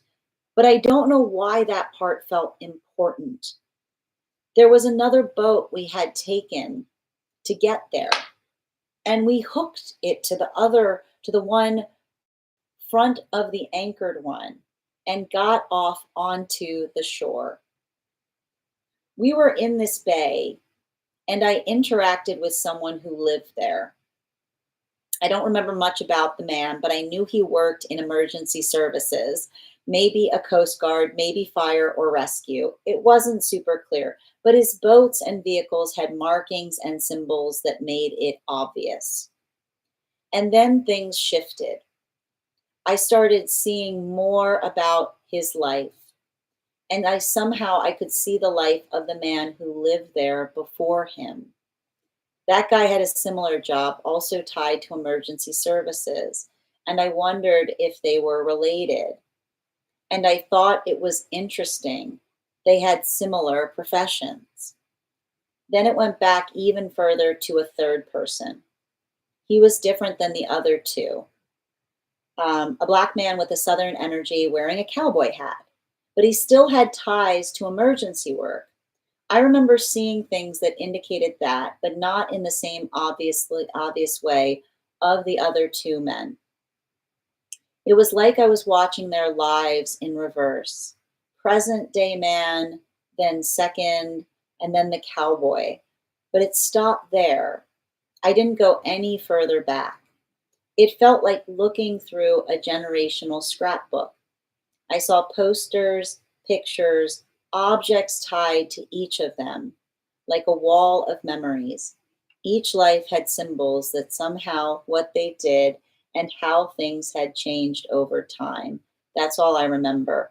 Also, important note, I haven't been dreaming much lately, or I haven't been remembering them at least. This one I remembered fairly clearly. Water and beach felt important, obviously. Can I please get 4 cards? And one more.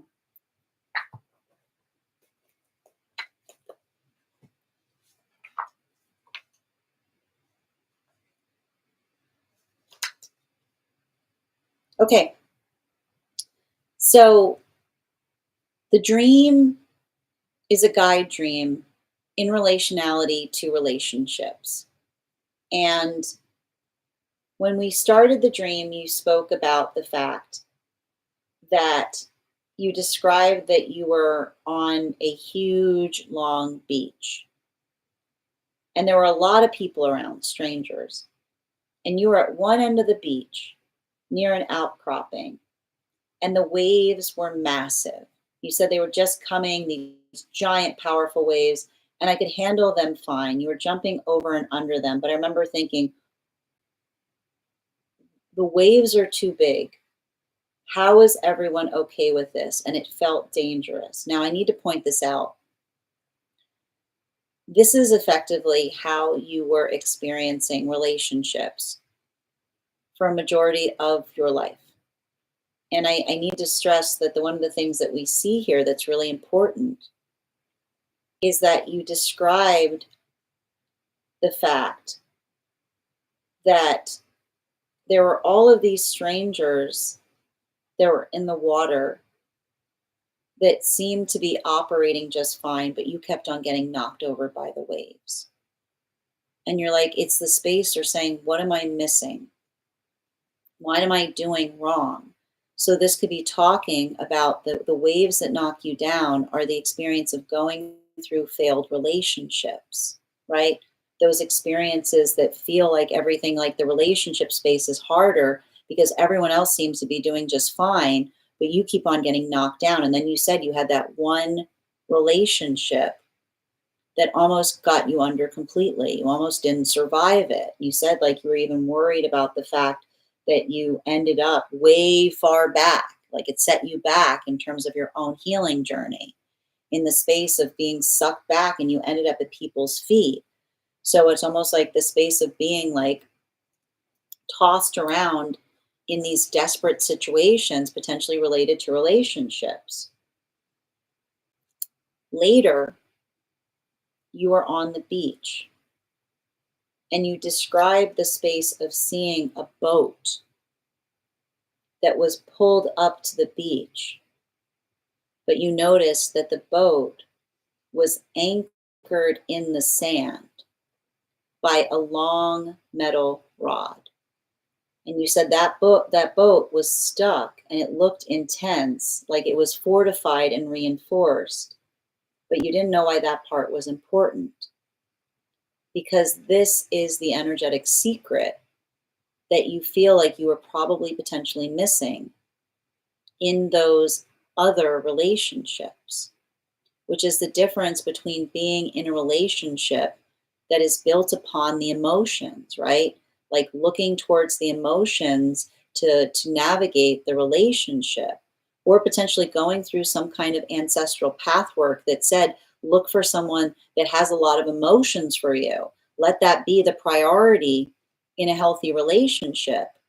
But then you coming into the secret of the boat that was not being like tossed on the waves is the boat was energetically grounded, which is the difference between someone saying, don't look for emotions to guide you in relationship, look for intention, right? The difference between the relationship that feels like someone saying, oh, I'm feeling a lot, there must be something wrong with me because I don't have enough, I can't find enough to contain all of this volatility that I'm experiencing that I'm trying to identify as love, as opposed to the energetic relationship, potentially seeing others that may have been taught not to look for emotions to define the relationship, but more the force of intention, the solid rock upon which the relationship is built, which is the force of intention that isn't the emotionality that defines the relationship, but more the stability of intention as it relates to the clarity of what we can expect from it. Going further, we reach deeper into this dream in relationality to working in the space of karma. And that same space, you talked about being in the bay. And I need to point out the thing about a bay does not have as many waves because it's an isolated area, right? It's the understanding and the security and stability of what you can find there. A bay is often created. It's the space by which we put our intention towards something to make it easier. And what did you find in the bay of intention? You found healers. You found helpers. You found energy that had an Akashic record of taking care of others and prioritizing the care of others beyond themselves. So that space, and I keep on seeing this is where the dream becomes akashic, because it's the guide showing you and saying that the history of families is one that we pass on the prioritization of what we should find and work with ourselves within. And so this is being defined in the space that you saw someone whose job was to care for others who what? Were tempest tossed, right? In that space that need that force of intention.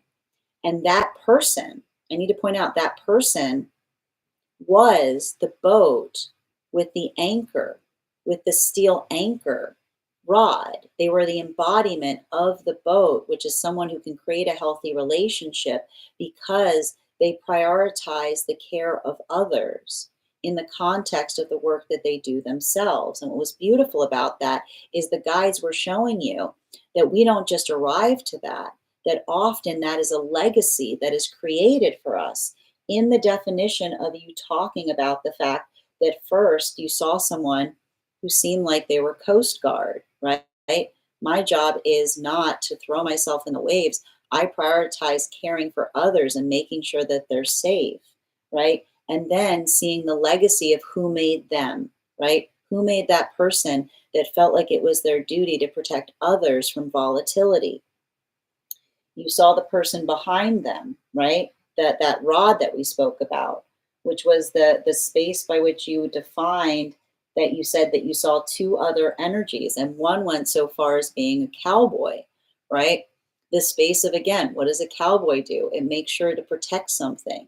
It's trying to protect a herd, right? So you see that the energy, right? You see the legacy that was happening in a family in the space of the cowboy that was trying to protect the herd, right? Teaching that to their generation that comes further, that says that they put that same sense of protection in the work that they do, in terms of you were defining the fact that you said that they work in emergency services, and then them finally reaching the point of someone that arrives in the present who you see that says, my job is to protect the energy that needs me, right? Not to create volatility.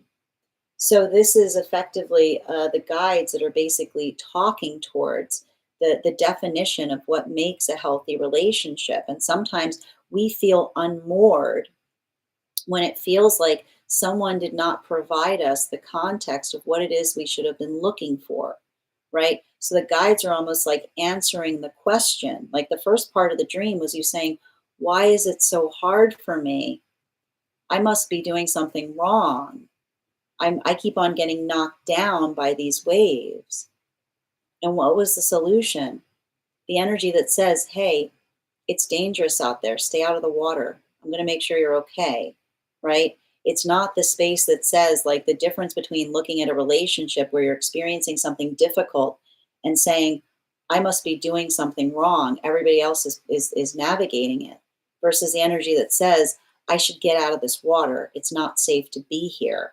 And as soon as you did that, right, as soon as you got out of the water, as soon as you stopped saying to yourself that a relationship had to be an endurance test, you found the energy that was the energetic protector that says, Mike, my job is to make sure that you're energetically safe. But that's the ability of the guide saying, you're not going to find that force. You're not going to find the energy that says, I'm here to protect you from the water in the water. You're going to find them on the shore.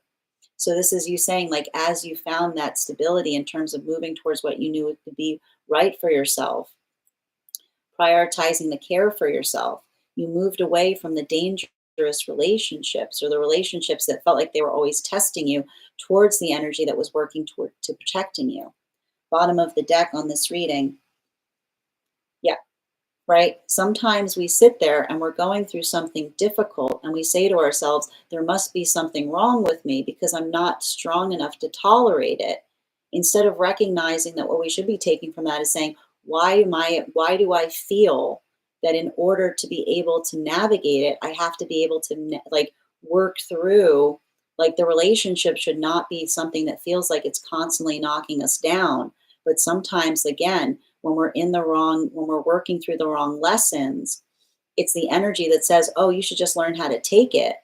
You're clearly not doing something wrong. You just need to get stronger and stay in that unhealthy relationship and learn how to put up with more.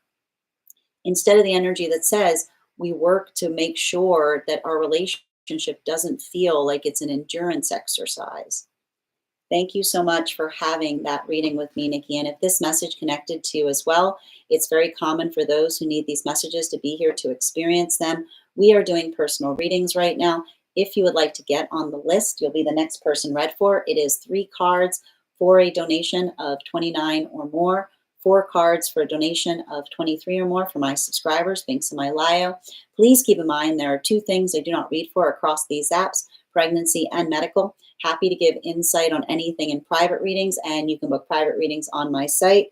I'm going to take a moment to read over some of the comments that came through as I was reading, and thank you, Nikki, for sharing that beautiful dream with us. If anyone else would like a dream interpretation, you include that in the notes when you send the donation, or you can put it in our subscriber-only Discord channel in the appropriate channels. All right.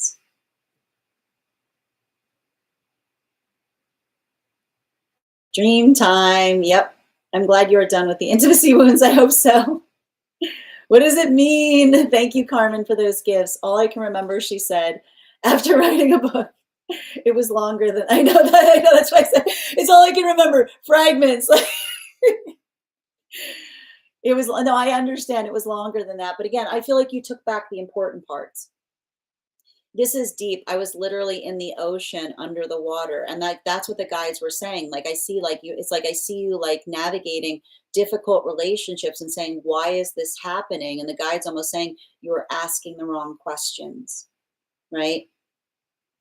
And the boat that came in on later was smaller and cuter, and it was hooked onto it. But that's what I keep on seeing. And I need to point out the context by which you articulated the boat that hooks on is the work, the ancestral work that says it's easier when you see that evident to be able to work towards it, right? You can't hook onto it unless it's there to act as, it's like the space by which, and that's why I feel like you saw that, like the evidence of the work that happens that we build upon as it relates to the healthy relationship example that helps us create our own. Like it's I keep wondering, the guys were saying it's easier when you have the example in the family in the family, right? Like the family boat.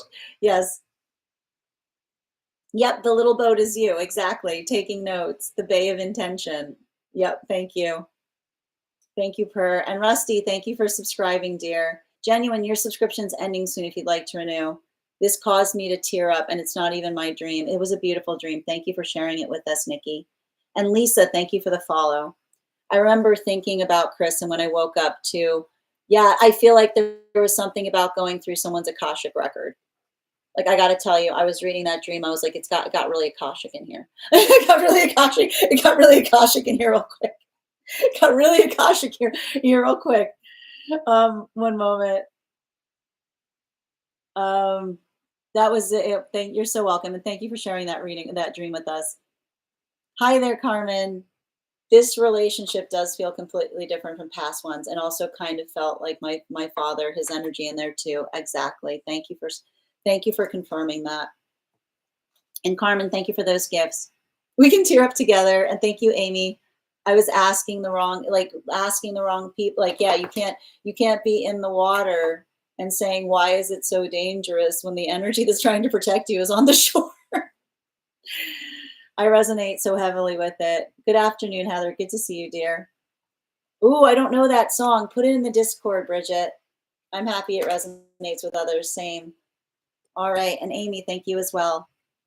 That was some intense flow. Thank you, Trishina. And yesterday we were speaking about how wild it was. Again, a legacy of protectors. Beautiful. All right, friends, the list is open right now. If anybody else would like to get on the list, you will be the next person read for. In the meantime, we've got 3 spots left before the list will be closed today. If you'd like to secure one of those spots, while we wait to see if anyone else would like to get on the list today, we're going to start 1-card readings for subscribers. Also, We're at 59.6K likes. When we get to 100K, I will be gifting a reading back to the collective. So make sure you're tapping that screen and we'll get to 100K in no time. And if you are a subscriber, oh, you're so welcome. It was a beautiful dream, Nikki. Thank you for giving me the opportunity to interpret it. If you'd like to become a subscriber to have that one card, you can just hit that subscribe button. And for those who became members on the place where we keep the videos, you are also entitled to a one card reading. So go ahead and put your questions there as well. All right, where were we? One card for V. Highest priority, please. All right.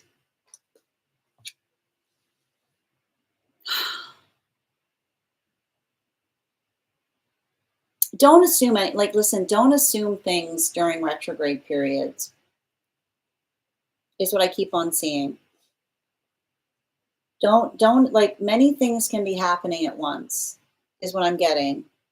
Animal spirit guide, yeah, just be patient right now, right? And remember, be patient as it relates to working through manifestation goals, which is like, just continue to be productive, because I feel like there's something that you're working on right now that you're feeling some kind of stagnancy.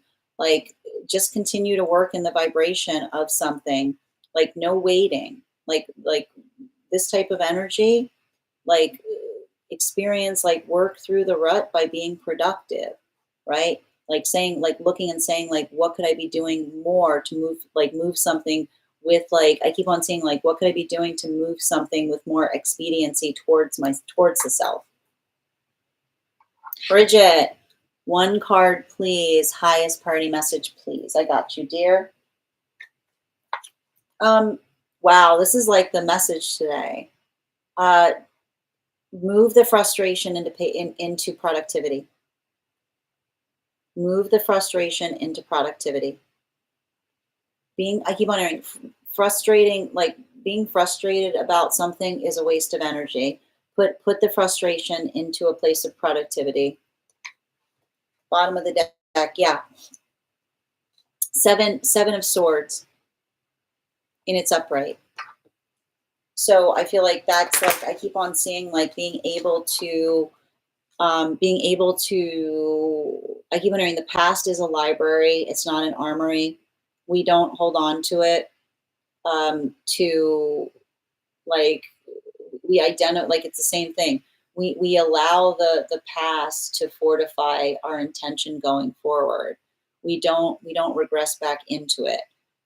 So I feel like there's a lot of that space of, like, working through something in a productive way is also helping you, like, heal experiences in the past that you wish that you could be doing better. Like, the present is the gift because there's something you can do something about it, is what I keep on seeing. Ava, what energetic archetype am I called to embody at this time? Good question. It's interesting with listen, the Six of Swords is working on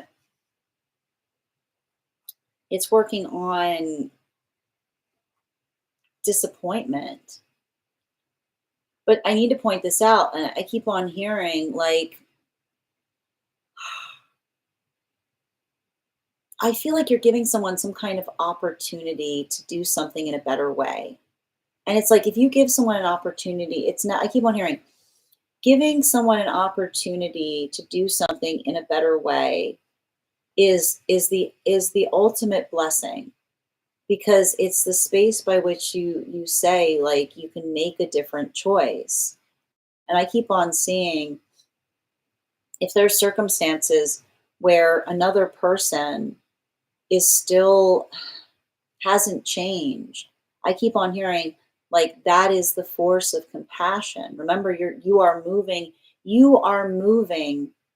with the grace of compassion. When you give someone the opportunity to change and they stay resistant in, like, their misery, right? Because it's almost the space by you saying, like, it doesn't have to be that way. I'm giving you the opportunity, like, we can work through something, but you have to be ready to do that work. I can't do it for you. right? Bottom of the deck, right? Like, again, it's giving me a lot of the space by which like, it's actually interesting because I feel like the space that you have to embody with the combination of the Six of Swords with the Ace of Pentacles, which is it's Queen of Swords energy, which says, like, when we're working with compassion, we allow for the opportunity to heal, but we don't bend over backwards for it. Compassion doesn't bend over backwards. Compassion is a space that says, I will meet you halfway, but I will go no further, because compassion does not discount another person's ability to also give us compassion by being reciprocal in what it is that we're offering. Thank you so much, Ava, and sending you support on that journey. Oracle Erica, highest priority, please. Woo, Hierophant energy. I feel like you're doing a bit of throat chakra clearing right now. You know, like I feel like let that, like, if you're going through frustration, like, let that throat chakra. Like, the guys are like, if you are feeling frustration, we have a solution for you. It is called the throat chakra. Making sure that you're articulating upon, and you can tell, I keep on hearing, frustration is valid as long as you can explain why, right? The frustration, in terms of being able to identify the meaning of feeling frustrated, is the amplification of the higher self, because the higher self says it's not unreasonable to be frustrated about things that are important. So make sure that you're articulating and advocating upon those things to help, like, I feel like, work through some kind of frustration, like, especially with the Death card in its reversal, right? The higher self is often the space that we're able, it's not about, I keep on hearing, our no is sacred when we're able to articulate why, like, why something is not okay. So make sure, I keep on hearing, it's not unreasonable if there's meaning behind it. So make sure that you're articulating upon why you feel the way you do, but also, like, being able to help others. Like, I keep on hearing, like, the ability to help another person recognize the gift in terms of changing. Like, I keep on hearing, like, the change in our own point of view is something that is like, that is, I keep on hearing, like, that is what forgiveness is called, which is the identification point in saying, like, you can also, like that ability of being able to identify something that you can do better is how we heal. Cool beans. I would like one card, please. Highest priority. Ooh, okay, drama. Drama. Okay, gotcha. Oh, I'm sorry. I need to give Oracle Erica their animal spirit guide card. Hold on. Yeah, the goose, right? Which is somebody, like, often when someone says to us, you're being like, it's not silly to have emotions, right? But, like, I keep on seeing, there's nothing, like, I keep on seeing, like, it's like the energy that says, like, emotions are only silly if there's not sense behind them, is what I keep on hearing. Emotions are only silly if there's not sense behind them. But when we're able to articulate upon why we care about something, like, that is the space by which we are able to, like, identify that is like, that's the energy that says, I don't care if I feel silly because it's important, you know? All right, cool beans. One card in relationality to,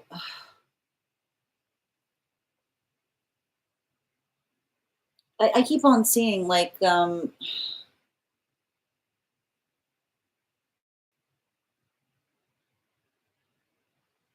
what is going on here? I mean, I don't feel like someone's giving you the whole story. Like, this is like, whatever this is, like, this is saying to, like, I feel like there's something about like, I feel like if something doesn't make sense, you're not getting the whole story. I keep on seeing, bottom of the deck. What's with this Page of Wands energy? oh my gosh, it's just like it's giving me a lot of he said, she said on something is what I keep on seeing. Um,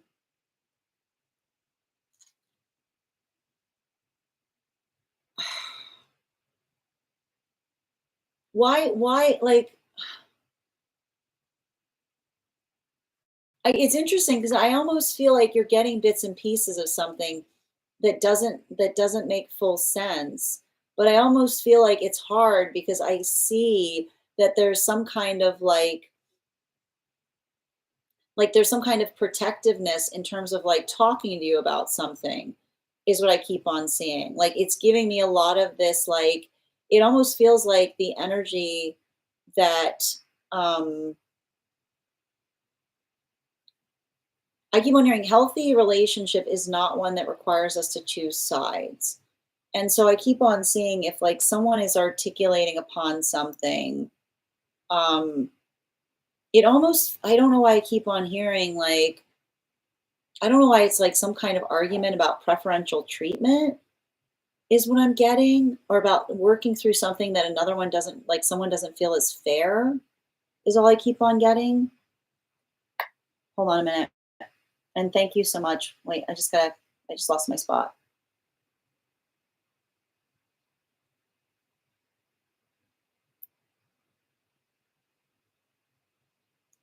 Just packing back up. I lost the phone. Where'd it go?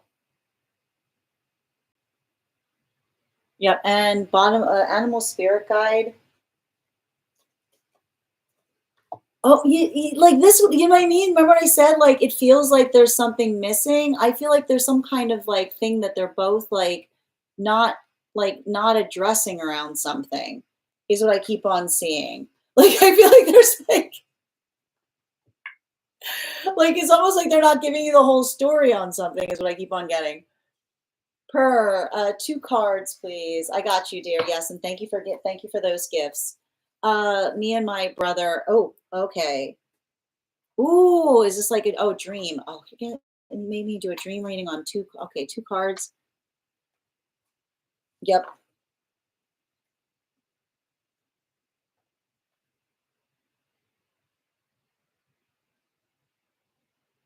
its counterpart is what I keep on seeing. It's like the mutual work between you and your energetic counterpart in terms of like working through not feeling like almost feel like I feel like it's like I almost feel like this is something about the counterpart feeling like they um are starting from scratch, you know? Like I keep on seeing like the idea of finding a home is finding a relationship that one feels the ability to be comfortable in. And so I feel like it's interesting because I almost feel like the energy coming towards you in the space of a brother is like almost like they're going through it too. Like any I feel like it's a lot of that energy saying I'm like anything you're feeling, I'm also feeling. Um yeah, you guys, I feel like you and your energetic counterpart are going through some dual path work right now. Like the same circumstances in different form is almost what I'm seeing. You know, like I feel like the message with that being the brother is being like, I'm going through it too. Like you're not alone in this. I'm sharing this journey with you. Animal spirit guide, please, for Purr. Yeah, the bear, right? It's like the dream itself is almost feeling like counterpart, like giving you that space in terms of saying like I'm right here with you. I know you can't see me, but I'm also going through it. One card on love for Nikki, please. Ace of Swords in its reversal. Love is, I think that this is a continuation of the pathwork that we saw in the dream.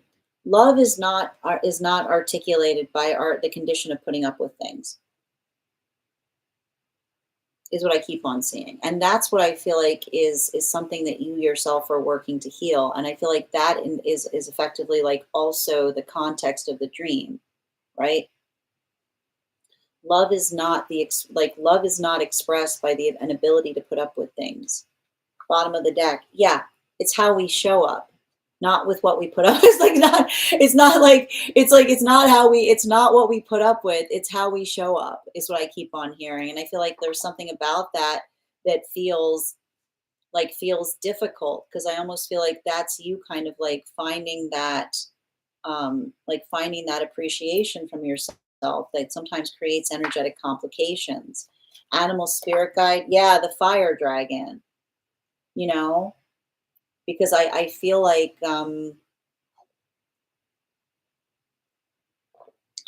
this is the context by which, like, I feel like there's a lot of this emotionality around you right now, because it's like it's interesting when I brought up Akasha, because I feel like this is you kind of like healing something by having to walk away from something that you felt like you were like taught, which is the space by which I keep on hearing, like, I just keep on hearing the same message when I'm doing this reading. It's like healing is not, love is not how much you can tolerate. It's how we choose to show up. It's like it's how we try to mitigate what others have to experience from our own volatility, right? It's like working to, like I keep on hearing, love that's a campfire that looks to warm, instead of saying like you have to get better at handling the heat. I heard a honk for confirmation. One card, please, for Haley. Spirit led. Magician in its reversal. You are allowed to prioritize the care of yourself right now. And I keep on seeing care. Love is not expressed by what we desire, but being mindful of another's needs. Right. And that's what I keep on hearing, especially for you, which love comes in many forms, because love is not the ability of saying, I want something. It's saying, what do you need? So make sure that you are articulating your needs. And I keep on hearing, if someone says, like, if someone's trying to come towards you in a way that doesn't feel it's helpful, be like, I don't need that, but this is what would really help, right? Like almost giving someone the tools they need to help you, if what they're giving you isn't something that feels like it's helpful. Like giving someone the benefit of the doubt and being like, I appreciate that is how you think that can help me, but this is what would actually help me. And then learning about the force of love, if they're able to if they're able to change that, is often tells us a lot, because it's a space by which we understand the difference between someone feeling like they're serving their own needs versus something about giving us that force of care. Animal spirit guide, please, for Haley. Yeah, the adder, right? Like the energy, like when we're in a space of love, we don't take each other's needs personally. We don't try to give love and say, how dare you, if we're like, that's not really what I need right now. We say whatever, like it's like we're immediately, like I see it's like the energy saying, okay, like, whatever I can do to help, right? To almost like helping someone, like give someone the opportunity to help you if something they're giving you doesn't feel helpful, by showing them what would be, is what I keep on hearing. And thank you so much. And Alexandra, one card. Oh, wow, they're pulling your energy. You gotta be conscientious. Here's the thing about it. Sometimes when energy's thinking about us, they're pulling on us without meaning to. Like somebody misses you. Somebody misses you like crazy, is what I keep on seeing, like crazy. And I feel like that's the thing again. Like, I feel like they're pulling on themselves, because I almost see the energy. And thank you for getting on the list, Selena, Alona, and Pura, and Ava. The list is now closed. Energy will run in circles before doing what one needs to do in order to fix something. I've never understood it, is what I keep on saying. I've never understood it. It's like, like I see somebody like running in circles because they're afraid, like energy that's afraid of relationship will miss someone, but not put the work into fixing it because they're afraid of putting their intention into something. Animal spirit guide. That's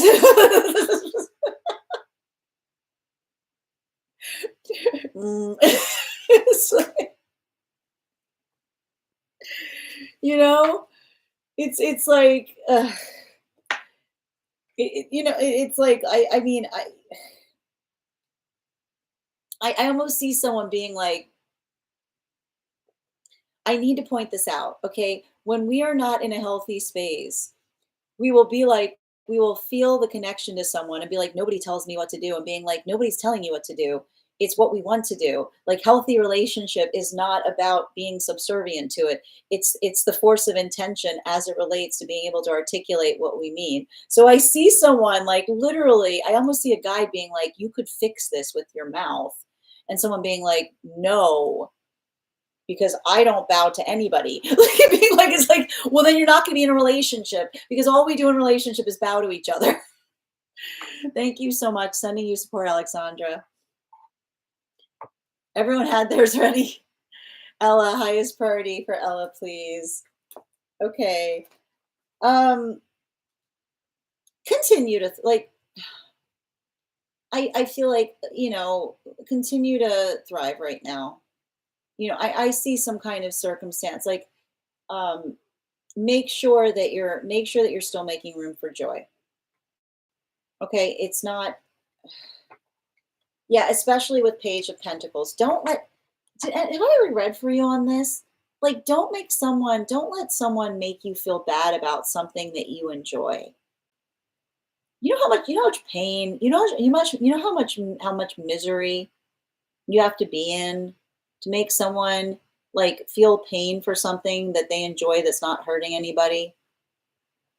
Like, don't take it personally. Just look at that type of energy with like profound, like, imagine the pain that someone has to be in to see others joy, and get all twisted up about it, right? Like it speaks more towards them than you. Animal spirit guide, yeah, boar, like, that is the space by which we understand that. I keep on hearing there isn't a limit to joy, right?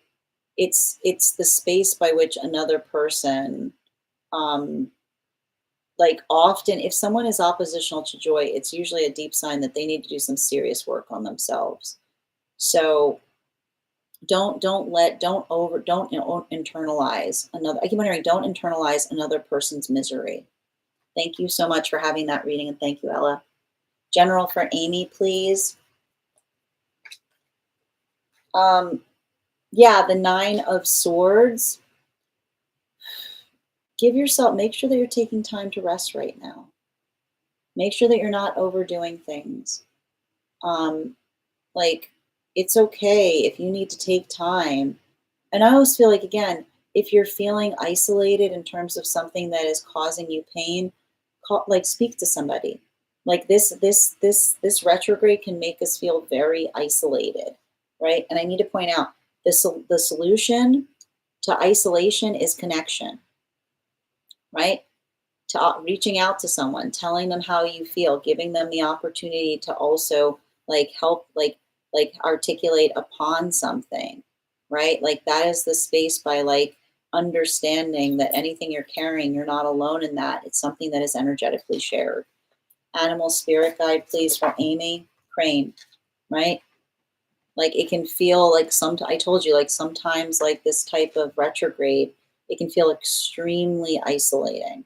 But that's why the gift of working through isolation is what? Higher perspective, right? Um, you're not alone in that. Others share it too.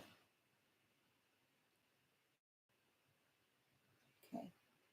One card for Grace. Just had a download. One card, please.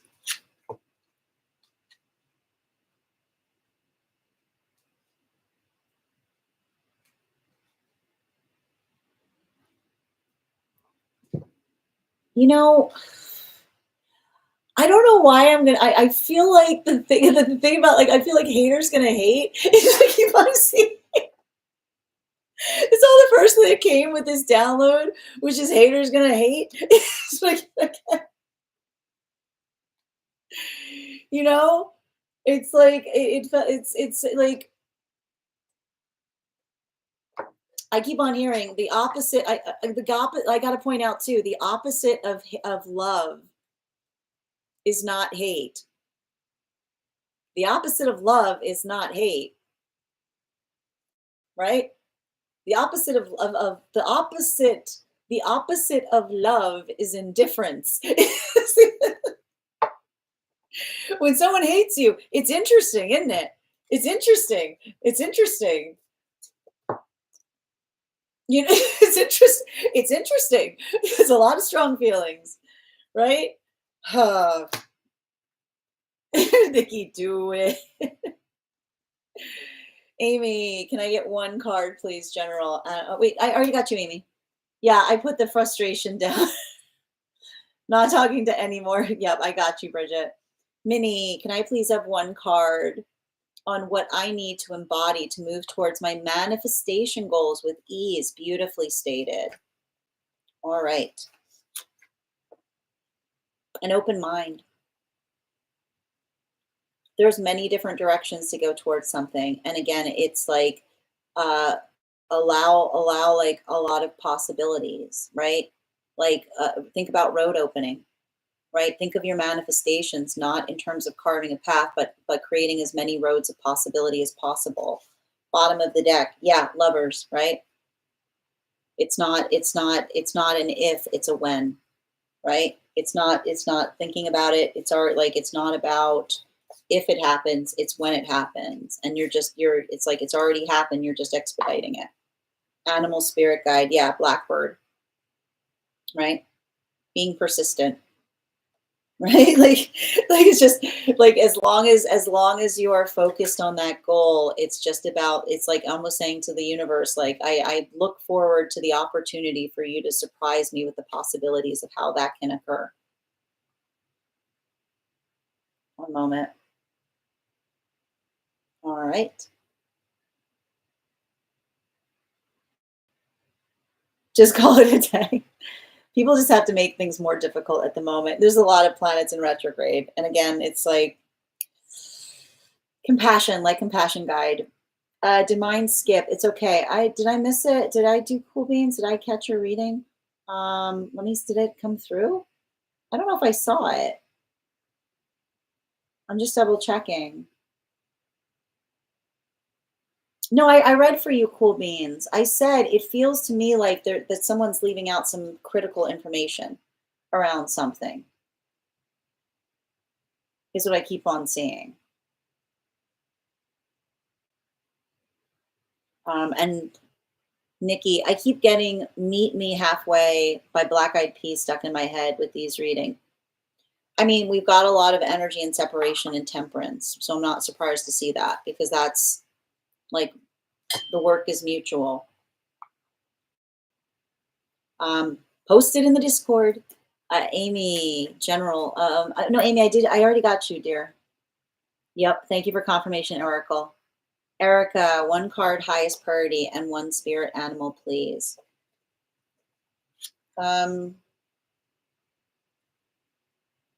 Make those plans right now. You know, like I keep on hearing the way to get out of a rut, like let the Capricorn moon guide you. Like we get out of a rut by getting organized, is what I keep on seeing. Yeah, it's much the same energy I read for before. When things are slow, we get our ducks in a row, right? Like not feeling like working through some kind of blah.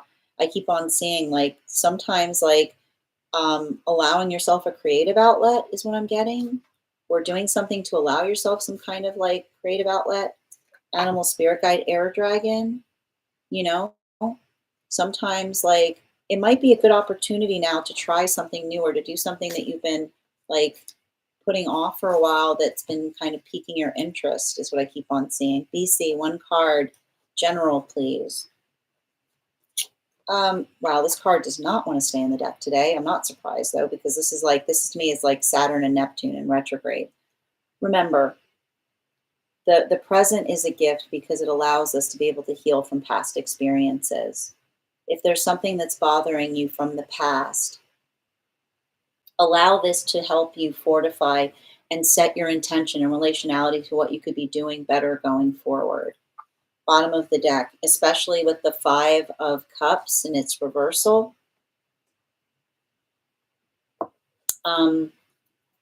Like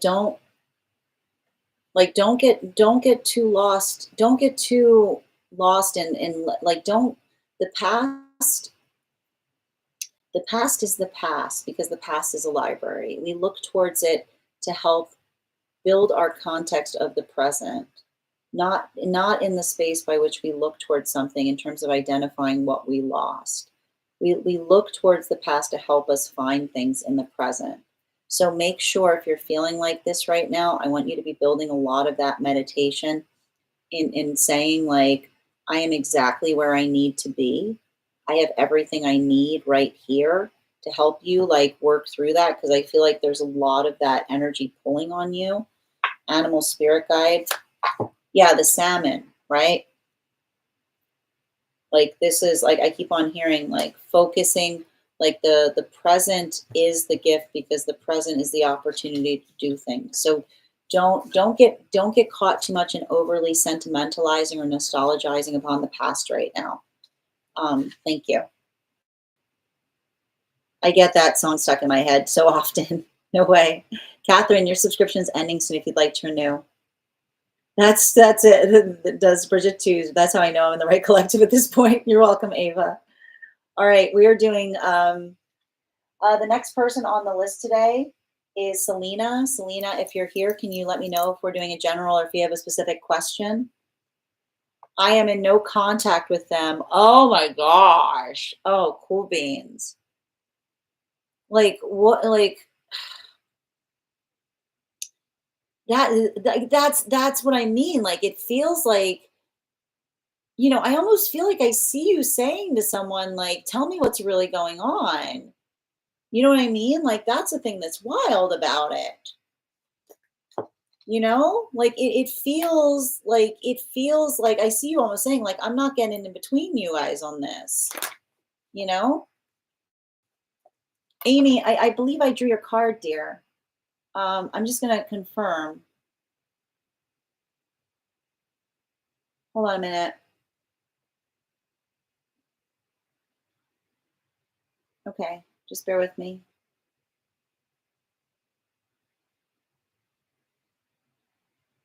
Just give me a sec.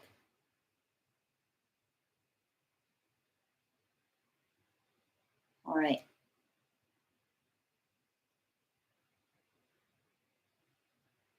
And okay.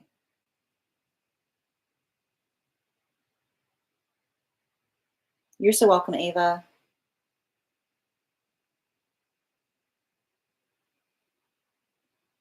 All right, 1 second. Okay. One card regarding connection for Chrissy, please.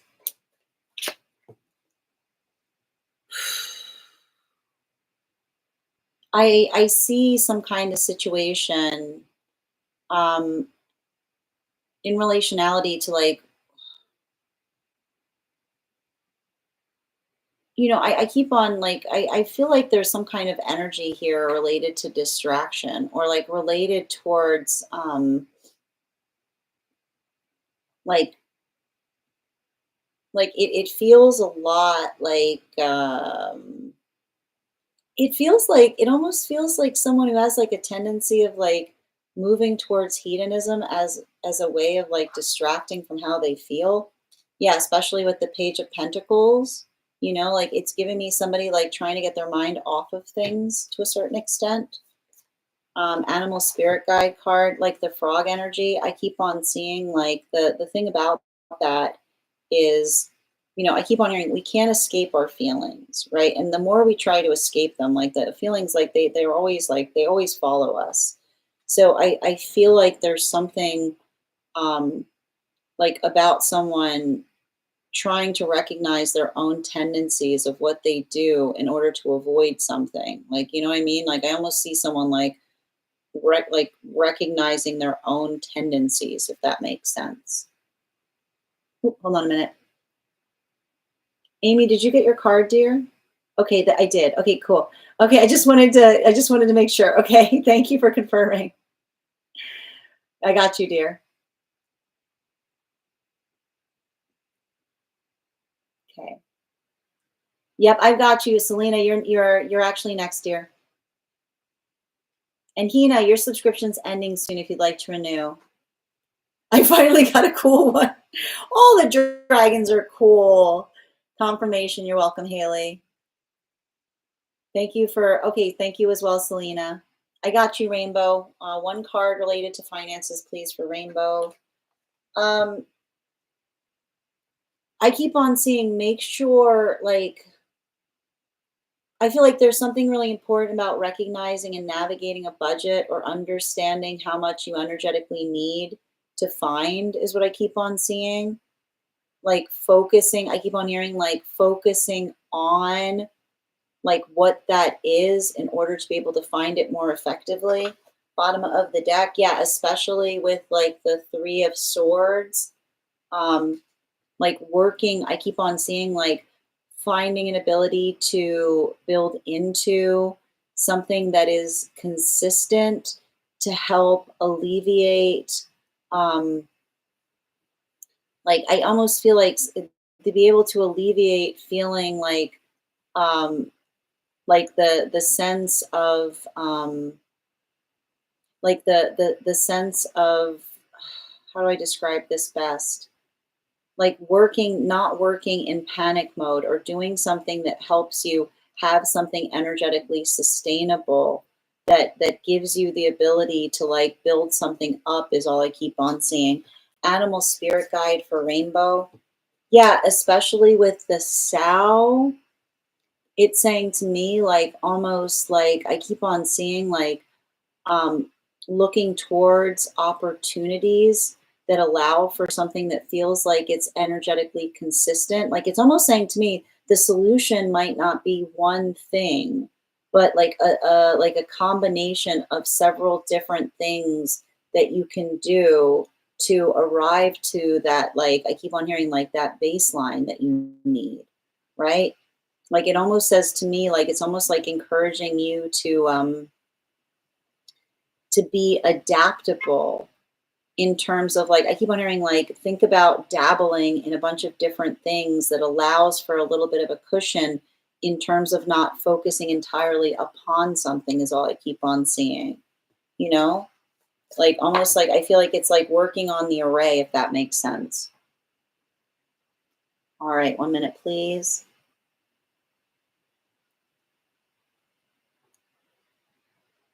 Ella, the first card, highest, the first one was filtered. Okay, got you, Ella.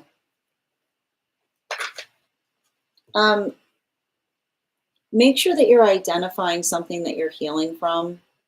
You know, like this is saying to me, like recognizing something that isn't healthy for you is the first step in healing something.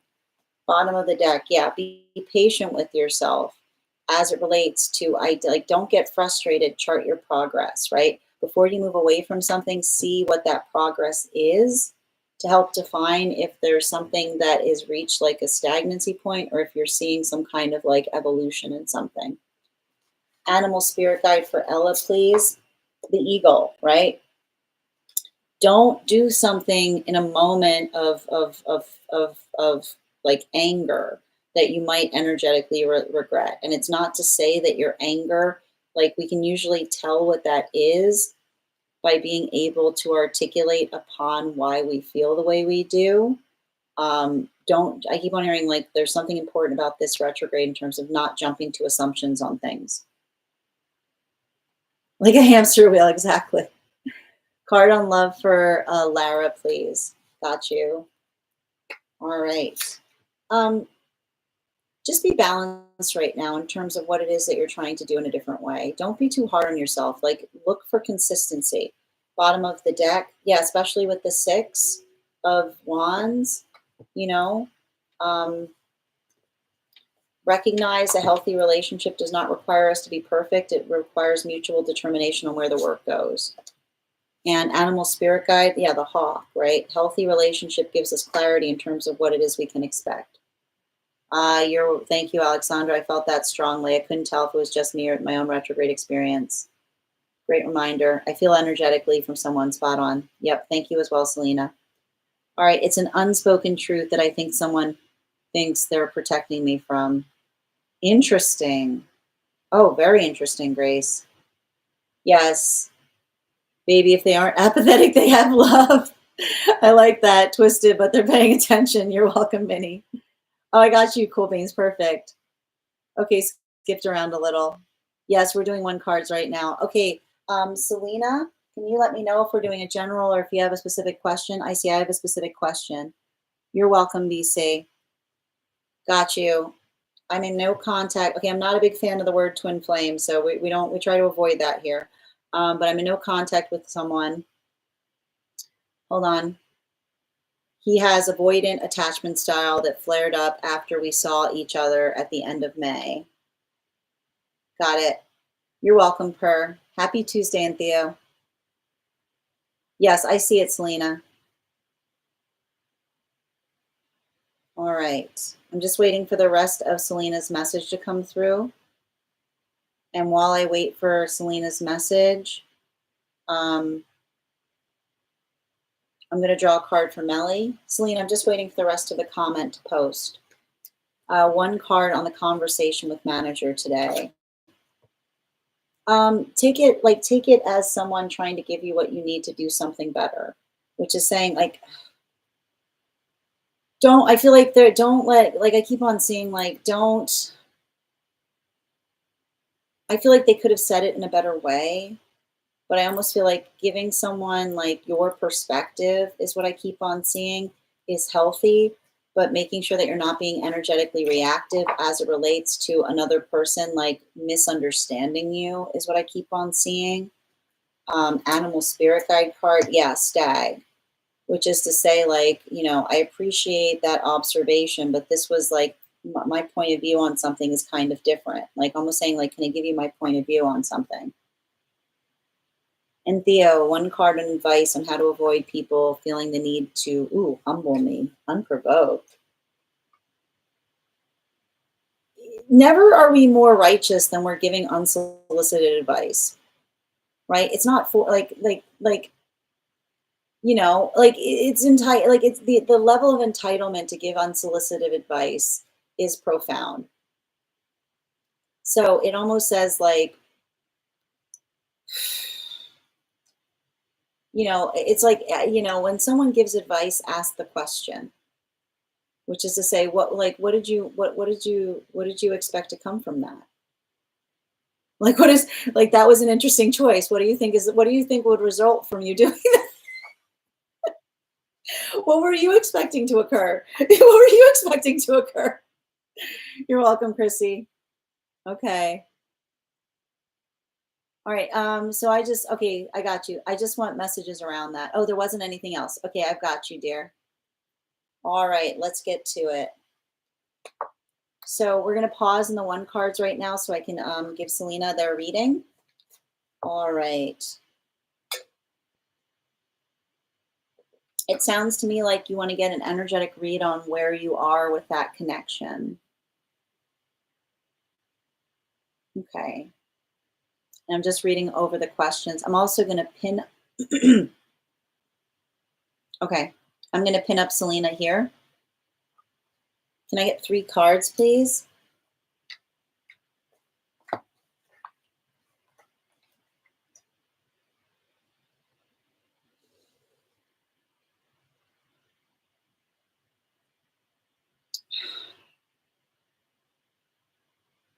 I mean, I keep on, like, I see someone that's very, very focused on their profession.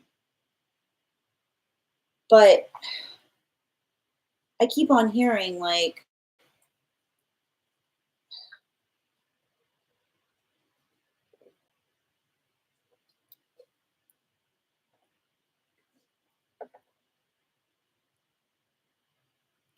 I keep on hearing work does not replace partnership, which is the space by which I see someone that needs to figure out a better work-life balance, because I keep on seeing a situation of someone that, like, if they're so focused on what they do that they feel like partnership like gets in the way of their profession. It says to me like it's almost like someone that has to like recognize like what they may need to change between the idea, like I keep on hearing, like the ideal of the healthy relationship versus um like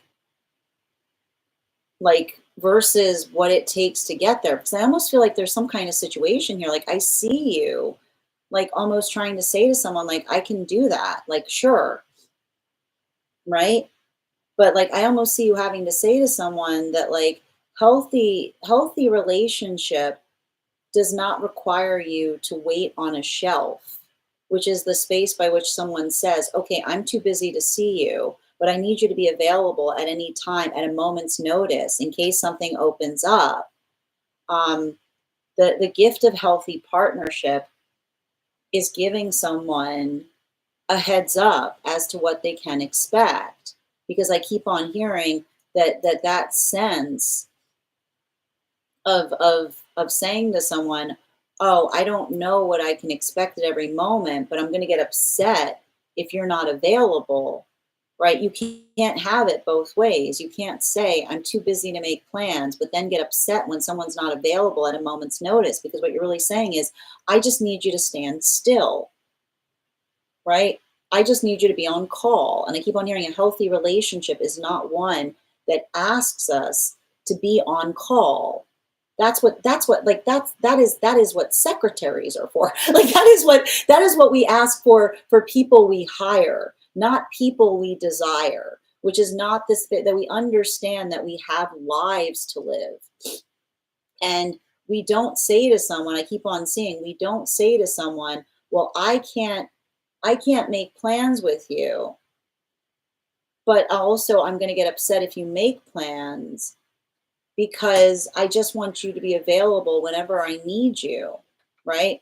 So I feel like I mean I keep on seeing like there's no question to me as to whether this energy is coming back, but I keep on seeing like whatever it is that was happening between you and them in the time intervening, like whatever it was that they walked away from, that is exactly where you start that conversation again. And that's the thing you have to say to someone, especially if you're seeing those avoidant tendencies, which is to say, walking away from a conversation does not end the conversation. It is a like time does not erase that conversation. It is a bookmark. It's not a chalkboard erase moment.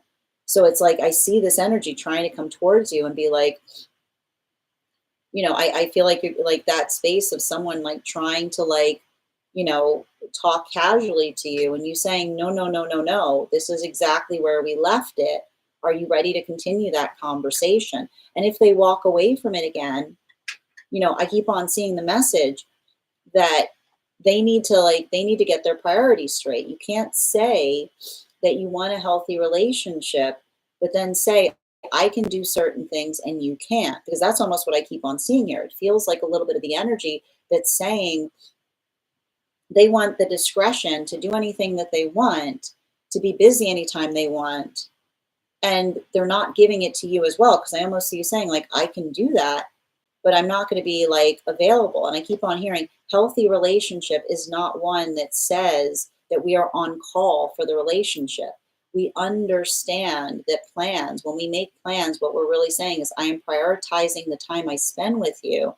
I'm not just giving you whatever time like whatever downtime I have, right? And I keep on seeing if you're asking someone and saying I need to know what we're doing ahead of time. I'm going to tell you right now, if you say to someone, I need like 2 days of ahead of time before I have plans with you, and that person disappears from your life, recognize that is someone that's not making you a priority. That is someone that is saying that they are prioritizing other things to you. That's not too much to ask. So make sure that someone is not asking for different rules in terms of what they expect from you versus what you get back from them. Bottom of the deck. Yeah, I feel like this is someone that's operating from some kind of idealized perspective of what a relationship is, which is the space by which another person says, if we're energetically together, I just expect you to tolerate things. It's like the toleration point, like a relationship is not based upon what we tolerate. It's not based upon the energy that says, oh, I can do anything I want. And you just stay here. Like you just stay here and look pretty. You just stay here and look pretty and don't do anything. You just sit there and pine away from me. Like make sure someone is not expecting you to be sitting there being like, oh, I can't wait till you're here. That's not how it works. Like I feel like I almost see someone that like has to understand that like the trust that we create with one another is something that takes time. It's almost like make sure someone doesn't feel like they're trying to put time there to create that sense of desperation where they come back and you say, I'll do anything, right? That's what I mean in terms of the bookmark that says we are exactly where we were when you moved away from something. Time does not fix things, fixing things fixes things. And I feel like you have to have a conversation if you notice their own tendency.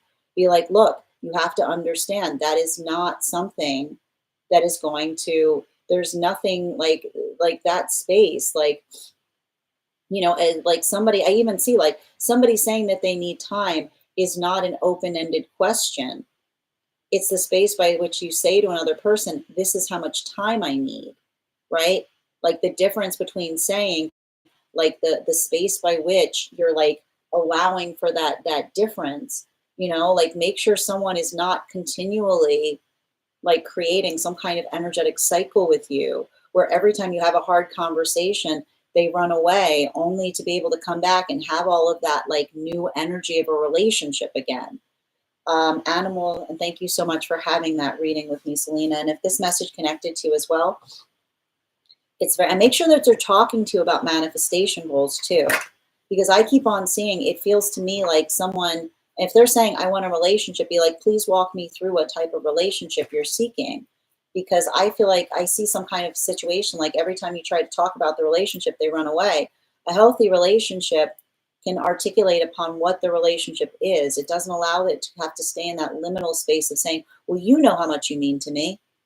Being like, we don't know anything from anyone, right? We talk, we articulate upon something, and we don't say to one another, like, this is what you can expect if you tread in terms of an area that I don't feel conditional to talk about.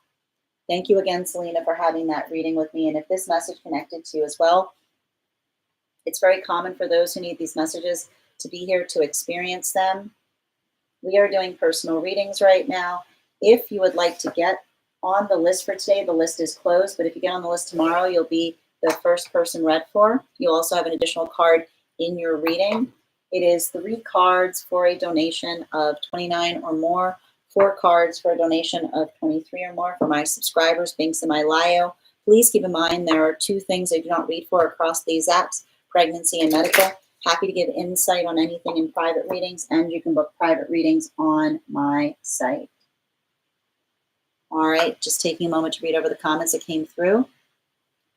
Chico, 1 cards are for subscribers, so I'm happy to pull a card for you if you'd like to become a subscriber. Hi there, Jesse. How are you doing today? Okay, the next person on the list for today is Per. Per, if you're here, can you respond in all caps? Let me know if you'd like a general reading or if you have a specific question you'd like me to answer. And I'm going to take a moment to read over the comments that came through as I was reading. And yep. Oh, I'm glad to hear that right now, Rainbow. Ruby, I got you, dear. Insight on finances, please.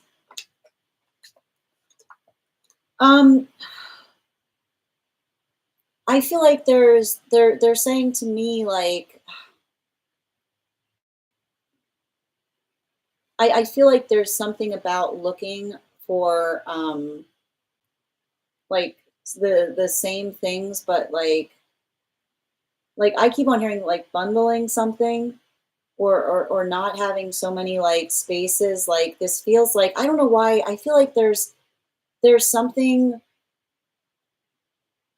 that you're paying more for, that you might be able to find a way to like tighten up on. So I keep on hearing explore options right now as it relates to something that you have, to see if you can get a kind of better deal on it, is what I'm getting to. Yeah, especially with the especially with the Three of Wands in its reversal, you know. Um I feel like there's also like there's something to be said about not having to constantly. I feel like this, I don't know why I feel like I see some kind of situation where it feels like you have to chase someone down for something. So I almost see you like articulating upon some kind of schedule on receiving something, is what I keep on seeing. Like talking about some kind of adjustment to a schedule, if that makes sense. Thank you so much for having that reading, Ruby. And let me give you an animal spirit guide card. Yeah, everything with the adder energy, which is saying to me, like, if someone does not like giving someone every opportunity to work with you, right? Like giving someone the benefit of the doubt until there is no doubt is often the space by which you say, like, I'm being as adaptable as possible, but I'm also looking at new opportunities to like do something in a better way. And I keep on seeing like sometimes being able to compare to another will generate a different offer, is what I keep on seeing, you know? Thank you so much, dear. All right. Yeah, it was. Hi there, Logan. How are you doing today? Oh, you just tuned in on the animal card. Yep. So the cards that we got there in relationality to the finances was basically stating like looking at what you're doing right now and seeing if someone can give you a better deal on it, or doing something in a way that, like, I keep on seeing like talking to another person in terms of what you're getting versus what you're energetically receiving, because I feel like there's some kind of opportunity there to fine tune something so you're not spending as much, if that makes sense. Oh, it's okay, Fig. All right, the next person on the list for today, I'm still looking for Per. Oh, really? Oh, that's wild, Ruby. Thank you for confirming. I got you, dear. All right, one moment, please. Still looking for Per. Oh, see, Discord Dream. Thank you for letting me know, dear. It's okay. We're still gonna do those one cards. All right. No problem, Ruby. Good to see you, dear. Hope you're well. All right, let's continue. So the next person we're reading for today is, we've got here a dream interpretation for Per. Is this inside tea or outside tea, Per? And thank you so much for the follow, Selena. All right.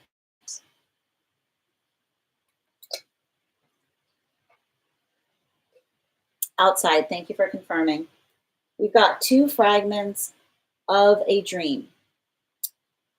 Fragment 1.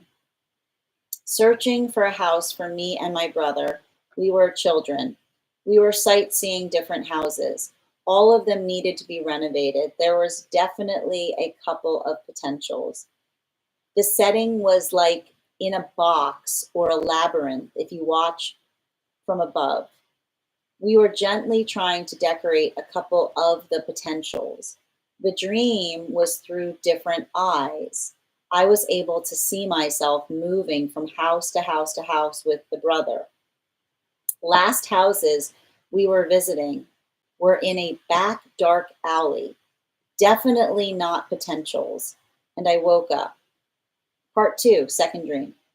Living in a top apartment suite and feeling danger from a man living lower in a lower apartment. Told my worries to the brother.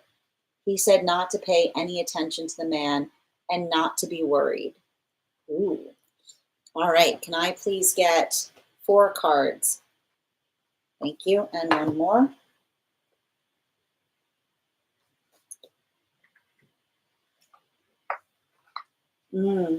Yep. Wow.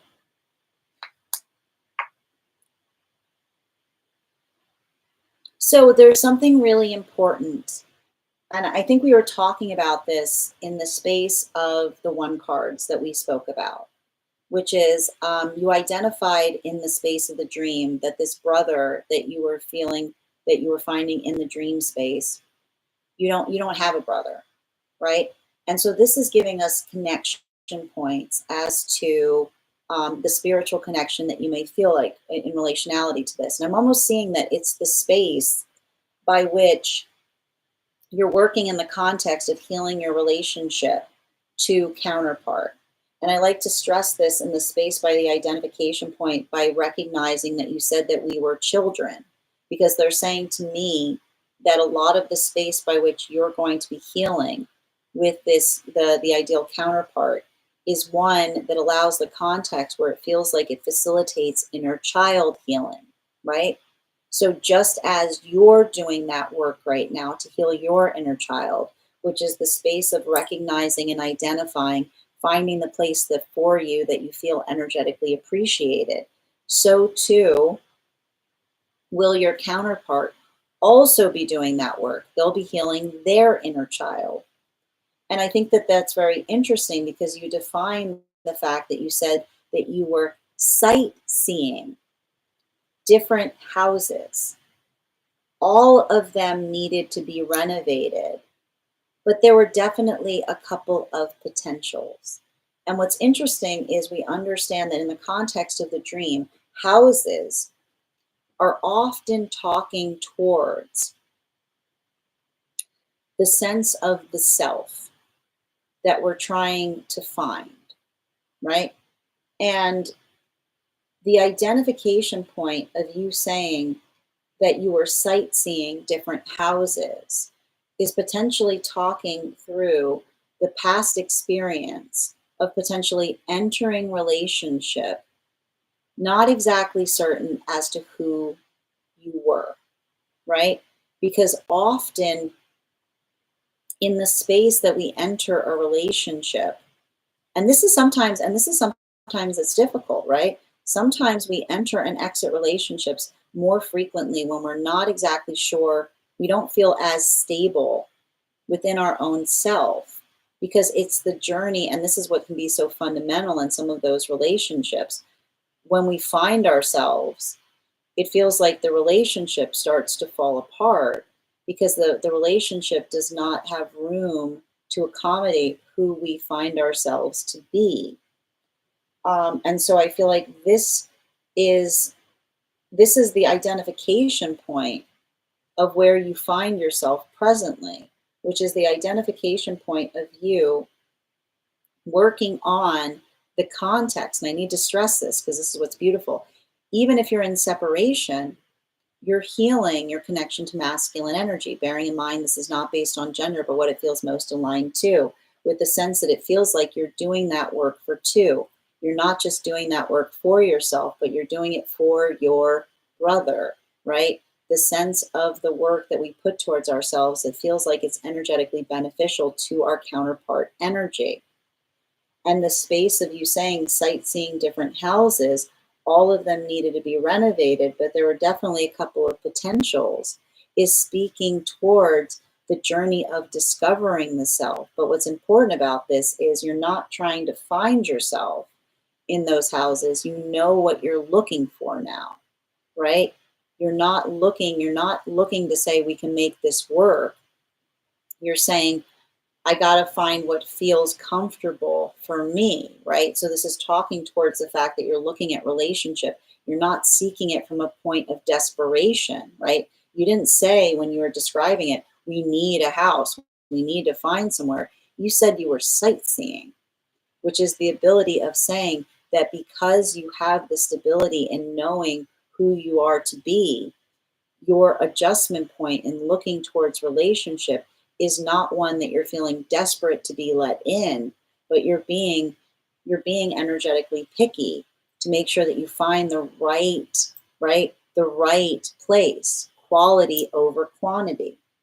You then spoke about the second aspect of the dream being like a box or a labyrinth, and you were trying to decorate a couple of the potentials, right? The dream was through different eyes. I was able to see myself from house to house with my brother. The last houses we were visiting were in a back dark alley, definitely not potentials. And you said that you woke up, right? And this could be, right, experiencing new relationships with this different perspective, which the perspective of not looking towards the relationship and saying, I hope they let me in, but being the space of being like the ability of looking at something and saying, is this right for me? Right? Not just grafting onto a relationship to anchor the self, but being very, very and I keep on seeing like the ability that you said you were trying to decorate a couple of the potentials. The ability of saying decorating the potentials is the space by which you get to know someone, right? You get to that space of getting to know another person to see if that would be a healthy energetic match, right? But I need to point out the important thing about this is the word is like I keep on hearing like the trying that is allowing one to look at something without feeling like that sense of needing it, but almost in that space of seeing if it works, right? So this could talk a little bit about that space of like easiness that you're bringing to relationships now because you're much more confident in relationality to what it is you know is for you. The space by which you identified the labyrinth or the box is again, it's the context by which it says it took a lot of time to get to that point, right? It feels so simple, it feels so rudimentary, but it's the hardest thing possible because the only way we can do that is by feeling the confidence of ourselves. And that confidence of understanding the stability of the self takes a long time. The final part of the dream, you said the second dream you had in relationality to living in that top apartment suite and feeling danger from someone living below you. This is potentially talking about the past experiences, right? Like healing and recovering from the traumas of the past, which is the space by which you may have identified that when you were more in a space of just seeking shelter in relationship, right? The identification point of just moving towards a connection and being able to tolerate anything. Like, I feel like this is a little bit of that inner child healing that is continuing, right? Because you told your worries to your brother. And I need to point out the fact that your brother said you don't have to pay attention to that and not to be worried is because, again, it's much of the same thing. When you're looking towards relationship and you have concern about that, you're usually in the right space because you're thinking, you're thinking properly, right? And often the concern is something that you might not have brought towards it prior, but that's because you're holding yourself into a space of deeper appreciation. Bottom of the deck on this reading right now is, yeah, six of pentacles, right? When we're building into quality or not quantity, we work into the space of the anxiety, right? It's not the energy that says I'll do anything for a relationship. It's the energy that says I want to make sure I'm in the right relationship because, and I think that this is the articulation point of some of that space that you talked about with the anxiety of, like, you defined it as the lower apartment, like the space by which you're working to heal is one that you're navigating. And I need to point this out. You knew you had it like, I almost feel like that's like the karmic, because it's almost like you saying like you have a lot of that experience. You know what's in that lower apartment is the anxiety of potentially having to repeat the same experiences. But this is why I feel like the sense of the counterpart energy was saying you don't have to worry about that, because it's the worry that you bring towards that anxiety that prevents it from energetically occurring. Thank you so much for having that reading with me, Per. And if this message connected to you as well, it's very common for those that need these messages to be here to experience them. We are doing personal readings If you would like to get on the list for today, the list is closed, but you can get on the list for tomorrow and you'll be the first person read for. I'm going to take a moment to read over some of the comments that came through as it was reading. And it's like my house dreams that have no walls, exactly, inner counterpart. And that's what I keep on seeing, like that balance point of you kind of like finding that space. Like that is, I feel like this is you kind of healing your relationship to masculine energy, but also like, again, feeling that sense of being on the same side, like looking towards the same things and almost identifying that the energy that you're building towards wants the same things as you. It's not going to feel like it's counter oppositional. Yes, it's like, yep, exactly. And Eros, your subscription's ending soon if you'd like to renew. Yep, we're doing the same path work. Mine had no guts or framework to say. I definitely know what I'm looking for, just not searching yet. Exactly. My brain is finally processing. That's beautiful. And I feel like that dream is a lot of that confirmation on it. You're so welcome, Fur. All right. The next person on the list for today, Ava, I was going to ask, would you be comfortable if we moved your reading to tomorrow? I'm happy to give you an additional card. Also, I just want to, I know I've got a couple more one card readings I need to do before we close up today. So just let me know if that's something you'd be comfortable doing. Oh, thank you. I really appreciate that, dear. Okay, final call right now for anyone who is a subscriber who did not get a one card yet today. Can you just let me know if you have a general, what your question is? And if you'd like to become a subscriber, you can hit that subscribe button and you can also receive a card. And also, I'm going to pin up Per here, guys. Make sure that you give pin up Per a follow. We want to make sure that we're supporting each other across the platforms. Spirit led for Emmy Boo. If you want an animal card, Emmy Boo, I need you to recharge your heart knee. The animal cards are for those who have recharged their heart knees. Can I get one card, please? The Seven of Wands in its reversal is saying to me that there's something. I feel like this is you, like it's a reminder not to force things, which is like don't look. I keep on hearing rejection. Like there's no, like, rejection is protection. If it feels like you're having to force things, like let that be confirmation of just moving away into something that feels like it's more in alignment to you. Bottom of the deck, especially with like 10 of like the 10 of cups in its reversal, it's very much the same thing. You can turn the other cheek and keep on walking, right? Your compassion does not require you to tolerate unacceptable conditions, right? The compassion that you feel for yourself is like allows us to define like what we're experiencing that we know is better, versus not saying, like, it's not the space of saying like not asking questions in relationality to why someone's not showing up, just observing if they are and letting that fortify our decisions is what I keep on seeing. All right. So if you go to the gifts, there's a heart me, and that heart me recharged gives you access to the animal spirit guide card. Thank you, Dylan.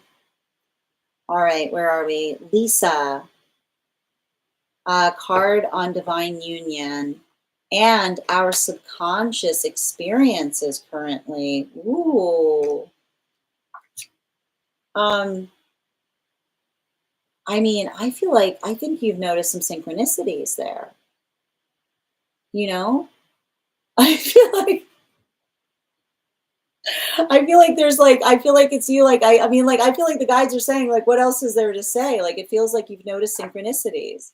I was thinking, like, on the same train, like, yeah, like right this way. Like, often those moments that feel like we're in alignment, like, often feels like the continuation of a conversation in relationality to, like, another person. Like, are you, like, again, are you picking up what I'm putting down? Like, someone being like, it feels like it's kind of evident. One moment, please. Animal spirit guide for Lisa. Yeah, water dragon, right? Have you guys been like, are your dreams syncing up? Is that what I'm seeing here? It's like, are you noticing some kind of synchronicity in dream space? That's interesting. All right, one moment, please.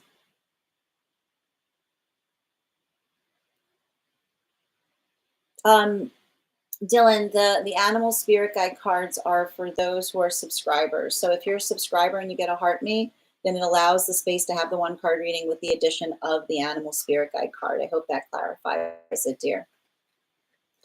You're so welcome, Lisa. All right, final call right now for any of my subscribers who would like a one card reading.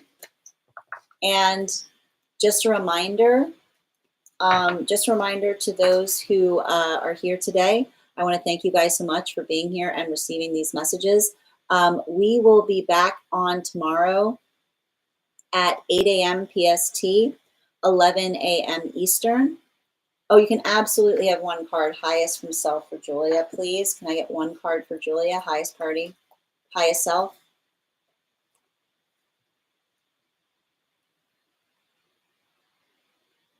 I feel like I've got some kind of message of like, chart your progress right now is what I'm seeing. Stop, like, don't be so hard on yourself. Like, I know that there's something that you wish you could be doing in a better way, but I keep on hearing like just be like, I feel like you're showing up for yourself more than you ever have before. Just be consistent, right? Like, be consistent in terms of like what you're bringing towards circumstances or situations. Bottom of the deck. Yeah, especially with the moon card, right? Like, if there's something that we could be doing better, like, we work to do so, but we don't get too hard on ourselves, is what I keep on seeing. You know, like, and I keep on hearing like, you know, that same sense of compassion that you give to others, you also deserve. And like, I feel like that's a lot of that space of you kind of like I feel like I see you like working through some kind of like tendencies of people pleasing by identifying and recognizing like that people pleasing, like the returns to you as well, right? It's like the space by you're giving compassion to the self as well. Like, you're also included in that. You're so welcome, dear. Okay, my friends, I want to thank you guys so much for being here today and sharing in these messages. We will be back on tomorrow. If you missed the Daily Collective, it'll be available as a podcast over on my Spot and over on my Substack. It'll also be available over on the place where we keep the videos and the place where we keep the photos. I will be back on tomorrow at 8 a.m. PST, 11 a.m. Eastern. If you would like to be notified as to when I've gone live, you can go to my profile. There is a bell there. You can also make sure to register directly for the event tomorrow on the events page, because sometimes the app doesn't push out notifications. I want to thank you guys so much for being here today and sharing in these messages. Huge thank you to my followers, old and new. Thank you for being here and sharing in these messages. Huge thank you to my subscribers. Your ongoing support means the world to me. And the biggest thank you to my moderators. Thank you so much for all of your help today, K. Megan. I hope you guys have an absolutely beautiful day. Please take care of yourselves. Please take care of each other. And we'll do this again tomorrow. Have a great day, everyone.